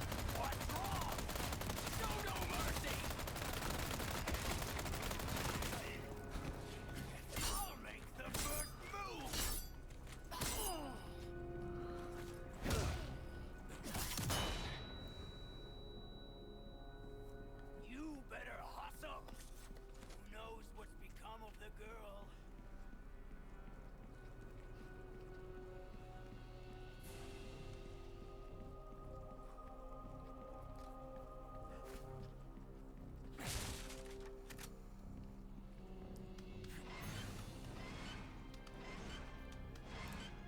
Now this fight won't be too terribly difficult as long as you keep calm and you stay focused.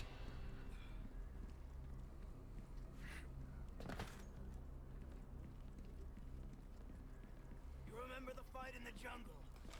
We barely made it out alive. Go with your gut, don't think. That was the first thing you taught me. Now get ready to shoot and light them up.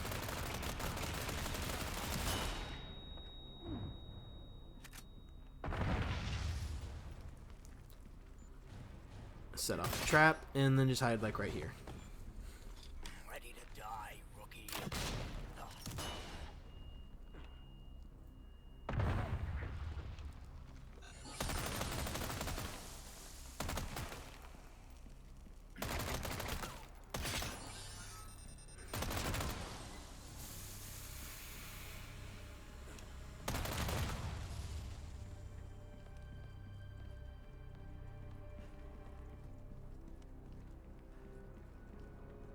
I'm no stranger to covert tactics, remember? How can I forget? I love a good hunt. Still alive, huh? You got lucky.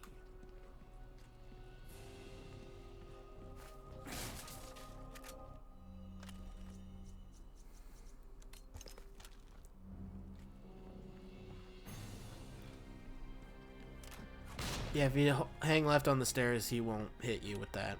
But yeah, try to set off all the traps. I'd be dead if I kept listening to people. Again, keep in mind I'm in HDR, so I'm having trouble seeing the traps, even though it's brighter for you. The Reaper comes for cowards and the careless alike. Which are you? I don't know. Guess I'll ask when I see him.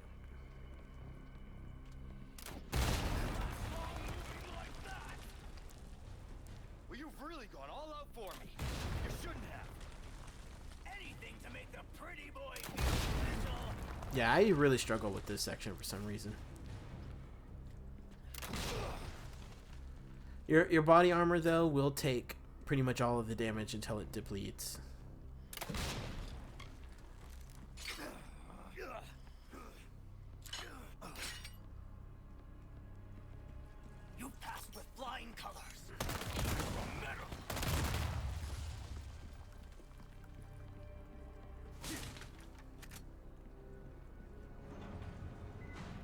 You could throw a grenade or whatever up there, but I didn't think it was necessary, so I just did this and I just shot him as much as I possibly could. We are two sides of the same coin. Guess that means we'll never see eye to eye.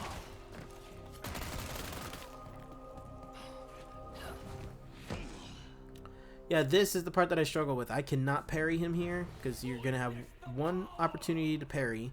You've lost it completely, Krauser. I tried to stop him before he could hit me because I can't. Because see, it's so quick. You have to be so perfect with it.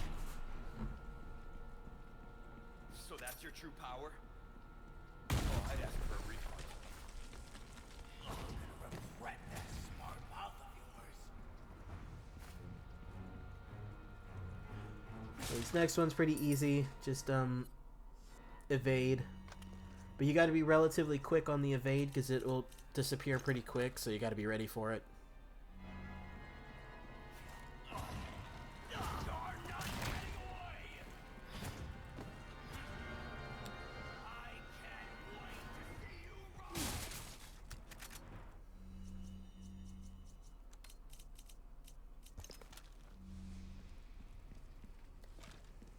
And now we're ready for the actual fight. It went by a lot faster and a lot easier than I thought. I honestly did genuinely think, based off my previous performance when I was doing my New Game Plus professional run, like I said earlier, I really thought I was going to die a few times to him. I really did, but I didn't.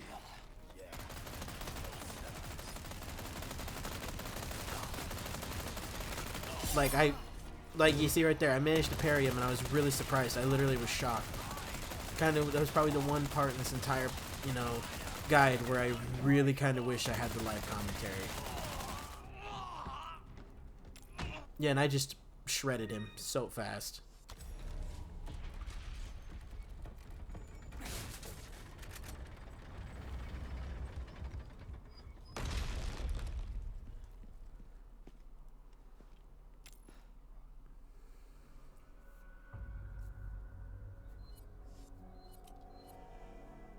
And now we're on the second to last chapter. So we're really, really close, guys. Only about what, 50, is it about 22 minutes left in the video, roughly? 22, 23? Got some new wares, stranger. Welcome. I got something new for you.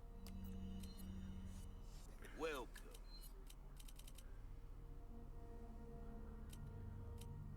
I'll buy almost anything.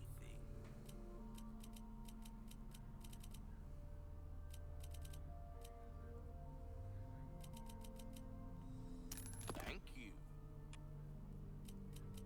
I want to make sure I stayed above 200,000 because even though the rocket launcher says it's only 160,000, I was a little worried that it would jump in price by the time I got to Salazar for some reason. What can I So, do for easy work? yeah. But I had some money to spare, so I went ahead and pretty sure I got some upgrades for the sniper. Try that on for some. Reload speed. This kind of work is about finesse, stranger. Little bit goes a anything. Don't get yourself. I probably could have got one more power upgrade, which probably wouldn't have hurt me. I probably should have, honestly, but I decided why not. But anyway. Yeah. I did that to double check that I was on my 14th save and not my 15th somehow from screwing up, so. But anyway.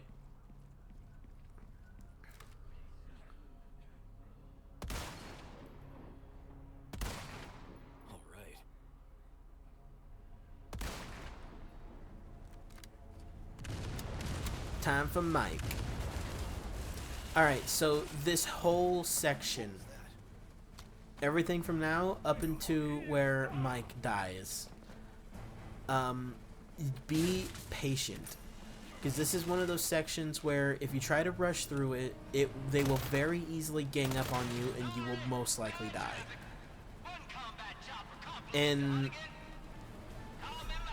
yeah, so unless you want to redo the whole entirety of this section again, since there's no save between now and when this whole BS, yeah, like the next save isn't until after you completely finish Mike's section, pretty much. So it's one of those things where, yeah, it does pay off to be patient. And we are going to do another skip here. It's coming up, and we are going to use another heavy grenade for the skip, though, so you'll see.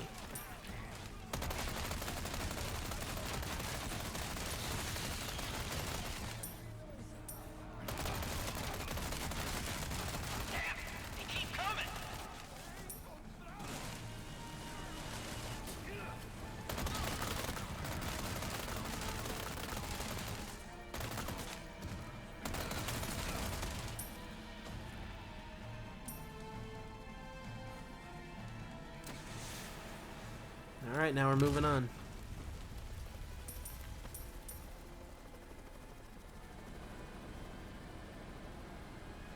Leave the area up ahead to me. Take a break before you join in on the fun.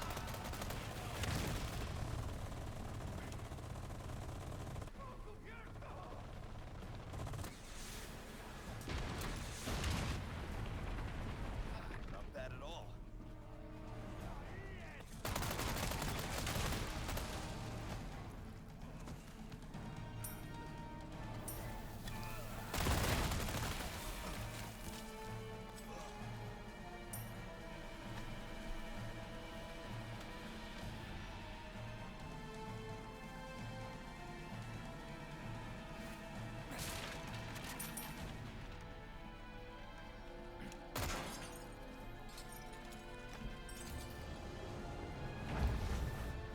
Here's the skip right here. Get a heavy grenade, get about right here. If you angle it just right, you'll only need to use one grenade, but if you don't angle it right, you'll have to use two. So if you have at least one, and if you don't screw it up, then you'll be fine. But if you do screw up the angle a little bit, you might not kill it with one grenade, but you'll definitely damage it, so that's why you need a maximum of two. Like 1 to 2. And you should have resources where if you don't have an additional grenade, you should be able to craft one, and if not, in worst case scenario, you'll just have to play this section normally, go up top the stairs and get on the turret and fire it that way. But yeah, just stay here after you break the turret, because the enemies for the most part will just funnel themselves to you.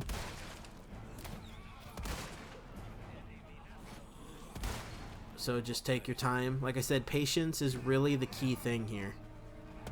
Yeah, that guy, for some reason, I wasn't able to hit. I don't know why.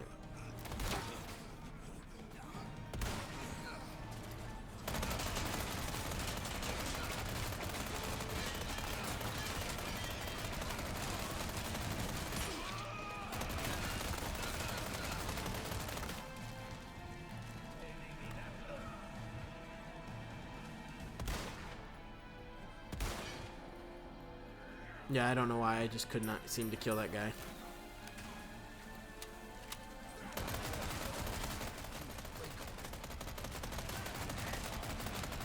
Yeah, the important thing is to take your time and make sure you don't get swarmed. Like I said, this is a section where if you don't take your time, you will die from just getting swarmed.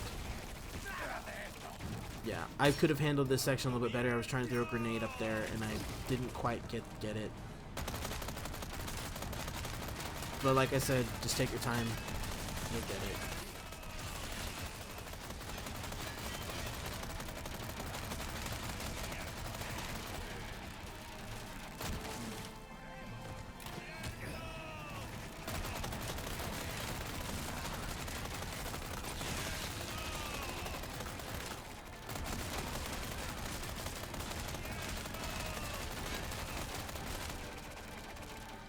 Probably could use my sniper with my biosensor scope to shoot him in the leg, but I just decided to do this.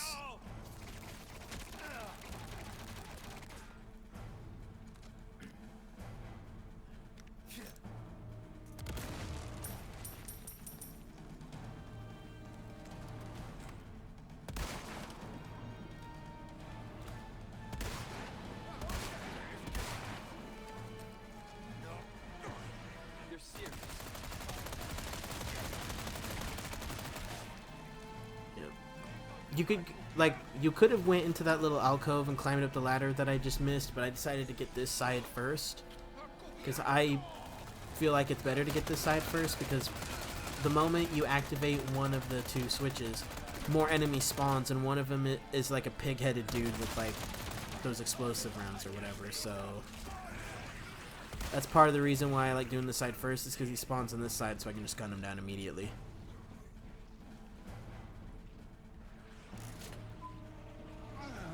See, right there.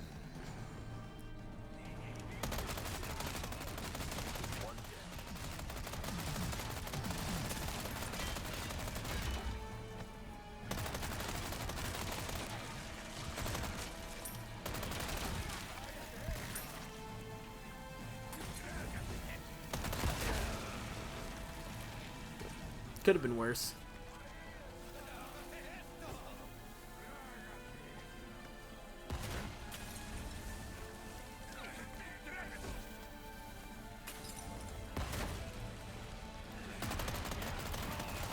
Yeah, you.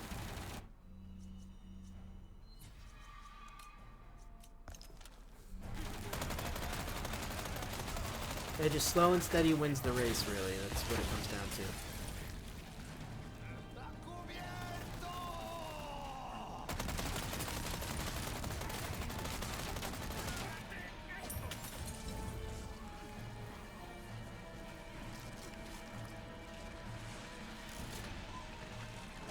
And now, be a little bit more careful, because once I opened the gate, I basically tried to rush through it. I managed to survive, but I'm sure you'll see what I mean when I say take your time, because this is kind of something that probably could have killed me, and it surprisingly didn't. Because there's a guy on the turret on the other side, I believe, and he managed to shoot me. It also didn't help that got Molotov, so yeah, it really didn't help. Like, a good thing I had plenty of heals, so ultimately it was fine. And I didn't take a lot of damage from that barrel because I was in invincibility frames from being stunned right there, which was kind of nice, but... Or something, I don't understand. Oh wait, no. Never mind, I did take a lot of damage. My eyes are just dumb. Yep. Or maybe I'm dumb, I don't know. Probably both. Anyway, we got about another 13 minutes left of the video. So we're in the home stretch, basically. Final 10 minutes. Final 13 minutes. They kill these bug motherfuckers. No one likes them.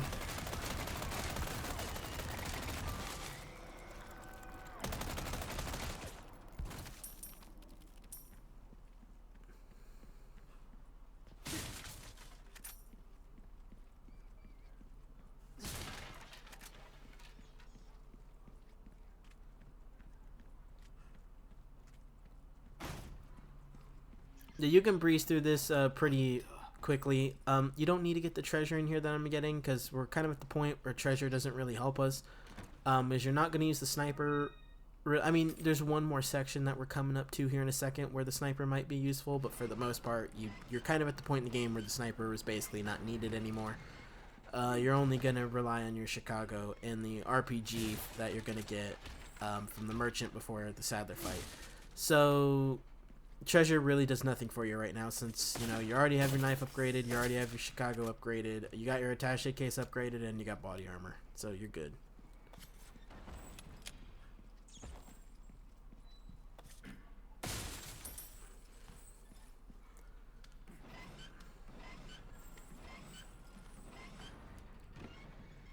Yeah, just run around here, because you could have taken the narrower path, but where those two crates that I broke were, but I always get a little weird, like I don't really feel comfortable with that, because it's kind of, unless you're someone who's really, really consistent and accurate with your pathing and hugging the right wall tight, or left wall tight, when you come off that thing and go around it, the regenerator in there, at least for me, more often than not, will spawn when I try to do that, and I'll end up and because of that, because of how close I'll be, it'll stun me when he comes out, and then the door will close and then I'll have to fight him. So I go the longer route, because even if you screw up the first time, going the longer route, the regenerator won't spawn, so you can just come back, and there you go. Craftsmanship demands no less. Come back anytime. Almost there. Ashley, I'm coming.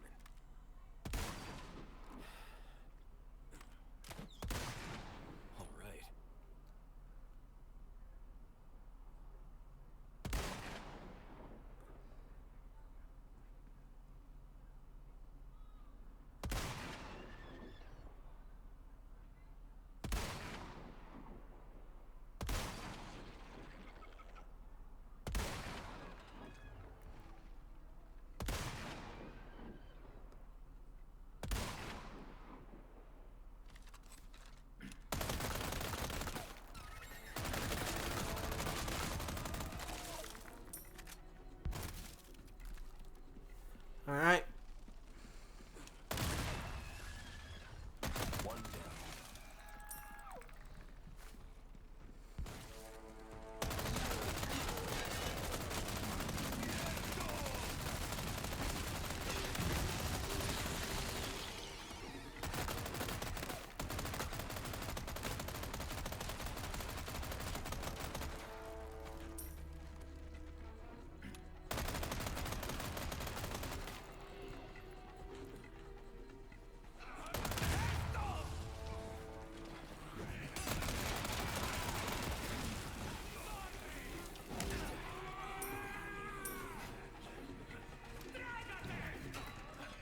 Yeah, just, you can honestly skip most of these guys. I mean, you have more than enough heals by this point where, like, you could probably just get through these guys without really engaging them. Just, I mean, kill this guy up here, kill this next guy right here, deactivate the turret, and then make a beeline for the sanctuary. You don't really need to face anybody unless there's like a swarm that's blocking your path.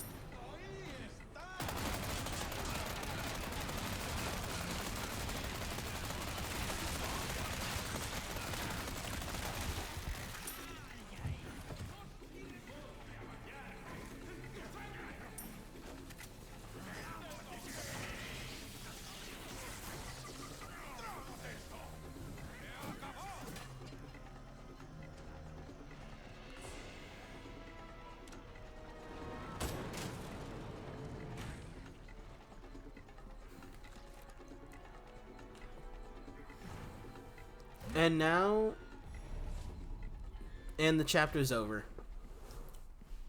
The chapter is basically over, because obviously we watched this cutscene with Ashley and Sadler, and no, we're not doing that.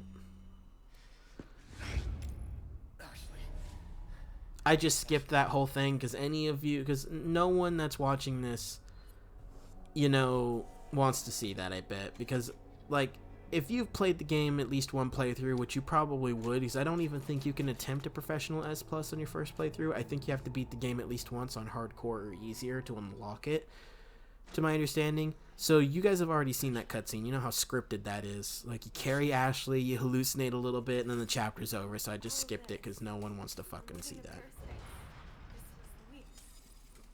Yeah, we're alive. Thanks to him.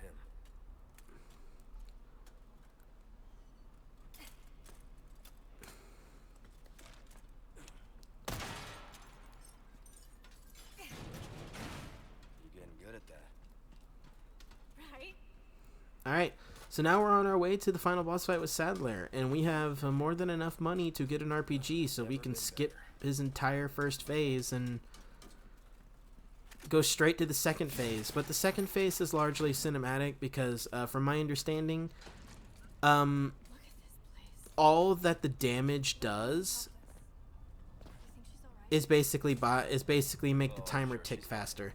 Because you either have to do a certain amount of damage for Ada to give you the rocket launcher, or you have to wait until the timer gets to a specific point.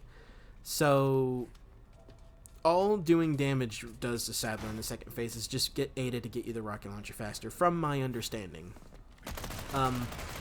So since it's mostly cinematic, it's very hard to fuck up the second phase. You can do it. And I think I actually did it one time on my New Game Plus Professional because I didn't have enough heals or something. And I wasn't paying attention because not every single attack he does in his second phase, despite it being largely cinematic, has an evade button. Sometimes you have to evade it manually yourself with the analog stick. And so you can still take damage in that section, so if you're not careful, you still can die. But more often than not, once you get to the second phase, you're pretty much in the clear. So yeah, do your one last shot to the merchant, get everything situated that you need to situate. Might want to take care of it.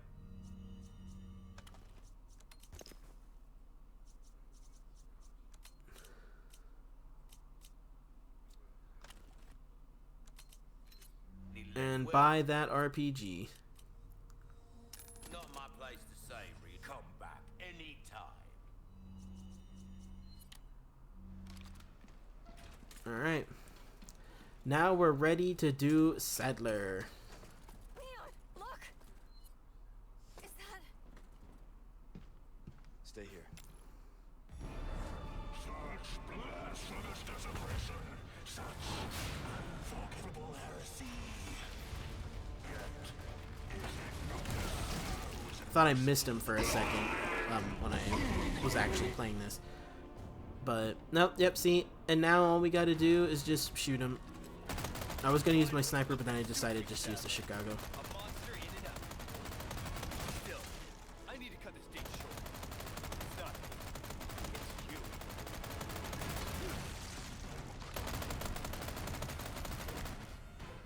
It's you. Use this!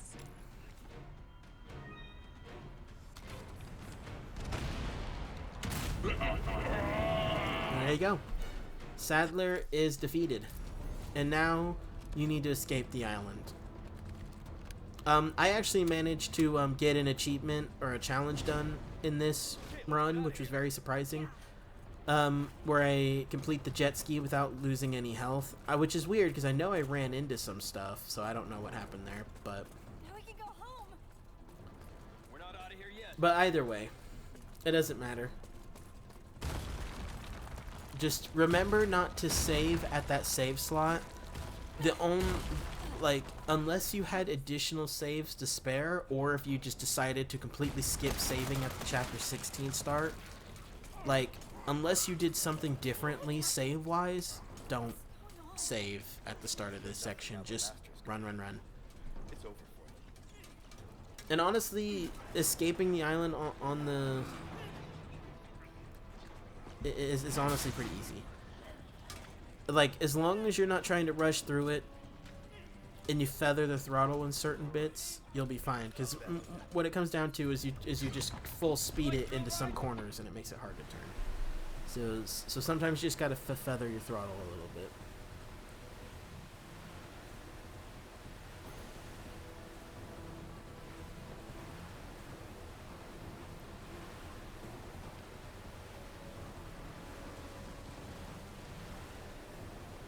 Do some tricks on the way out too.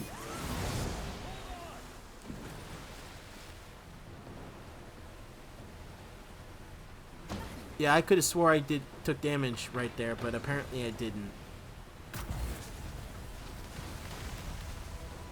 And right there, like that was really bizarre because I could have swore I would have took damage from those, but apparently not.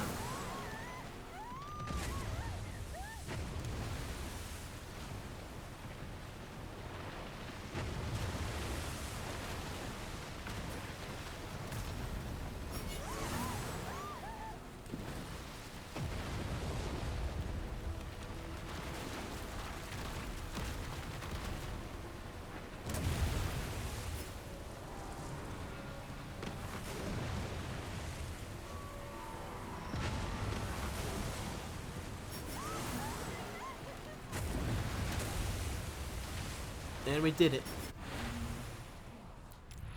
We did it. We have finally done it. We have completed S Plus on Resident Evil 4. And in doing so, we have unlocked the cat ears and infinite ammo. And for anyone who has not completed hardcore, standard, or assisted on S+, you have also, in addition to the cat ears, have gotten the rewards for quote-unquote doing S+ on hardcore and easier, because you will get the rewards for hardcore S+, standard S+, and assisted S+ if you do this as well, if you haven't already earned them. So deer antlers, chicken hat, cat ears, wolf tail, y'all get it. Anyway, thank you guys for watching. Hope you guys enjoyed. 4 hours and 25, and we get to see Leon has his beautiful cat ears. Hope you guys enjoyed, and I will see you on another video. Take care.